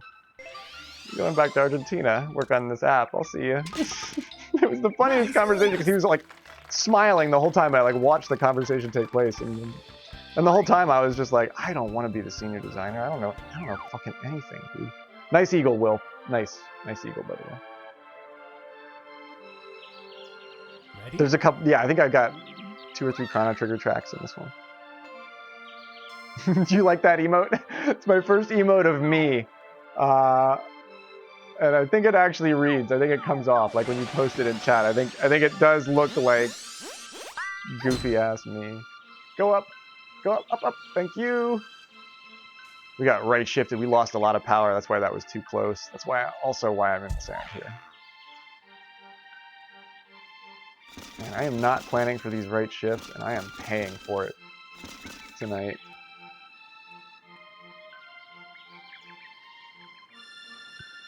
Yeah, I totally know. And then looking back, B7, I totally get exactly what he did. Like he took the high salary at the agency for director position for like 2 months. Like he got like the nice ass salary for 2 months, and then cashed the fuck out and went back to art. And I was like, dude, that's the smartest thing you could have ever done, because it, like, he probably lived on that for like who knows how long, you know. Great. Eagle point.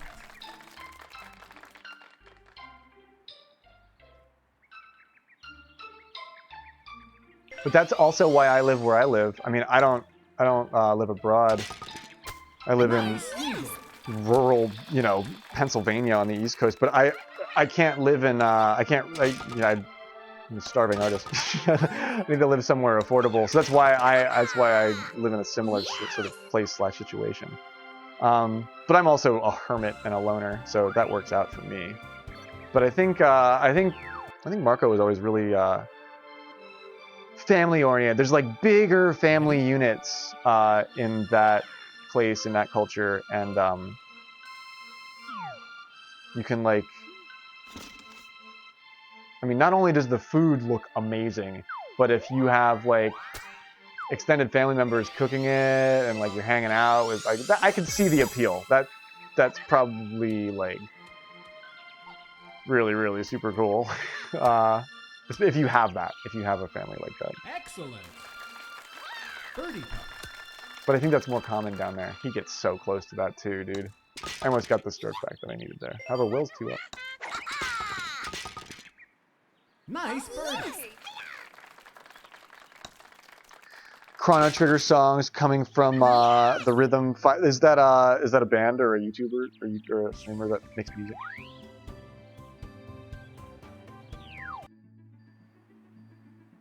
Speed's warm. He's ready for this. Okay, 5 holes left in play. Ready? And then we're gonna have the next hot and heavy match of the night.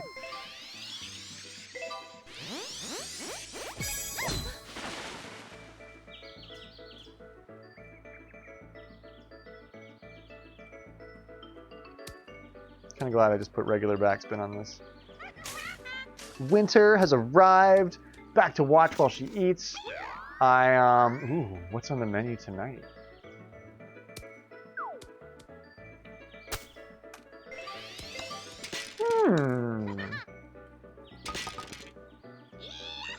That would have, oh my god, is it? Yeah! I was calling my own failure. Believe in yourself, Graveyard. See, Rosalina's there to believe in you.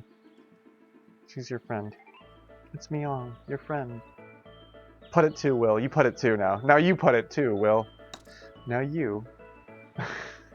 Nice! Nice! Woo! Dumb putt gang. Cheesy fries, Ready? and you stole a frosty. Oh, I thought I was gonna say cheesy fries and a stolen frosty. The frosty stolen is always sweeter than a frosty purchased. I can absolutely agree with that. Although they're tough to steal, you got to get behind the counter, and then you got to get out with it, and they try to stop you. They don't like when you do that. But I thought then I was like, maybe Winter stole the frosty from Frosty. It's the Final Fantasy music game that gets the DLC. Right on. Oh, that's cool. How does my lie actually perfectly flat here? Look at that. How does this work?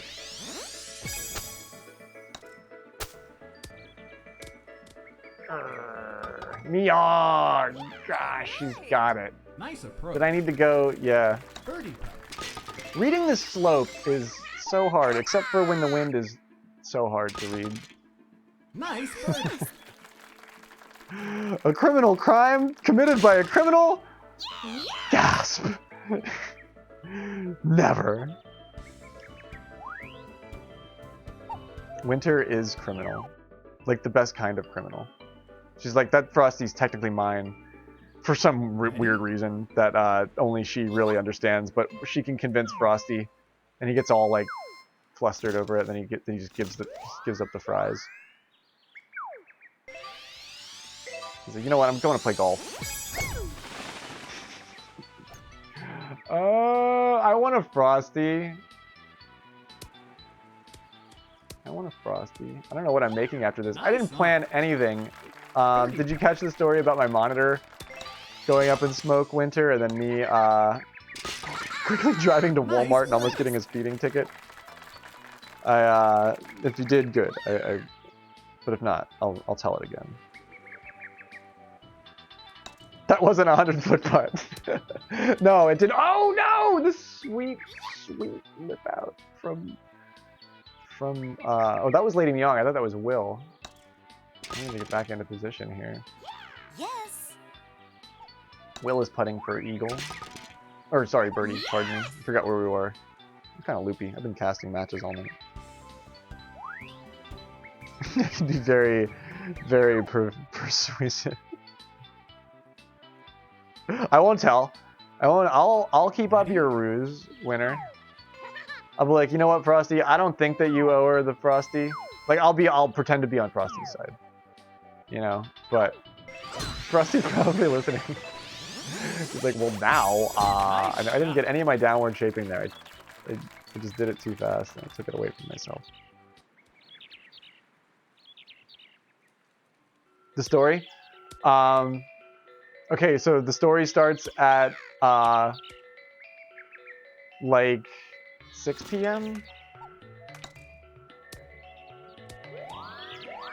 Oh, there's a better... Oh, nice. Nice, Andrew. Nice. Strong eagle for Morse.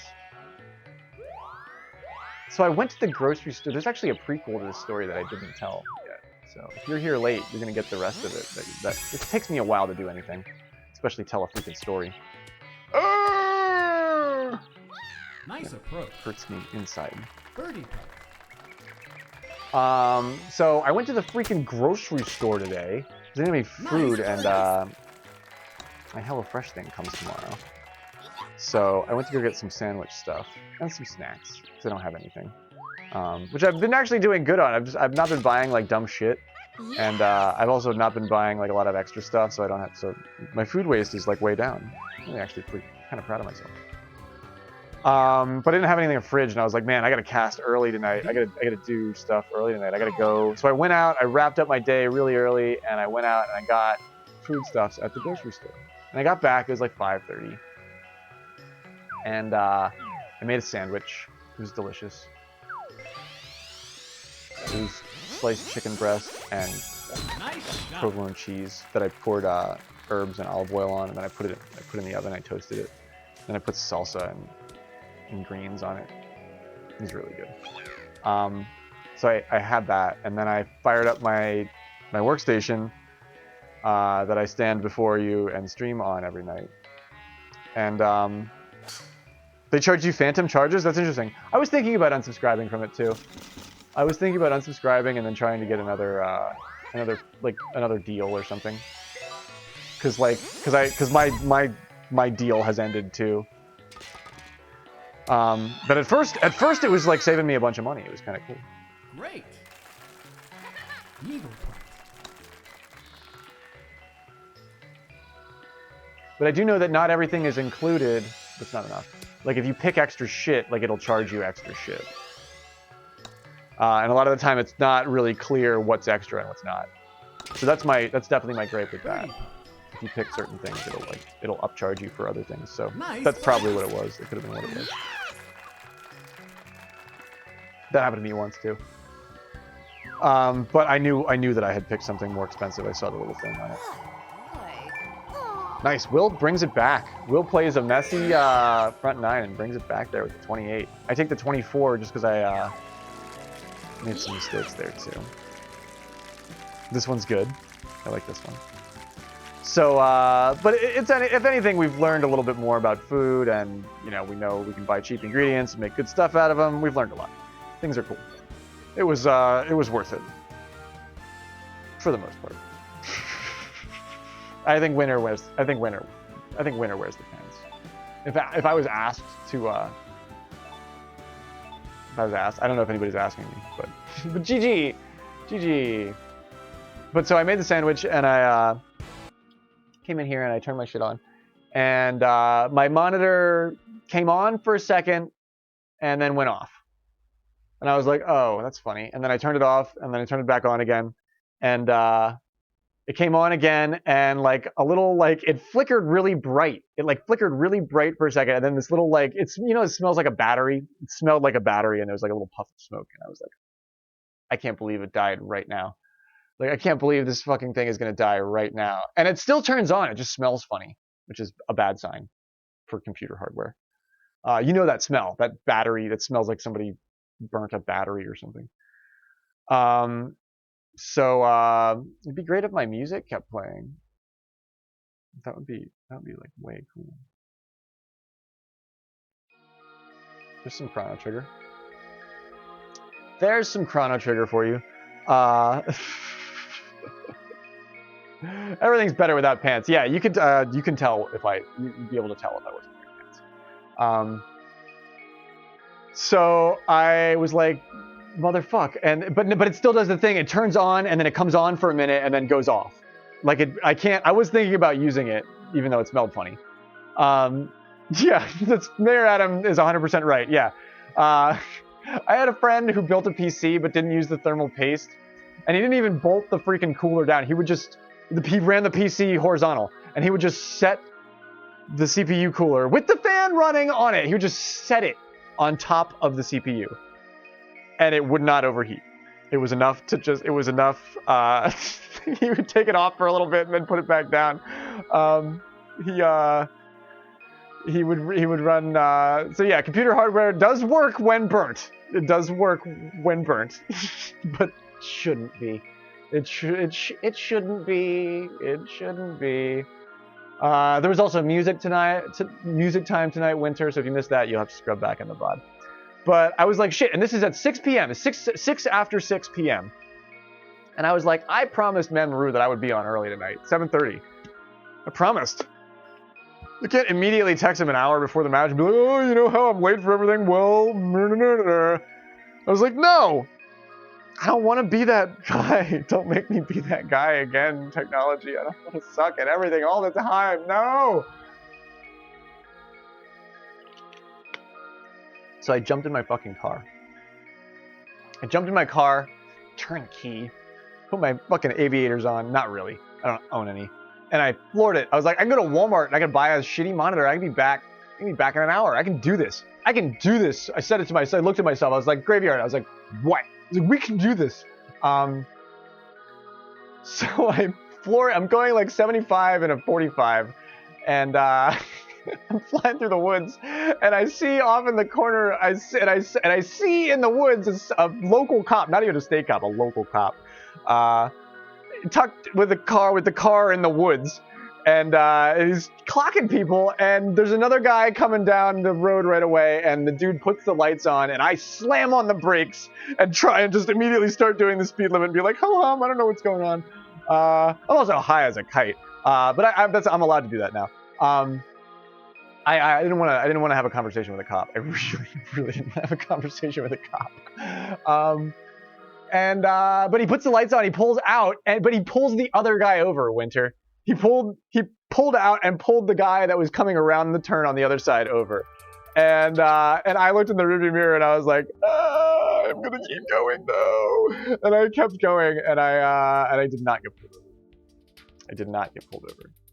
And then I drove the speed limit to the Walmart, and I bought where is it? Where is it? It's right here. It's the ON. ONN, period. Why did we add another N? Don't ask questions. And also, this box says surf. Also, you can tell that I flipped my feed here. I don't know why they put the word surf here. Like, it doesn't need to be here. It's on the front, too, actually. 1080p, 24-inch monitor, on, surf. What the fuck is that word for? Is that just the name of the model? The surf. I bought a surf. I am a feudal lord, and this is my surf. This is what I bought for $97, and then a $12 DVI to HDMI adapter, because I guess we don't use DVI anymore. It's probably the most boomer thing I've said all night. Did we stop using DVI? And I didn't realize. The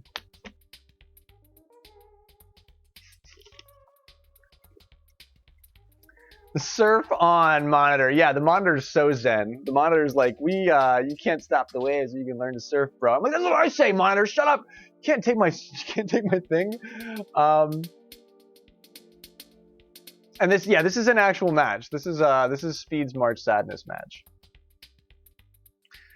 So I managed to get home, and so I bought the freaking thing, and I knew where the cop was sitting, and he had another person pulled over on the other side of the road on my way back, but I knew where he was. I'm like, Jesus, is this the day? Yo, Knucklebug with the 500 bits! My dude, you are the man. You like hearing my stories twice, right? Thank you so much for the bits, my dude. For the monitor. Yeah, it's bits for the monitor. So I knew where that. I was like, man, now I'm gonna make a mental note. I know where that local cop likes to sit in the middle of the month, where he wants to get a couple of tickets.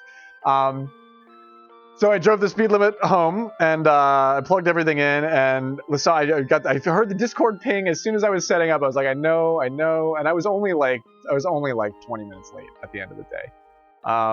And it's much cooler. Like, everything looks very blue. Like, I have to color correct it, but it's gonna work. I think it's gonna work. And now I just have another shitty monitor for this PC. So I spent the money that I was gonna buy the heating pad with on the monitor, but now you guys have been so generous tonight. So I can't thank you enough for contributing to my crazy BS.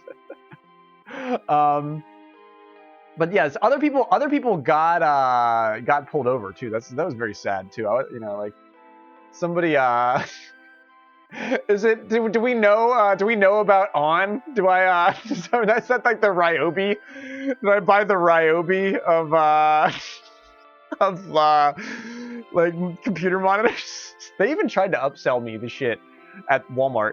Like the girl with she had a bunch of really cool tattoos and really cool crazy piercings. But she was like, you should get the gaming monitor. I was like, why? She's like, because it's curved. I was like, I hate curved monitors. And she was like, and she immediately was like, oh, fuck you. And I was like, I didn't mean to say that, Matt. I didn't mean to. I was like, I didn't mean to like talk shit on your monitor. You're upcharge. Like, I'm thinking about it, but I don't like curved monitors. But yeah, I bought the shitty one. I bought the shitty one because I want to build a nice PC with like new stuff, and I'm gonna buy new nice ViewSonic monitors or whatever the hot shit is, and that's my plan for the PC. But But yeah, apparently on is the Ryobi of computer monitor parts. I would not doubt it. I drove to the nearest Walmart and bought the cheapest thing I could fucking find. That's that's what I got. And Agent B7 got hooked on Cuban cigars in Argentina and never liked it, but the cigars turned out to be a whole other thing. Can you get me some? That's probably so illegal. Do they still have the embargo? I want to roll a blunt with a Cuban cigar. It's a bucket list thing in my head. I want somebody to hand me a Cuban cigar, and I want to like immediately like break it up and roll it into a freaking giant device to smoke weed out of. Oh no! Somebody abandoned your. There's bunnies outside. It's getting warmer, and they do well. Was it you that told us about the all the different types of bunnies? Because the lady just let them out in the backyard of the home, and they just bred like rabbits. Yeah, I'm pretty sure the embargo is still. They're using that as a leverage for so many different things. B7, and they have for decades at this point. On is I have a Roku fucking TV too, Speed, and I like it. I like my Roku TV. Don't leave me alone. Let me live in my shit. My on monitor and my Roku TV. It's like an old Roku too. It's like an old shitty Roku. It takes a while to start up Spotify on it. Like a while. Yeah, I don't want no more tobacco. I'd pay. That ship has sailed. I had my love affair with tobacco, and but I'll smoke a blunt. I want the leaf. I want that artisan, that amazing leaf, that hand dried, hand cured rolled leaf. Like I'd smoke that. I'd smoke that, and then I'd play the bass for you, and I'd tell stories while I did walks in B minor. You got that for 1440, 240 refresh rate. Yeah, that's way better than what I got right here. Yeah, the on is nice. It's bright. I'm looking at the chat on the on. It's nice. It's great monitor for the chat, which is what I'm using it for right now. It's got my chat and my other thing on it.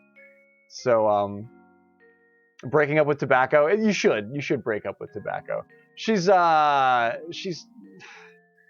take everything.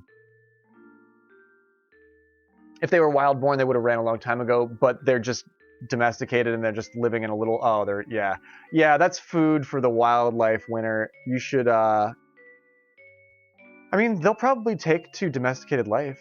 You can put a little hutch outside. Depends on how much work you want to put into them. Bunnies can be messy. Okay, now that we've done talk show stuff, should we play golf? Should we get a pred going? There she is. It's beach time. I'm Princess Peach. What is the pred? I don't even know. We've run some really cool preds tonight. But maybe we don't run a pred here for this one. This is me. We're waiting this match, right? No exotic pets in the apartment complex.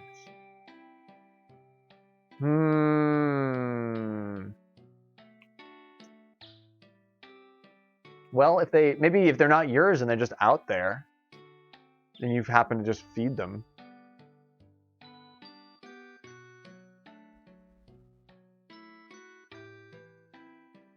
This is Speed's official run. He said it in the chat right there. You've got it. You have to take them to a shelter. That's better than nothing. The shelter is better than nothing. GLHF. Speed, good luck to you, my man. It's a tournament match. March Sadness.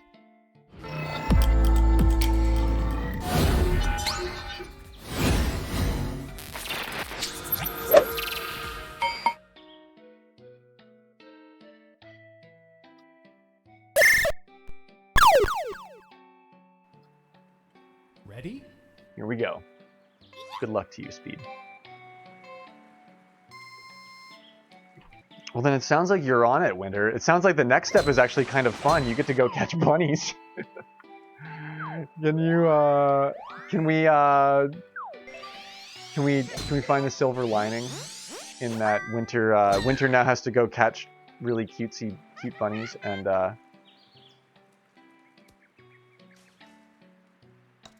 Where is Speed? His line is perfect. Like he's like right behind the flag. I'm just going like, and I get the left shift here too. Going way long. Here we go. Nicely done. I'll practice it. Boy. Speed won't mind, right? Oh, I should have played that wind a little more. Excellent. Yeah, I know. You looked. I was really. Your line was perfect, Speed. That's why I waited to call it because you were rolling right, either right up to it or right past it.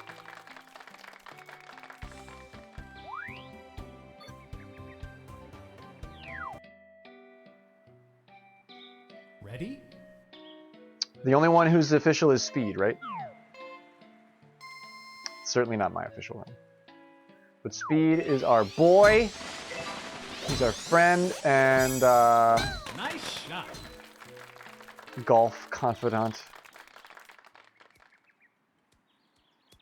Although I have to do the same thing that he's doing right now, so it would behoove me to do good at it, to get good at it.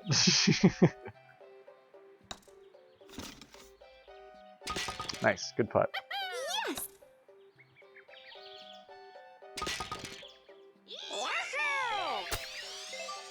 That's not enough. That's not enough. I don't know. That's not gonna get there. Is that really gonna get there? Not yipping. Didn't I just say that before? Didn't I just say that before?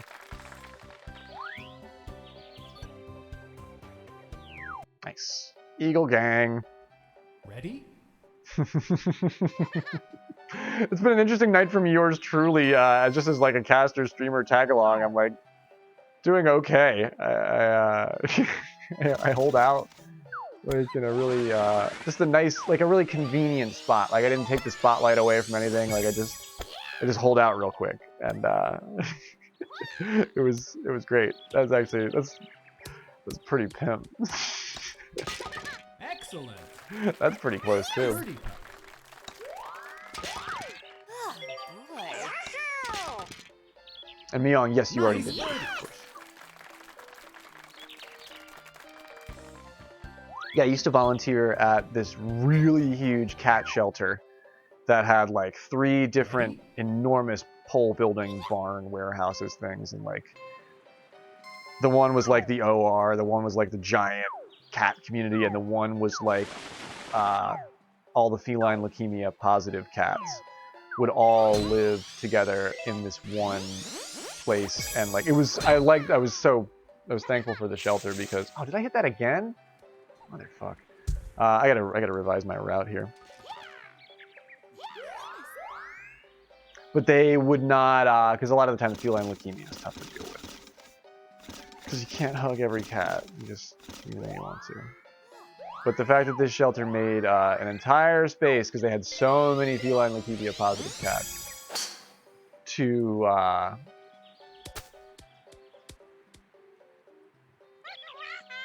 let them sort of live, because they give it to each other.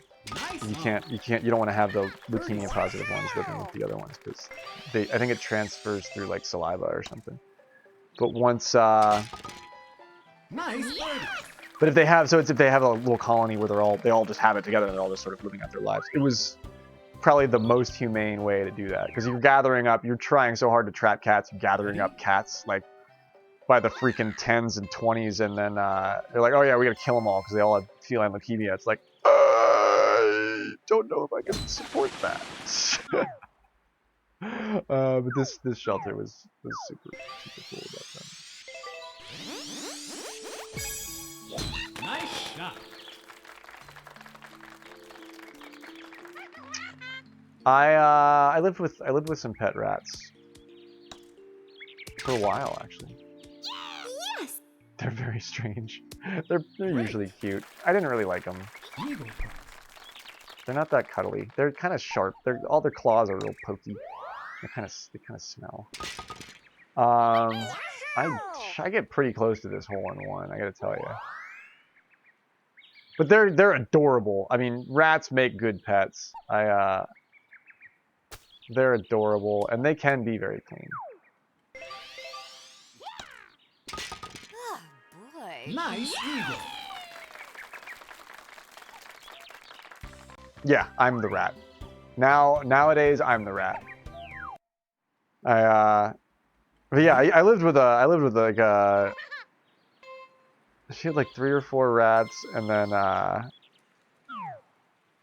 there's like a family of people that really like rats, pet rats. And like they would let them go out and stuff, and they would go outside and come back and shit. And I was always like, oh my god, you're kidding me. This one rat like Nice shot. was really mean, and then like it went outside once and came back and it was all fucked up and gnarled, like it got in a fight with something, and then it wasn't mean anymore. Then the rat was like nice. That's always my favorite story of the rat house. Because this rat like totally got its ass kicked. Damn it! And it changed. It like completely turned over a new leaf and changed its attitude and like wasn't a mean rat anymore. It was really funny. Speed's got the albatross, really? Nice eagle. Yeah. I keep forgetting that this is Speed's official round.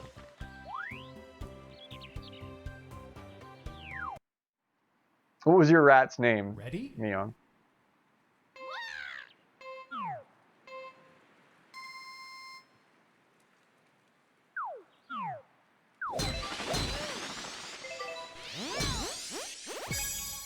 Nice shot. I'm honing my routes. I could be doing lots of things better here. It does actually lean left. Look at that.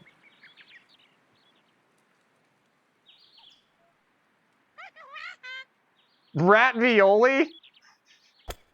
But Myong's rat was named Dr. Ficus. That's amazing. It's a great name for a rat. It wasn't my rat, but the rat I lived with was named Ratzilla. Ratzilla was the one that it was the mean rat, and then it became the nice rat. But Dr. Ficus sounds pretty fucking, pretty homely, pretty amenable to, you know, domestic life, suburban life.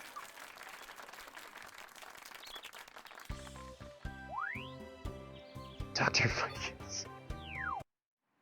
Any lore behind the name? Did you find him? Did he really like the ficus? He would always be like in that pot. Yeah, we find this rat in the ficus all the time. So that's Dr. Ficus. That's exactly how the rats I lived with were named too. That's exactly how they did that shit. It's so fucking funny. Ooh, beyond close to that. Speed as well, very close. Nice. Speed looking good for March Madness. Currently shooting the 14 under through 9. Nice birdie.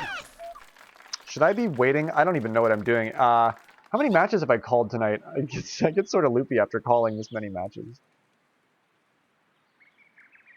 Yeah, Ratzilla lost a fight to Gamma Rat. Yeah, and they say Gamma Rat's still out there picking on. But yeah, honestly, it was like looked at as a good thing because they were like, yeah, Ratzilla needed to get his ass checked. Because I was like, you don't care that your rat is like beaten within an inch of his life. He healed it. He made a full recovery, but it was weird.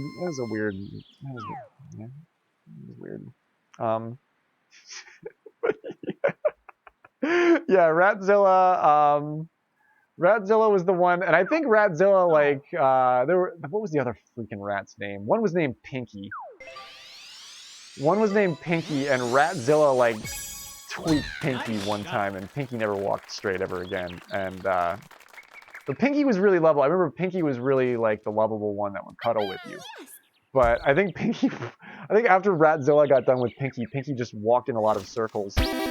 After that, Speed gets the albatross on 9. Hell yeah, dude. That one was for Pinky. There was no brain. If you're gonna ask if there was a brain, there was no brain. Only Pinky. 2 albatrosses in this March Madness. Right. Oh my gosh. Speed. What a madman. Nice eagle. I'm trying to think of the other names of the rats. Why not? I think one was named Henrietta. But by the time I was living there full-time, Henrietta had taken up full-time residence in the freezer. Because Henrietta met some sort of, like, untimely demise. But Ready? I definitely remember them showing me Henrietta. I was like, is that a rat in the freezer? Oh. Okay. Alright. I'm trying. There were more.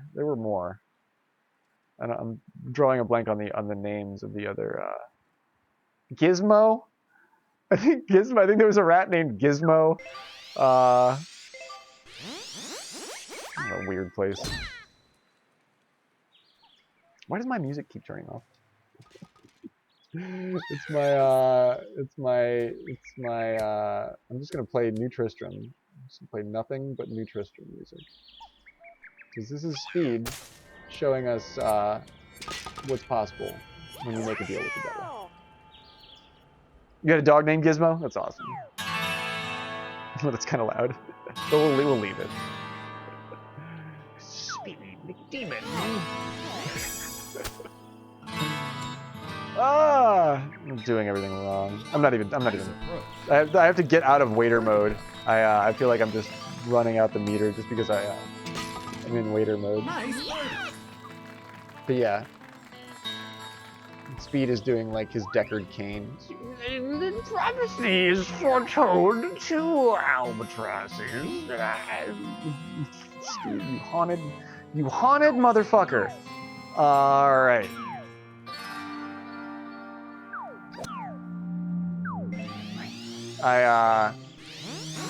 But I am glad that I'm glad I lived with the rats. I'm glad I could say that I lived with rats who were my friends for a little bit of time.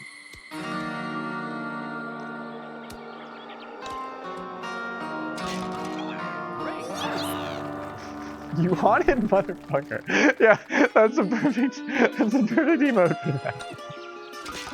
I would have loved if I hole-in-one to par 4 right after I called myself a haunted motherfucker. That'd be pretty haunted, dude.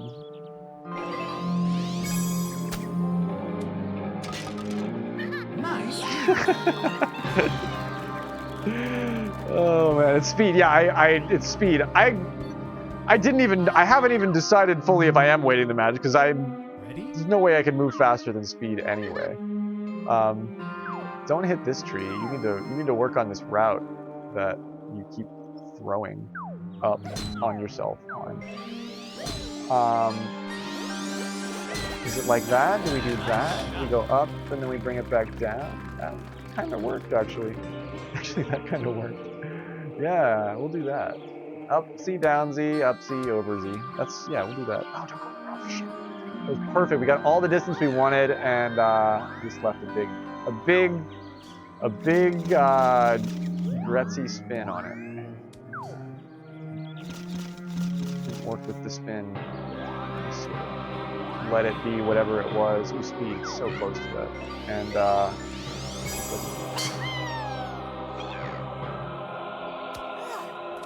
nope.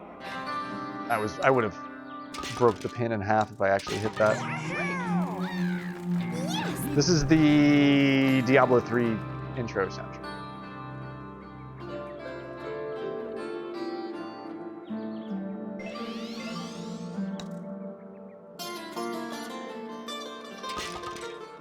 Nice eagle.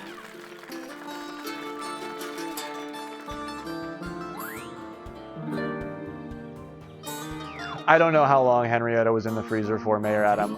I just know that they were really attached to it, and that's why Henrietta never made it into the ground.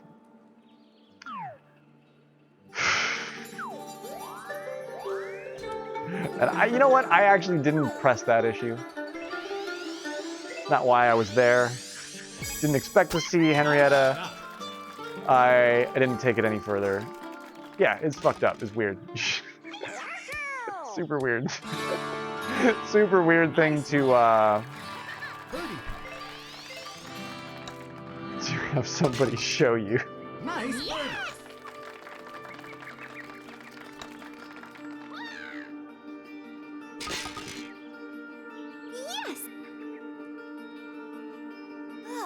Speed with the 24 under currently.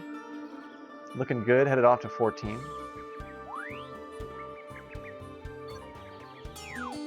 I can't play any, we came pretty close to playing Jackson Estate tunes when we were doing the happy birthday song. Nice job.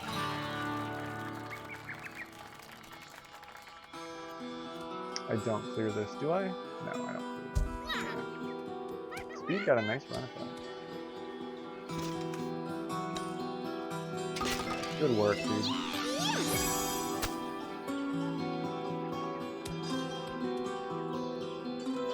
Nice approach.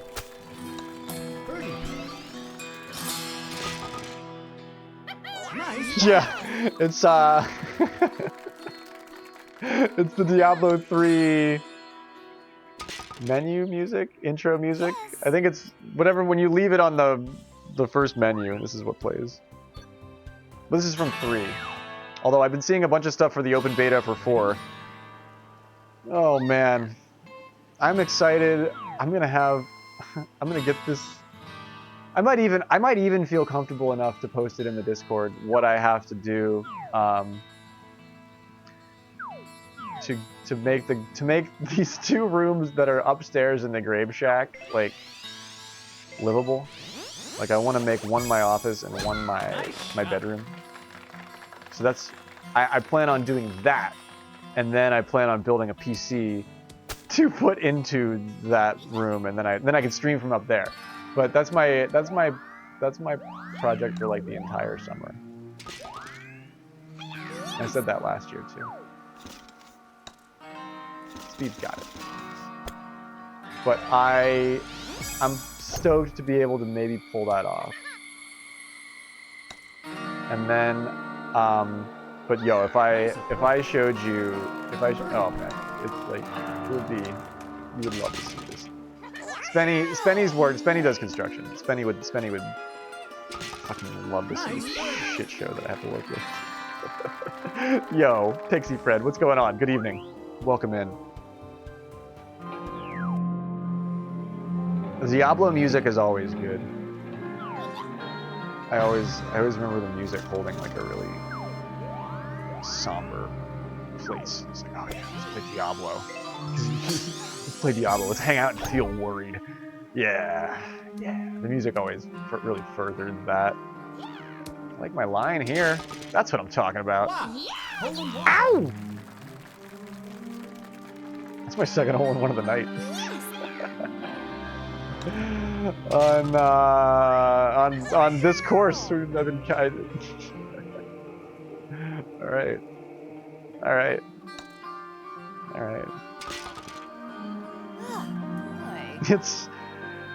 We're hanging out, talking about the rats that we've lived with over time. Like so far, I think it was 4 or 5. I think I'm only missing 1. Ratzilla, Gizmo, Squeaky. Yeah, Squeaky was the other one. It was Ratzilla, Pinky, Squeaky. Henrietta was the dead one in the freezer, and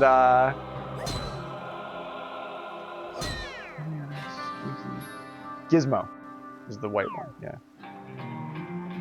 Yeah, those were the 5 rats, and they had this couch, and the rats would just sometimes just like come out of the couch and crawl on your lap, and you'd be like, "Whoa, hey, what are you? Oh my gosh!" But yeah, I can't believe it, and that's because of all the positive, amazing vibes that you guys send my way. That's why my brain sometimes works when I'm streaming all the time. I can't believe I remembered all 5 rats' names that I lived with.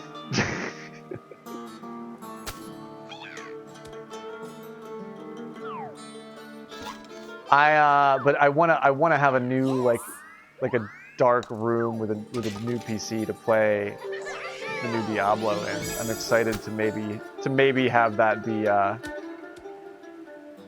fun thing that I do. I don't even know if I would stream that. Like I don't know. That might not be good for stream. But I do like to play it. It's a game that I like. I always have like. So I'm kind of stoked that they're gonna make a new one. Hopefully, at this point, as soon as I say, like, I hope they don't screw it up, that's immediately like, well, I think you just decided to, I think you just Answered your own question, like you sometimes do. Graveyard and the rats I've lived with. It's a memoir. Yeah, it's a memoir.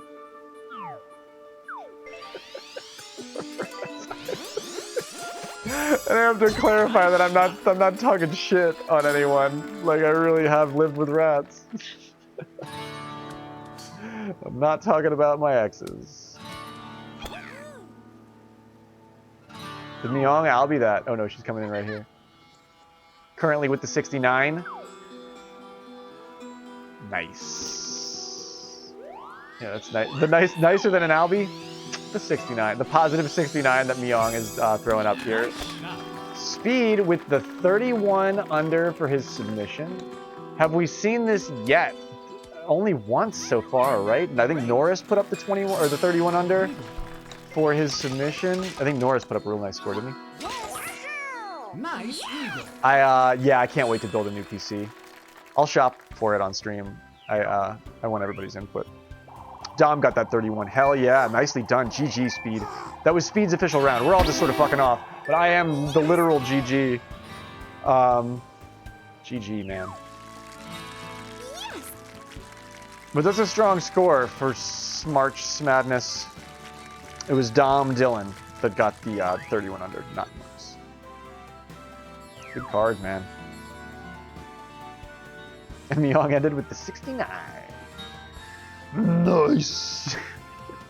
What a night. This has been like kind of a crazy stream. I'm surprised that we actually managed to make it on time and cast all of the stuff, like commentary wise, that we were scheduled to tonight.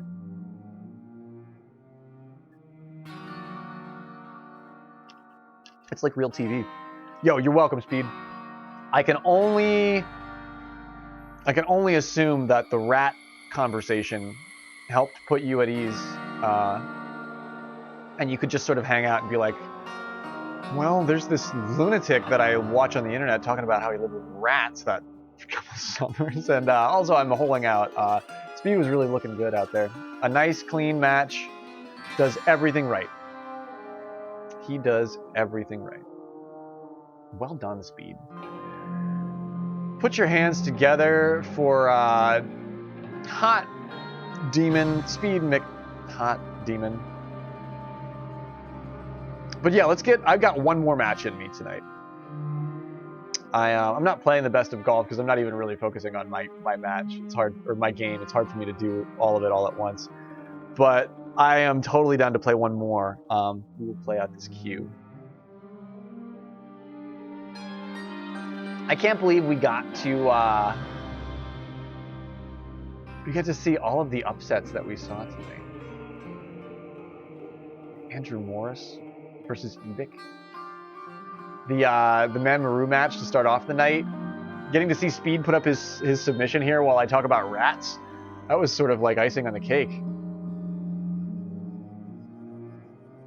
Yo, NBH is here. What's happening, dude? Welcome in, my man. Hey, good night, Knucklepuck. We did music time. I was gonna say that's why I'm hungry. It's because I played a bunch of songs. I played "You Can Call Me Al" with for Knucklepuck, for all of our sponsors, for everybody who's so awesome, supporting our sporting, and everybody else's. We just sort of get to show it to everyone. I think all the spots are taken in this match, unless we have somebody that doesn't show up for one. Yo, thanks for the lurk. Luna, it was a good lurking stream. There was music, there was golf, there was fun stuff to watch. There was a lot going on. I'm so glad that you're here. So glad that you had a good night.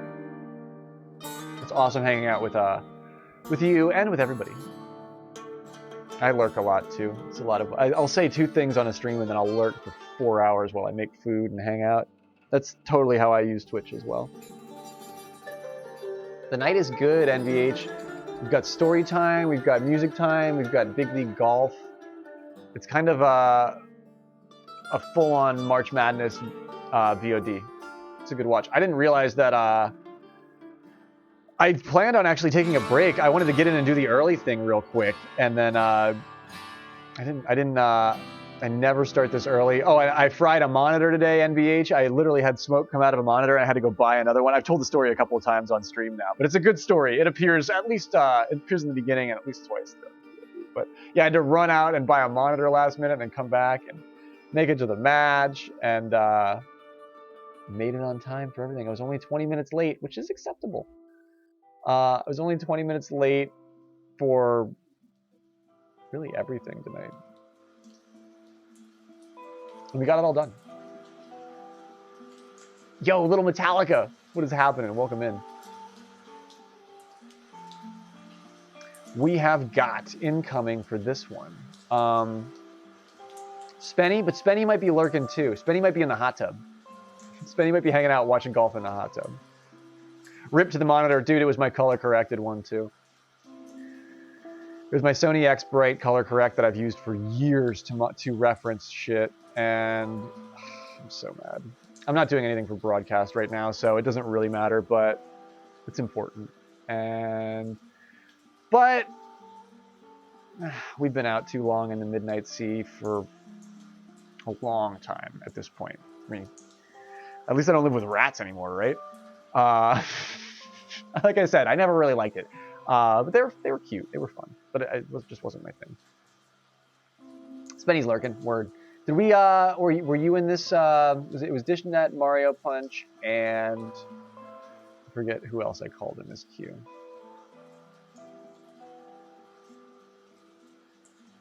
Yeah, it was you, Spen. It should be a good watch if you put it on. I know I put some people's stuff on during the day, like in the background. It should be good for that. And also, like, the golf has been incredible. Everything that Engine Morse was able to do, TOG's freaking 4-stroke comeback for a win by 1 on 18, like, you kind of, you can't make that shit up, dude. And I've been doing my dumb shit along the way, so I'm having a blast. But yeah, if Spenny's lurking, get NBH in here for sure. I didn't know if the lurk meant that he was hanging out, or he was here, or he wasn't. But all in all, things go well, little Metallica. Miss Dottie D, gift and subs. I'm glad that you got the notice. You were fully welcome to get cozy. This is the last match of the night, so we've got 18 more holes, and then I have to make food. I'm hungry. But yeah, all in all, things are going good. I don't know how I'll do for March Sadness here. I'm not able to really get the leg up that I need in practice to do what looks like it's gonna be needed to have done to golf. Golfaroo. What do you play? Shell Top? You say about Shell Top? Maybe Shell Top? I haven't played Shell Top in a while.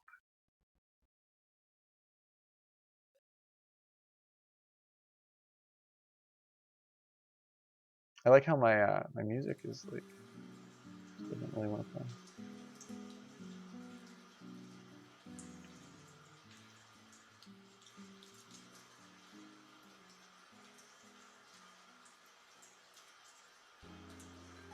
And we get to play golf with Mario Punch and NBH and our good friend Dishnet, keeping track of the stats and the facts in the chat. Dishnet is an expert match caller announcer. So thank you for that, Dishnet.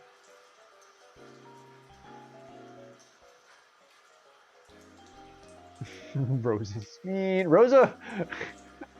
I just cannot play Rosa well. Why saw the other night? I tried the other night. Why? It was... She was being mean to me. But we've never really got along. Casual, or no, wrong button. Ready? Oh, it's a casual match tonight. It is not a, it's a tournament night, but it's a casual match.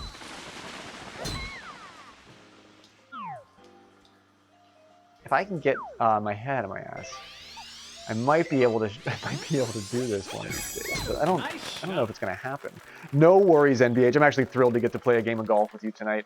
I was gonna go early and then do a break and then go late, and then it just worked out that everything ran long and I didn't get a chance to to stop the stream. And then we had the base redeem, and I was having fun. I was just having fun playing music for a while. So it was just, I said short stream in the Discord, but it was not a short stream. It was just one big long stream. Who could have predicted that? I can't see that coming. I don't like 3 bars either. Even Bowser, when I have to play Bowser on like All-Star or something, I don't like to get into that groove. Ready?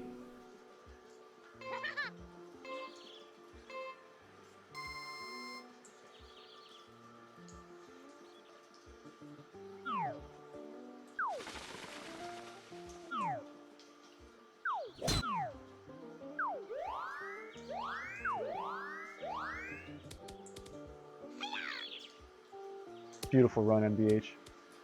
Your line was perfect, dude. Little bit of extra power and you were there, my man. I'm leaving, ooh, oh, get up. I'm leaving standard spin on this, but I have the bad shift. I was gonna go for a walk right beside him. That's what I wanted to do. We're not gonna make it though, not with that lack of power. Although, we're in the zone. We're in the butter zone, baby, look at that. 2 and 1. 2 and 1, huh? And then it's that late? I don't know, my man.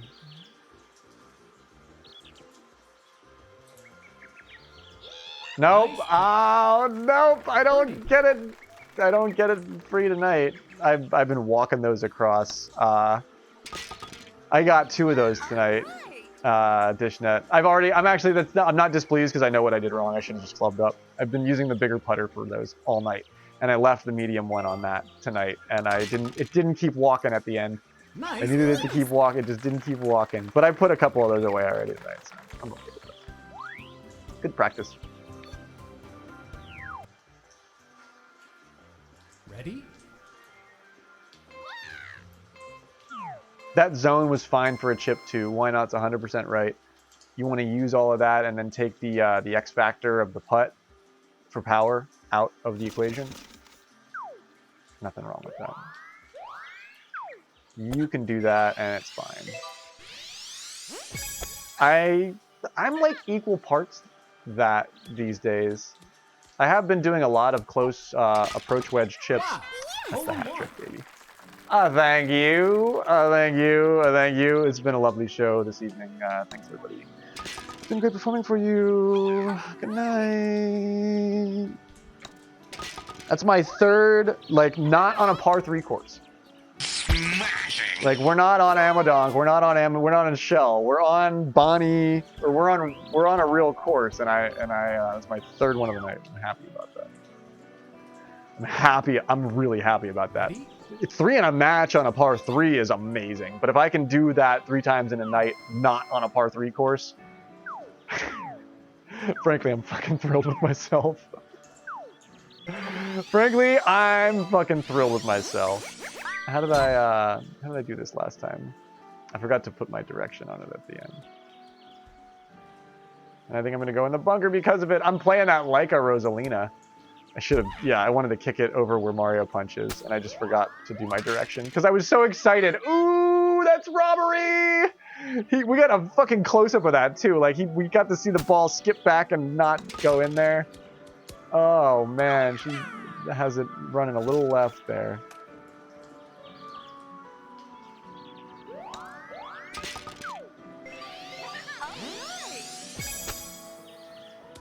What do you think? Ow! Not That's what I'm yet. talking about. What a save. I did use what I learned from watching Lady Myong's shot to make that, though. I kept it going for my correction into the slope because I saw that she brought it down on the left there. Oh, I'm the same way, Little Metallica. I love when I'm like, yeah, I drove past a golf course today when I was flying through to get to Walmart, and I was like, oh, it's a golf course. Oh, that's right. I like golf. I forgot about that because I don't know anything about real golf. Like, I like Mario Golf Super Rush, and somehow that like aligns with real golf somehow. But I remember being like, oh hey, yeah, I like golf. I remember that. That's funny. But yeah, I don't do well with real golf either, Little Metallica. Nice shot. I like cyber nature. I like digital nature. I like internet nature. I don't like I mean, I like real nature too, but I don't like having to go play golf Great. on my own Eagle. terms. But this game is so correct for physics, for how you make things happen. It's really a fun skill set to learn, Little Metallica. Nice. And it's eagle. really, it's the game as old as time. Take the stick, put the ball, hit it in the cup. It's as simple as that. It's so freaking easy, but at the same time, it's so freaking hard. Ready? What's up, Mario Punch?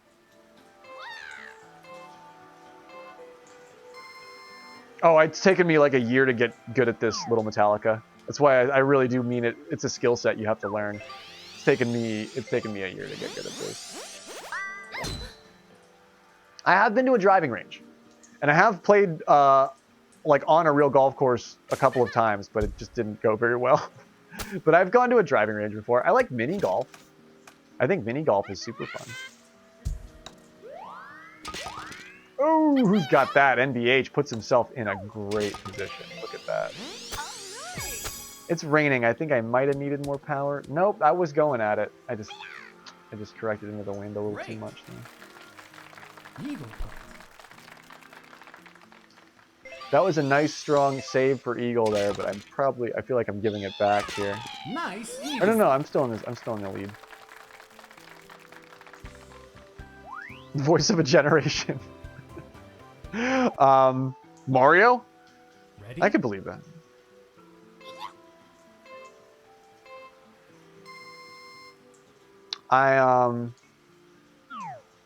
Much like I think you feel like you need to play, like I need to walk in the woods. Like I have to live in a place that's close to like trees and woods and grass and stuff, because that's a lot of what I do Nice shot. when I'm not working or working on stream is just walking around in the woods. Because it's the only thing that brings me peace and calm, you know, just mentally in life. So I get that happens with golf for people. And it's really kind of effective. Especially, it can be difficult to find things that feel meaningful. Nice approach. Birdie putt.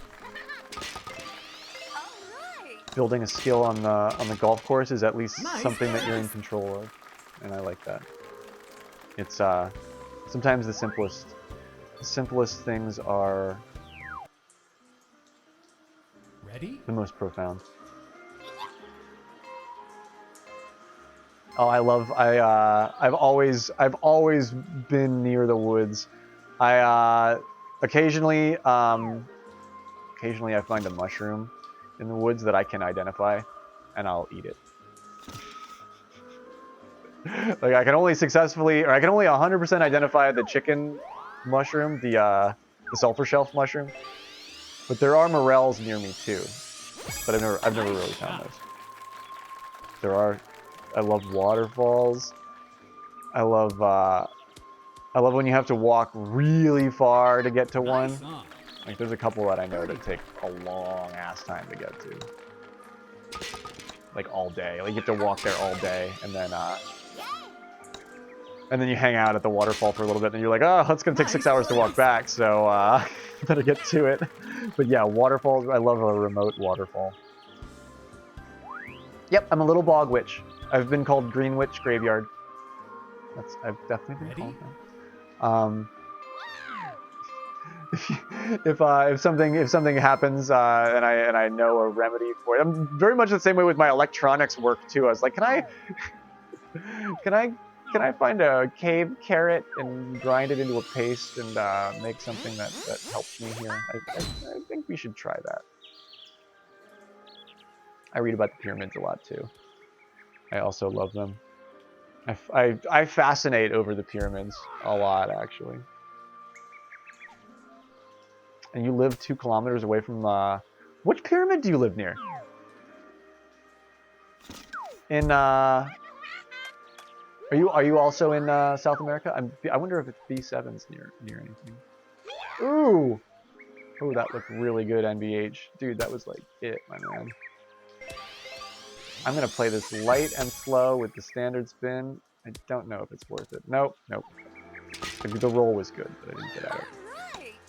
Great. And you're in Mexico? That's what I was thinking, or I was hoping, because I'm fascinated by the Teotihuacan pyramids. Those are, and all of them are really amazing. Like the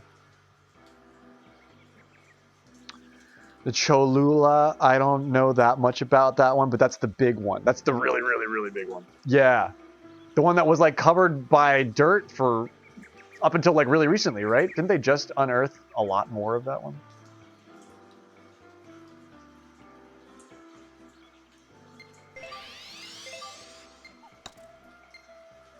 Tricky little slope there. You have to double count those because they're red. Yeah, I've read about this one, Little Metallica. This is a fascinating story. It's enormous. Actually building something like that is like a mammoth task. They just found all those weird new compartments through ultrasound in the pyramids in Giza, on the Giza plateau, where now people are like, why are there these empty spaces inside the pyramids? And there's all sorts of speculation on that. But I think Mexico is much more friendly to research than the Egyptian government is. They stonewall a lot of that stuff, which is really, really unfortunate.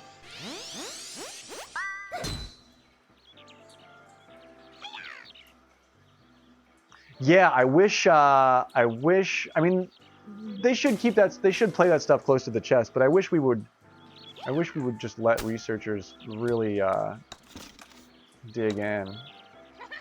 There's so much to learn. I think it might be because a lot of those, we're afraid of what we'll learn. Oh, I smacked it right off the pin. I smacked it right off the pin. But I have my own weird ass. I love to muse about them and think about them. They had to be totally smooth. There's like a conductive metal at the top, like a gold cap, a conductive metal cap. Nice eagle by Dishnet there. I fascinate over this stuff because it's like, what? It's like, I just imagine people charging, you know, primitive batteries and stuff at the base of it somehow, and I love to think about that shit. Imagine what we could learn. The Valley of the Sphinx, like how we carved out that, or how that limestone ridge is like somehow carved out, and we actually don't really know how they did that. I love that too. I'm a big fan of that. Great. Eagle punch. And they found the secret tunnel system that was just a rumor, but they actually did find it. It's much harder to work down there in South America and Mexico because the jungle is like the real deal. Like it's dangerous. Not only is it like impossible to find shit, but there's like, it's dangerous. There's like poisonous snakes everywhere. They have there's like more spiders that can kill you in Australia than like fucking anything else. That is the kindest, coolest compliment you could pay me, Will. I feel like I'm just talking jive a lot tonight. I really rushed it. I can't believe I made it on in time, but I'm thrilled that I could be a bastion of solace for your day. It's tough to, it's a tough world out there, man. It's a cold, cruel world. And I wish I could tell you that things would get easier, but at least we have each other. At least the friends we make along the way really are just everything to me. I mean,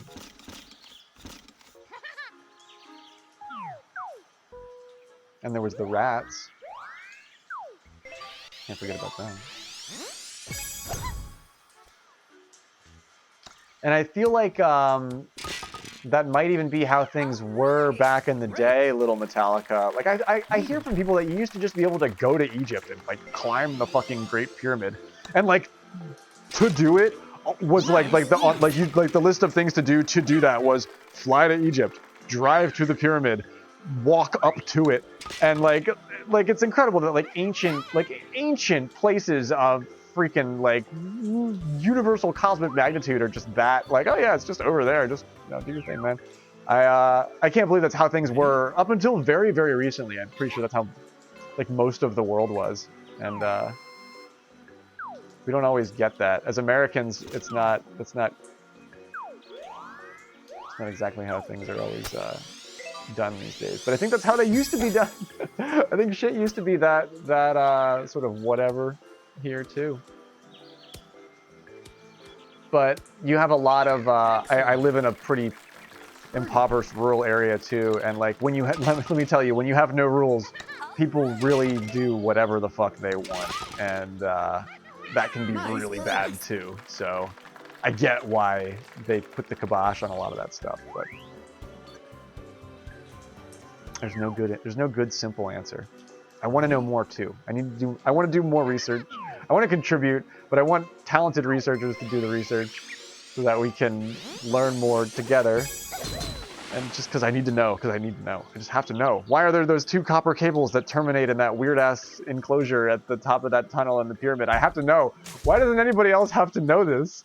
Like, does anybody else dream and yearn over this day in and day out? I know I do. You know what I'm talking about. You know what I mean. Calm down, Graveyard. It's the pyramids. No.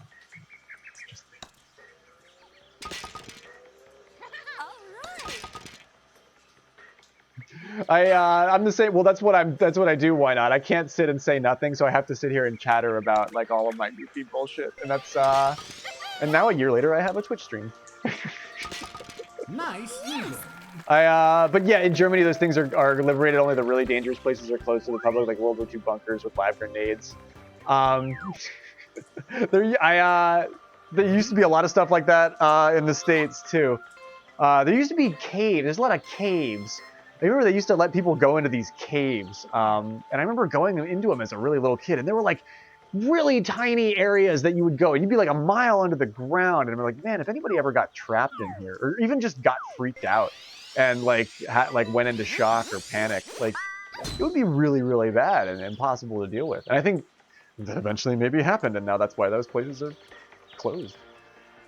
But the pyramids aren't real. They can't hurt you. Literally the largest freaking structure of the ancient world, just staring back at you like a million like a million little mushrooms. That should have gone in. Why is my my music is like we're just gonna stop playing. You know what? What if we just stop playing right now?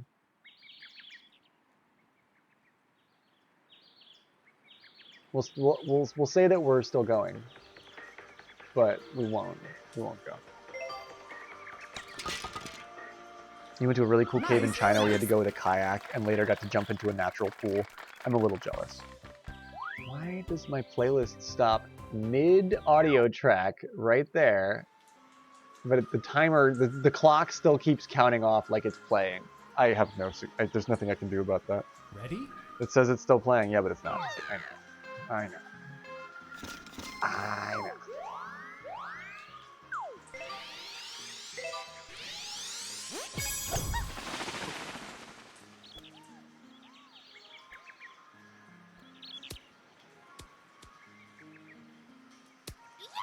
Nice Almost. one. Birdie putt. That sounds amazing, Little Metallica. There's a bunch of All right. I live in an area where there's some of the oldest mine work on in North America, like old hand-dug tunnels in rock, where they were like right when they first started mining for coal, like in the early 1800s, mid 1700s, and man, some of those are like really wild.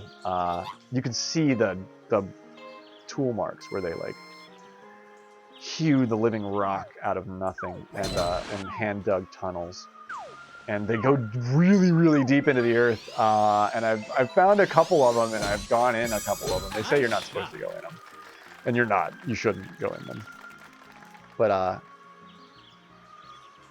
man, if I hike 4 or 5 miles in the middle of the woods, and then I find a giant A giant cave? I'm going in there, man. Like, I'll tell you what. But yeah, some of the oldest mine work was done with hand drills, and they didn't even have dynamite. They used like quicklime. They would do all kinds of really funny things. Like they'd hand drill holes in the rock, and they'd pack them full of like lime, and then they'd Excellent. force water into the lime, and it would expand really quickly, and they would fracture the rock. And then they'd like get in there with picks and shovels, and they'd like hack it all out. It's like it had to be the most arduous, awful work of like you would. Nice birdie. It had to be horrible, man. But I go there, and I think a lot of that was Ready? yeah, those miners sort of never had a chance, dude. Like their fate was decided because like all of that. That's why I like playing the folk music that I like to play too. 'Cause you should tell those stories, otherwise we forget them. We make it to the caddy road, but we keep the short rough. It's a pretty nice final shot. How does Mario contact King Boo? Do you tell us, Lady Myung? How does it? I imagine it doesn't have anything to do with a hand dug mine tunnel. With a Luigi board. And that's been our show, ladies and gentlemen. It's been a great night. I'd like to thank our sponsors, Dirty69 and Knuckle Puck and SpeedMcDemon. And don't forget to stop by the concession stand for perhaps a hot dog on the way out. Lady Myung killing. She's killing on stage. She's killing.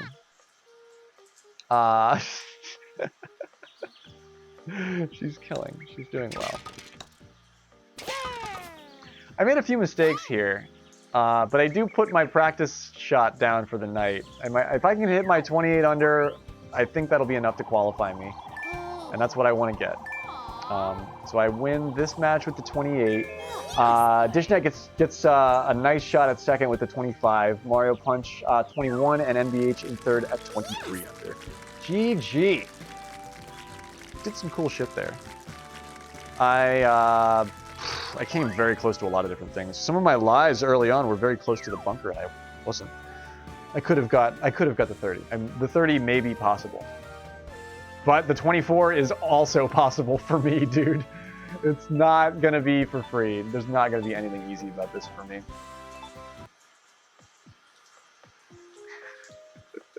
She's killing our tumor with the humor. Even the tumor can't. They're like it's like, you know what? I'm out. Myung has discovered the cure for cancer.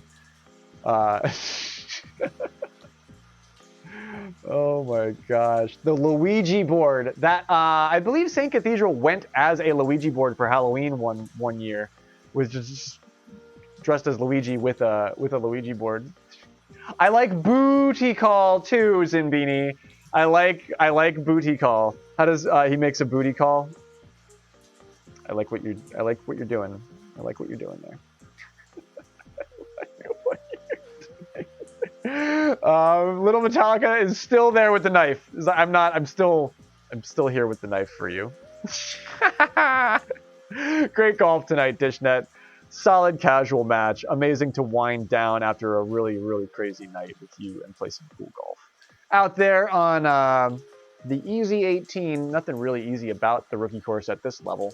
Kind of have to get shit right, or things are not going to go your way. So we'll see if I can hold down that 28 under that I just shot. I'll be fine with it. But yeah, I think I'm going to sign off for the evening there at that. All of my monitor drama and all of the amazing golf and the music and our casual matches and all of your support along the way. What an amazing stream and evening. I can't believe I'm almost at 6 hours and I only meant to pop on at 7:30 to stream the Sanja's match real quick. I'm glad that I can make your night a little better, Will. That means a lot to me, so I'm glad that all the goofy stuff that we do means a lot to you too. Genuinely, this is the coolest thing that I do. And you guys are the coolest people that I know. So thanks for being my friend. For real. And thanks for hanging out with me. I know it's super fun for everybody else, but it's also super fun for me to hang out with you. So and thank you, Spenny. Many thanks. I think it's been a great stream too. I'm going to make my leftover tostadas, and then I might make another sandwich, and then I might have a peanut butter cup, and then I don't know. I've got groceries, so we're gonna make something good. So much love to all of you. I can't leave the sadness graphic up because I'm not sad. Good night to you, Tangelo, and little Metallica, and Zinbini, and Lady Myong, and Spenny420, and Why Not, and Will, and Knucklepuck, and Agent B7, and Synth Commander, and Scotty, our boy across the pond, and SpeedMcDemon with the strong 31 under for his sadness submission. Nothing sad about that. And everybody who threw bits tonight and supported us with gift subs, Rob and Dirty69 and Norris and Speed and Winter and Miss Dottie D and Dishnet and everyone. But just know that even if you hang out and just lurk, you're still supporting us, and I thank you for that. Even if you hang out in the chat and you don't, even if you just hang out and watch. I do this because I make the content that I want to watch too. So that's my universal duty. You know, when I sign on to Twitch late at night and there's nobody that I want to watch, I too feel the pang of remorse. So if I can give that which I enjoy to receive, it makes me smile, and it keeps this whole big perpetual motion device running that we keep running. So I enjoy chilling out with you, and Why Not? Amazing hanging out with you, and Lesinge, and Maru, and all of the organizing committee members, and Mario Punch, of course. How could I forget you, Mario Punch? We will have our race soon, and Kiba37 with the raid. I welcome in raiders. It's a raid party. It's going to be a raid train because I'm just signing off. So I cannot thank you enough for the raid. It's Melia Loft and Kiba and all the Melias and Lofts and Kibas and raiders. It was a really early stream for me tonight, Melia. I got on at 7:30 p.m. Eastern time. Eastern time. Could you imagine? I think the sun had just set. There might have been a ray of sunshine just creeping through the window.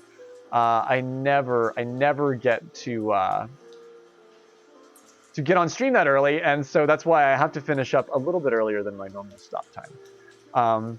But welcome in Mizuki and all of my friends, and Emily Shepard, all of my friends from the Melia gang, from the Purple Hoodie gang. Purple Hoodie gang. I'm wearing it. I got it. I'm in. I don't even have to.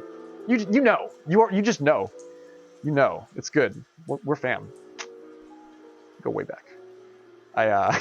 In dog years we just met, but in geological time it's been eons. But I will actually. I'm going to keep the raid party going. Spring Hop, what's happening?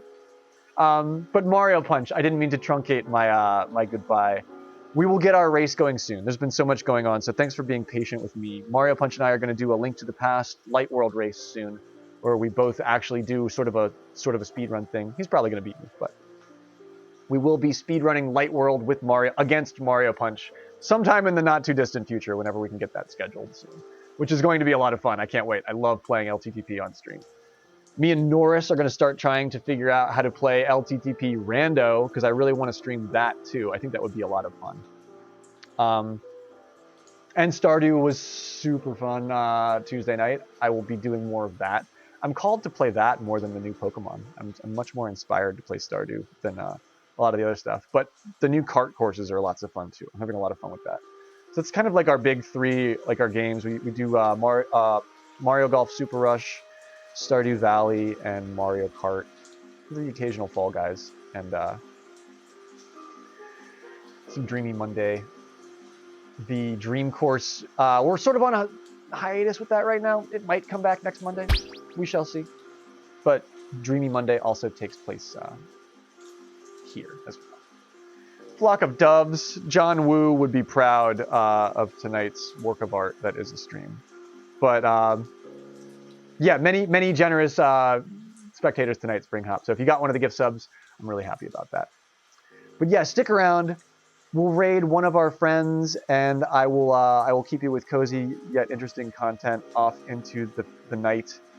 But big hearts. So much love to everyone, and we do all sorts of cool, chill, fun stuff. We stream most nights, except for Wednesdays. So feel free to pop in. You're always welcome. All the lofties and Kibas. I don't know what your community members are called, Kiba. I made up lofties. Not gonna lie. But you're always welcome here, and I'm glad we're friends. So sleep well, be easy, and be well. And we will see you tomorrow at 9 o'clock, between 8:30 and 9 o'clock p.m. Eastern Standard Time tomorrow, here on Graveyard Golf. And I'll play the bass again for you too, Mario Punch. I promise. Good night, everyone. Later, Andrew.